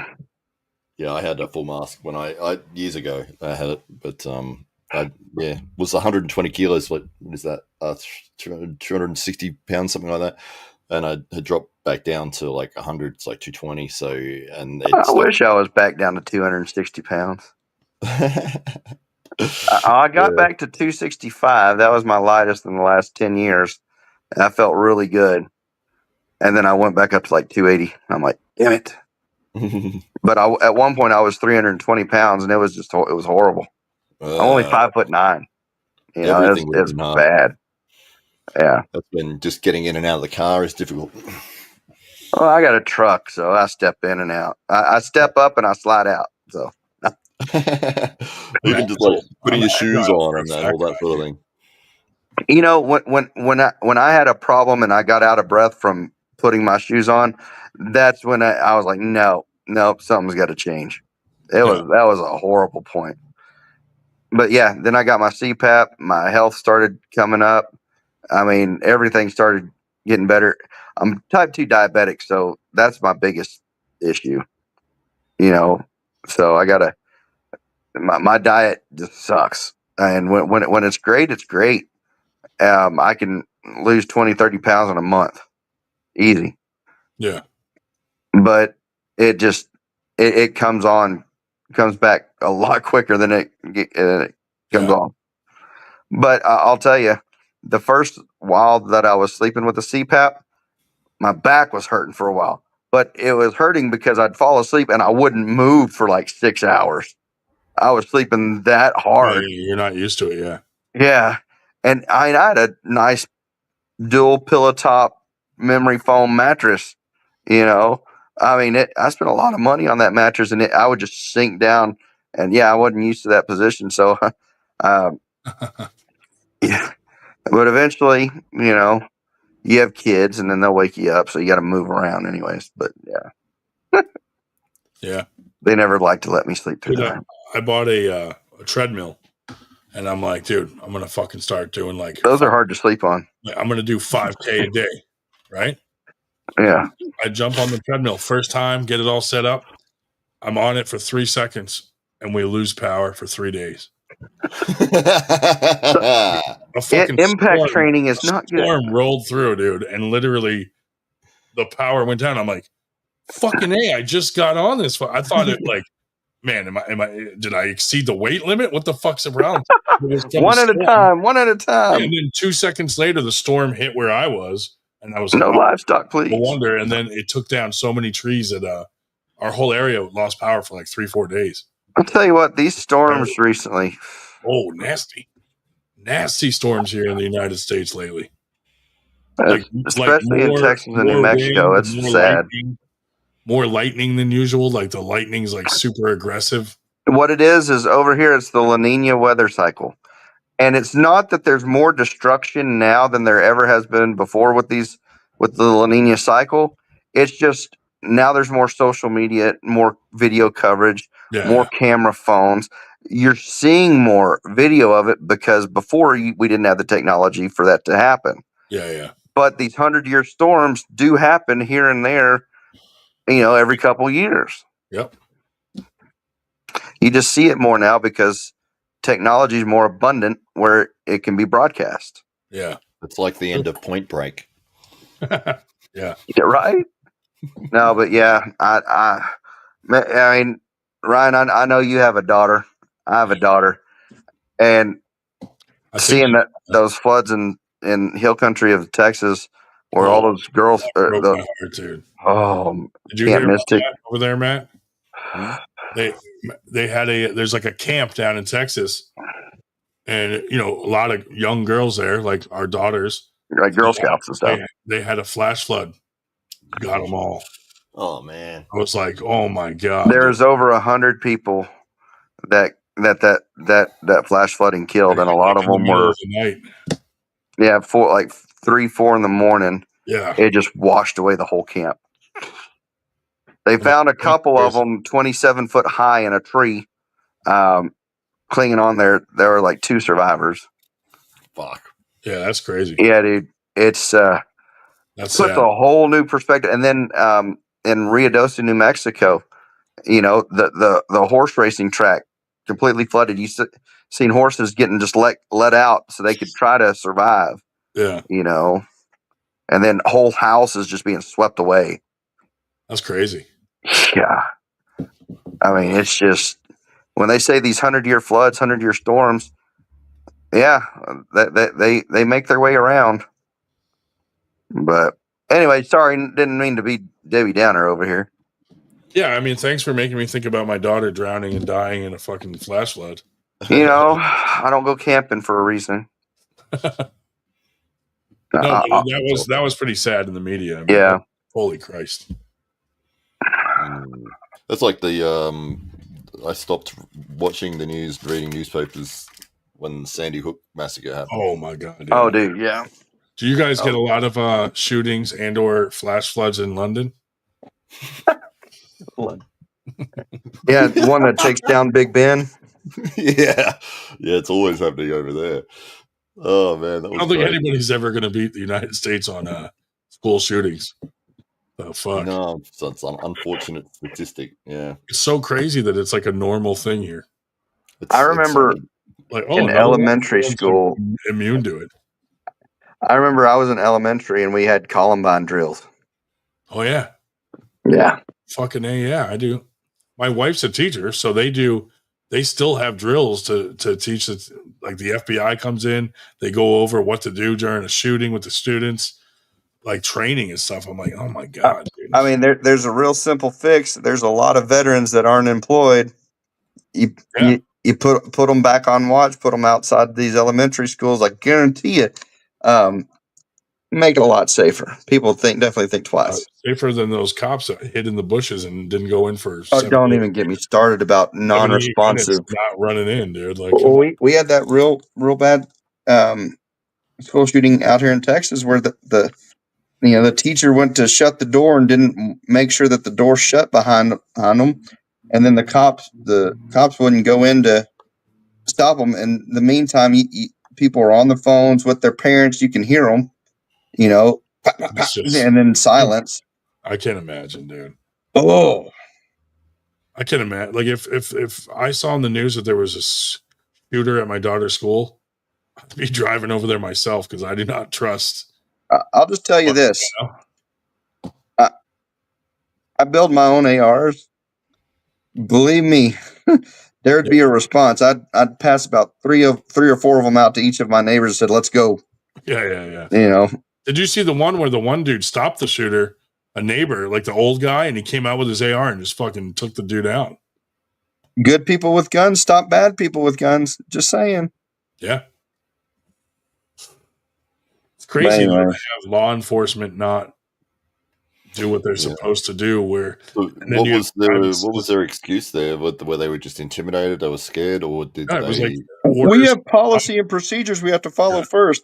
Heaven forbid it's an emergency situation and kids are getting shot. It was like, I don't know, like the chief or someone above saying don't. And then, the people on site were like, no, we got to go in. And it was just like, no, you need to follow orders. It was like argument. It was all unorganized. They didn't know what they were doing. And then you hear stories, recounts of some of these kids. They pulled over one of their friends that got shot, pulled them over them and played dead so that they wouldn't get shot. I mean, it's just stuff like that. It's like, or the one cop's wife was in there as a teacher and she got killed, and the cop was on site and was told not to go in. Can you imagine, dude? Yeah, I would be getting a discharge for dereliction of duty. Yeah. I'd be like, fire me, whatever. I quit. I'm going in. You can call me insubordinate. I might take some shots to me and I might go down, but I guarantee I'm going to take one or two of them with me before that happens. Yeah. I'll eat them. I'll fucking eat the shooter. No, it's sad this day and age, some of that stuff, but then they, I don't know how we get into politics all the time, but, weird. The timing is always around fucking like political things. Yeah. Seems kind of strange. Everyone wants to point at the object versus the person behind it. Yeah. And so, yeah. It's the culture of it. It's like, we need more guidance counselors. No, we need more parents to get a belt and whoop the shit out of their kids when they act stupid, and that wouldn't happen anymore. Sorry. I know, dude. Every time I hit Everly with a belt, they call me into the office at school. But I mean, there's a lot of kids that their parents aren't parents anymore. Oh, They try to be a friend to them instead of a parent. And I see kids like we take Everly's in every sport you can think of, and we'll go there, and some kid will be doing something crazy, and not a word from the fucking parents. Like, you're running around pushing other kids over, throwing books in the library, doing crazy stuff, and the parents are just watching and not saying a fucking word. My dad helped coach me in baseball and in football, and there's this one kid that he did something, and my dad comes running across and said, "Boy, you better whoop his ass," Yeah. And the fight was on, and then their parents come up. Why'd you let him do that? Well, why was your son messing with him? Yeah. I told him, you don't throw the first punch, but you can throw the last. Yeah. We've become friends with Everly's T-ball coach. Mm-hmm. He'll yell at her for doing something stupid, and then he'll come over and be like, "Hey, I'm sorry I yelled at your daughter." I'm like, "Listen, you can yell at her anytime you want. You're the coach, and she needs to listen to you. And if she does something, you can yell at her. Like, we will never fucking be upset. I mean, obviously, To a degree, you're a little bitch or something. But we'll be at a family function, a little barbecue or this or that, 4th of July celebration, Christmas party, whatever. And I'll tell my kids, any one of these other cousins out here, your older cousins or your aunts, uncles, whoever, if they tell you to do something and you don't, they have full reign to bust your butt. Yeah. Because that's how I grew up. All my older cousins, all my aunts, uncles, and we'd have to go pick our own switch from the tree to get whooped with. And if we picked the wrong one, then they got to go pick it. You didn't want that. This is not big enough.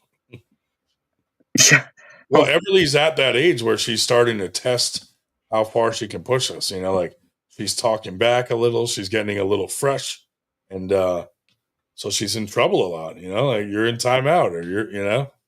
Oh, my boy, I'll say, "Hey, don't do that," and he's like, does that, and I'll stand up. He's like, I'm sorry. I'm like, yeah. And it's funny. I'll pick him up and I'll put, like, you've seen the cartoons where they grab the kid and they put him all the way up at the top of the wall. One arm. I'll grab him with one arm and I'll be like, and he's like, I'm like, I'm not playing, son. And he's like, I'm sorry. And then I just let him back down. He's like, okay. I was like, yeah, when you're 9 foot up in the air, looking down, that are you scared of heights? Are you going to do that again? No, sir. Okay. Yeah. Then 5 minutes later, back up. Yeah. It's got to be consequences for the actions. Oh, for sure.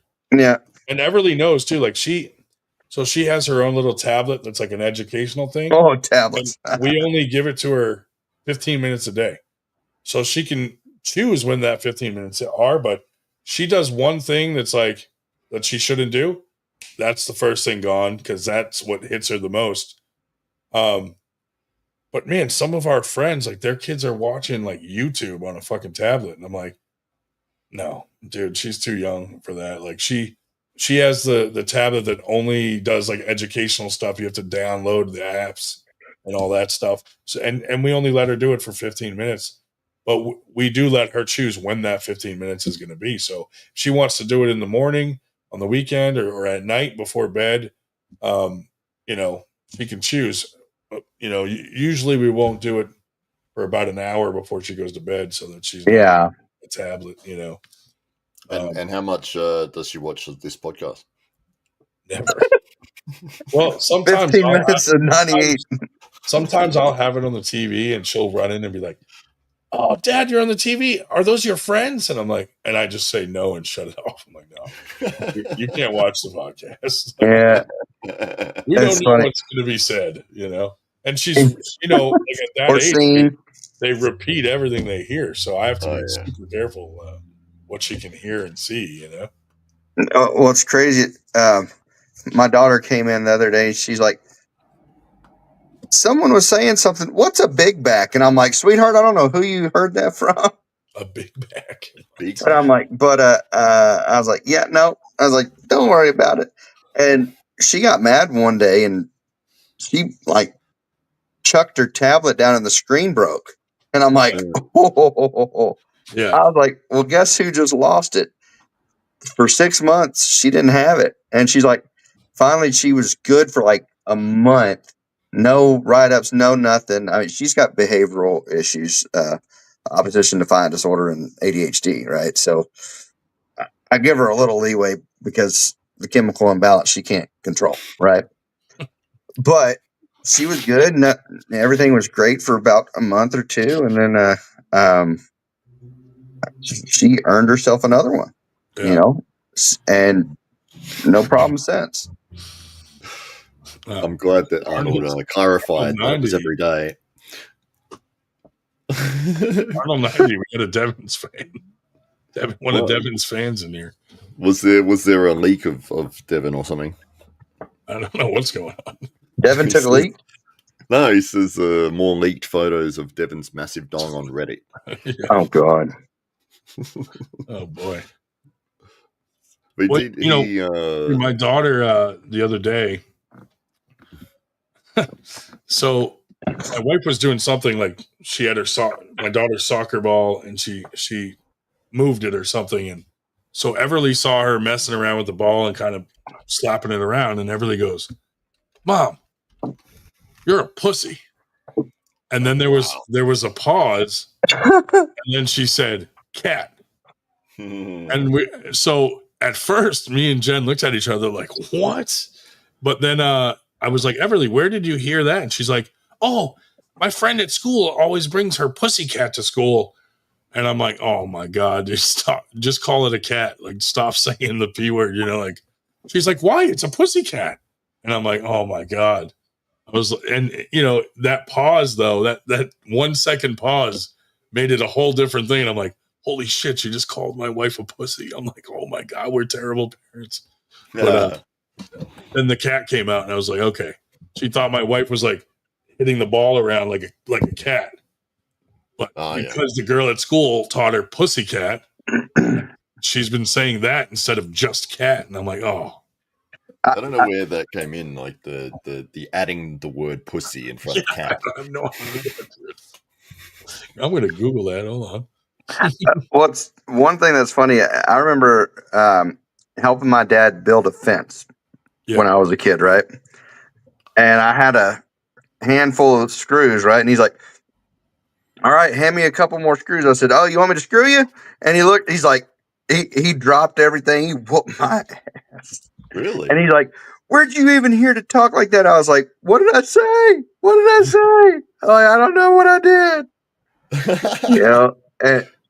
And he's like, son, one day you'll think back to this moment and you'll completely understand what that was about. And I'm like, I'm only 6. No, I don't know. No, I don't remember how old I was, but I knew exactly what I was saying. And I was like, see how much I can test it. Yeah. And, that was, of course, back when people still had beepers and everything, And me and my dad went to the local grocery store. We were in line, and this big lady's beeper started going off. And of course, my dad was a heavy equipment operator, and I told him, I was like, "Daddy, watch out! She's backing up." His face turned red. I started laughing. She looked. She's like, "Bless his little heart." And I was like, and my dad's like, "I'm so sorry, ma'am. I am so sorry." She thought it was funny, but apparently my dad didn't. He told my mom. My mom whooped my butt. But when we got home, that's something back in the day. Back in the day, you get in trouble at school and you come home, and that's when the punishment happened. Nowadays it's like, okay, it already happened. We're not going to punish them now because they won't know what it happened about. Oh, I knew what happened and what was coming. Yeah. The term pussycat is simply an informal name for a cat derived from the word puss, which was a common term of address for cats in the 16th century. We have come a long way in 500 years. Yeah, 16th century was like, Look at this puss. So much puss down the road. Yeah. How did that become a term towards women's privates?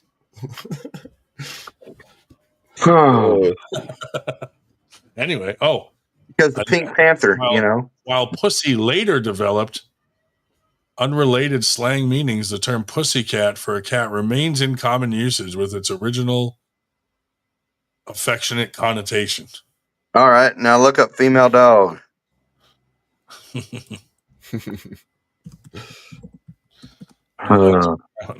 Often referred to as a bitch, particularly in biological breeding.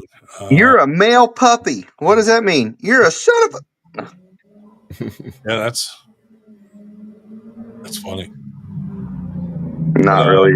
It's that late. We're just rambling about random shit. We're learning, dude. Yeah. Yeah. I better get going, guys. It's 6 o'clock here in the evening. Coming up here. Yeah. All right. 4:30 a.m. Bye, Matt. Bye. All right. See you, bud. Fuck that guy, dude. Jesus. I know, right? Fucking people from London. How rude. How long did y'all have her going on that? Oh, God, dude. She was going for a while, and I'm like, how long before I came on was that going? Dude, she was like going on about how smart she is and how she knew his accent the first second he said one word. And I was like, oh, yeah, dude, definitely fucking London. We just kept going with it, I know that's why I had to get on. I was like, I got to get in on this one. When you did the Australian accent, that was brilliant because she couldn't guess that he was from Australia. So it was perfect that you did an Australian accent. Oh, I was playing into that so hard, man. It was so funny, dude. You got a legit good Australian accent. Well, I went there, so I know some of the terminology and I know a few of the things. So it just, but you're good at it. My Southern Texas, Carolina, Tennessee, Kentucky, every state in the South that she could list, I think she went through almost every state in the South except the Virginias to try to pinpoint my accent. Yeah. Oh my God, dude. I don't know. Dude, and then when you were talking about the X, I'm like, how is nobody getting Texas as having a... And I forgot New Mexico has an X too. I'm like, I'm dumb. I didn't even count that as a state. I forgot about it. I was like, you're wrong, dude. Like an X. Exactly. Anyway, hey, good to see you though. It's been a while since you hopped on, man. Dude, let me tell you, there's been a lot of stuff happen in the family. We've buried a lot of people. Work, and then the promotion at work again, and then just custody battles and all kind of stuff lately. It's just I've been super busy. Yeah. And I feel bad because I'm normally on every week, Do you have any adverse side effects from the diabetes? Oh, there's some neuropathy. There's uncontrolled weight gain at times. My weight fluctuates. Same here. And I'm starting to get the neuropathy, like in my my thighs. And I have sciatica too, so it really sucks. Oh yeah. But it's not fun for sure. Yeah, if I can get my weight under control, of course I'm probably gonna get some other labs going to see where like testosterone levels and everything like that is too, because everything ties in. Yeah. So. Yeah, dude. Even when I'm eating healthy, like I don't lose weight like very easily. Yeah, me neither. And then I get discouraged, and then when I'm discouraged, I eat more. Because you're like, okay, I'm gonna eat healthier, and then you'll eat more of the healthy food than you would of other regular food, and your calorie intake actually goes up. Yeah. And it's like, okay, hang on. You're supposed to be in a calorie deficit to lose weight, and I'm eating healthy food, but I'm eating a lot more of it because it's not sustaining. And then I'll go on the straight carnivore type diet, and then I'll lose weight. And then I'm like, okay, I can't sustain this. And then I get a sugar craving. It's tough and then to my just gut eat meat messes all up. day, dude. Yeah. Yeah, I get the same thing, dude. And then you're like, you want something sweet, and then you might not eat sweets, but then you're like, oh, but my wife does, and look, she bought a bag of cookies, and they're sitting right there. You know, I'm like, shit. Yeah, my kids and their gummies and their ice cream and yeah. How do you not eat ice cream if you're taking your kids out for ice cream? You know what I mean? Not going to happen. that midnight bowl of cereal every once in a while. Yep, that doesn't help. I'm in the same boat, man. Exactly. Like it sucks. It's crazy how you can have so much progress and it takes so little to just crash everything. Yeah. I'm just like, it's true. But everything's linked together somehow, some way with all this You other lose stuff. 10 pounds and you eat one cheesesteak and you gain the whole 10 pounds back. But what's funny is, or I could diet for a week, not lose anything, and then I'll order out Chinese food, and then 2 days later I'm 8 pounds lighter. Yeah. And I'm like, what happened? Yeah, makes no sense. And water intake and stuff plays a huge role. Like sometimes, I drink a lot of water, and then sometimes I'm like super dehydrated. It's just like very strange. But I don't get a good sleep because I'm going to the bathroom often in the night. And then there's times where I know I've only drank about 3 cups of water throughout the whole day, but I'm up at night and it feels like there's been a gallon or 2 that came out, and I'm like, where did all this come from? I like go to the bathroom like almost every hour on the hour, and I'm like, I didn't even drink that much water today. Like, what the fuck is going on? Well, it's like one of those drunk peas when you finally break the seal, and it's like, okay, I broke the seal 4 times last night. Where did all this water come out of my body from when I know I didn't put that much in it? And dude, it's literally like a time clock. Like every hour on the hour, I'm like, I gotta pee. I'm awake, and then so I'm never in a deep sleep at all. Have you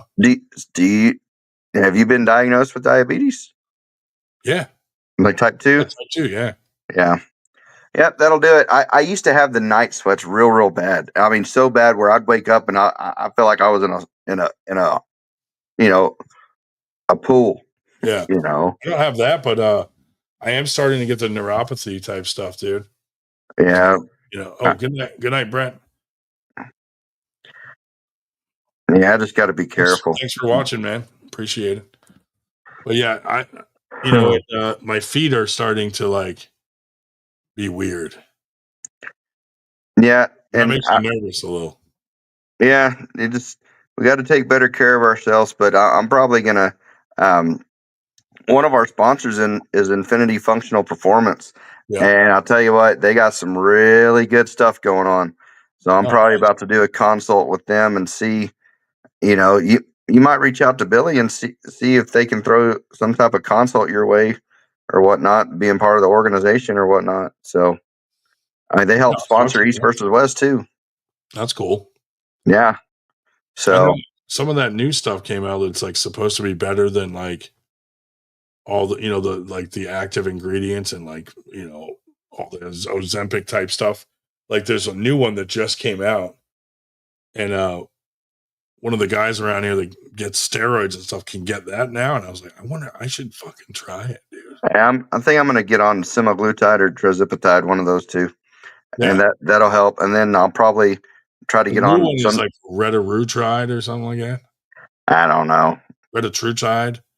That's the one that now, like the two you said, like hit like one of them hits like one of the receptors, the other one hits 2. And this retatrutide now is hitting 3. So I'm like, they just keep getting better. But wait, there's more. Yeah. Now it'll be like, oh, we found a 4th one. I guarantee if I went on TRT or something like that and just got my testosterone levels up, I don't know where they're at right now. But if say I had low testosterone, I mean, if you have higher testosterone, you're obviously a lot of stuff's going to go away. You're going to have more motivation. You're going to, you're going to lose weight. You're done right. I had mine checked and I was just right in the middle. Yeah. What was the number? It wasn't low. It wasn't high. It was like whatever the middle number, I had like a green. I don't even know what the range is in the center. Yeah. Yeah. I'm not sure of the range, but whatever the green strip was of where you're supposed to be in that range, I was like in the dead center. Yeah. He was like, you're okay there. I just got to get motivated, because when I do work out and start doing things, like I feel more motivated. Yeah, I had a buddy that you know, he went to the VA, and he had missed a couple of his doses of testosterone, and I'm like, well, let's see what it'll do with me. And for about a month, every week or so, I'd go having an injection, and that month and a half, oh my God, I never felt better. Oh, really? Oh, I mean, night and day difference. I motivated to do everything. I didn't feel like I had a lazy bone in my body. I wasn't discouraged for anything. Someone was like, "Hey, let's go do this." I'm like, "Right on, let's go." And of course, I was in control. I had to be in control at that point. But I'm like, "Hey, we're doing it." So, are you thinking of getting back on it? You're damn right, I will. Yeah, I mean, some people just go low dose, maintenance dose to keep them. Yeah, and I'm not trying to juice or nothing, nothing like that. But yeah, normal chemical levels in your body, normal hormone levels. Yeah, I mean, it can help with symptoms of depression and all kind of stuff, because when you're motivated to get out and about and go do stuff, it just helps a lot, and you're burning more calories. You're just more active. Yeah. Makes sense, dude. Anyways, I'm gonna jump off here, buddy. Me too, dude. I gotta get at least my daughter's gonna wake up in exactly 1 hour. Yeah, I took my kids to their grandparents for the weekend, so I'm like, nice. Yay! I'm gonna go out and do nothing. Yeah. Get a break. Enjoy your break, man. All right, see you, buddy. See you, pal. FTG, everybody. We're out of here.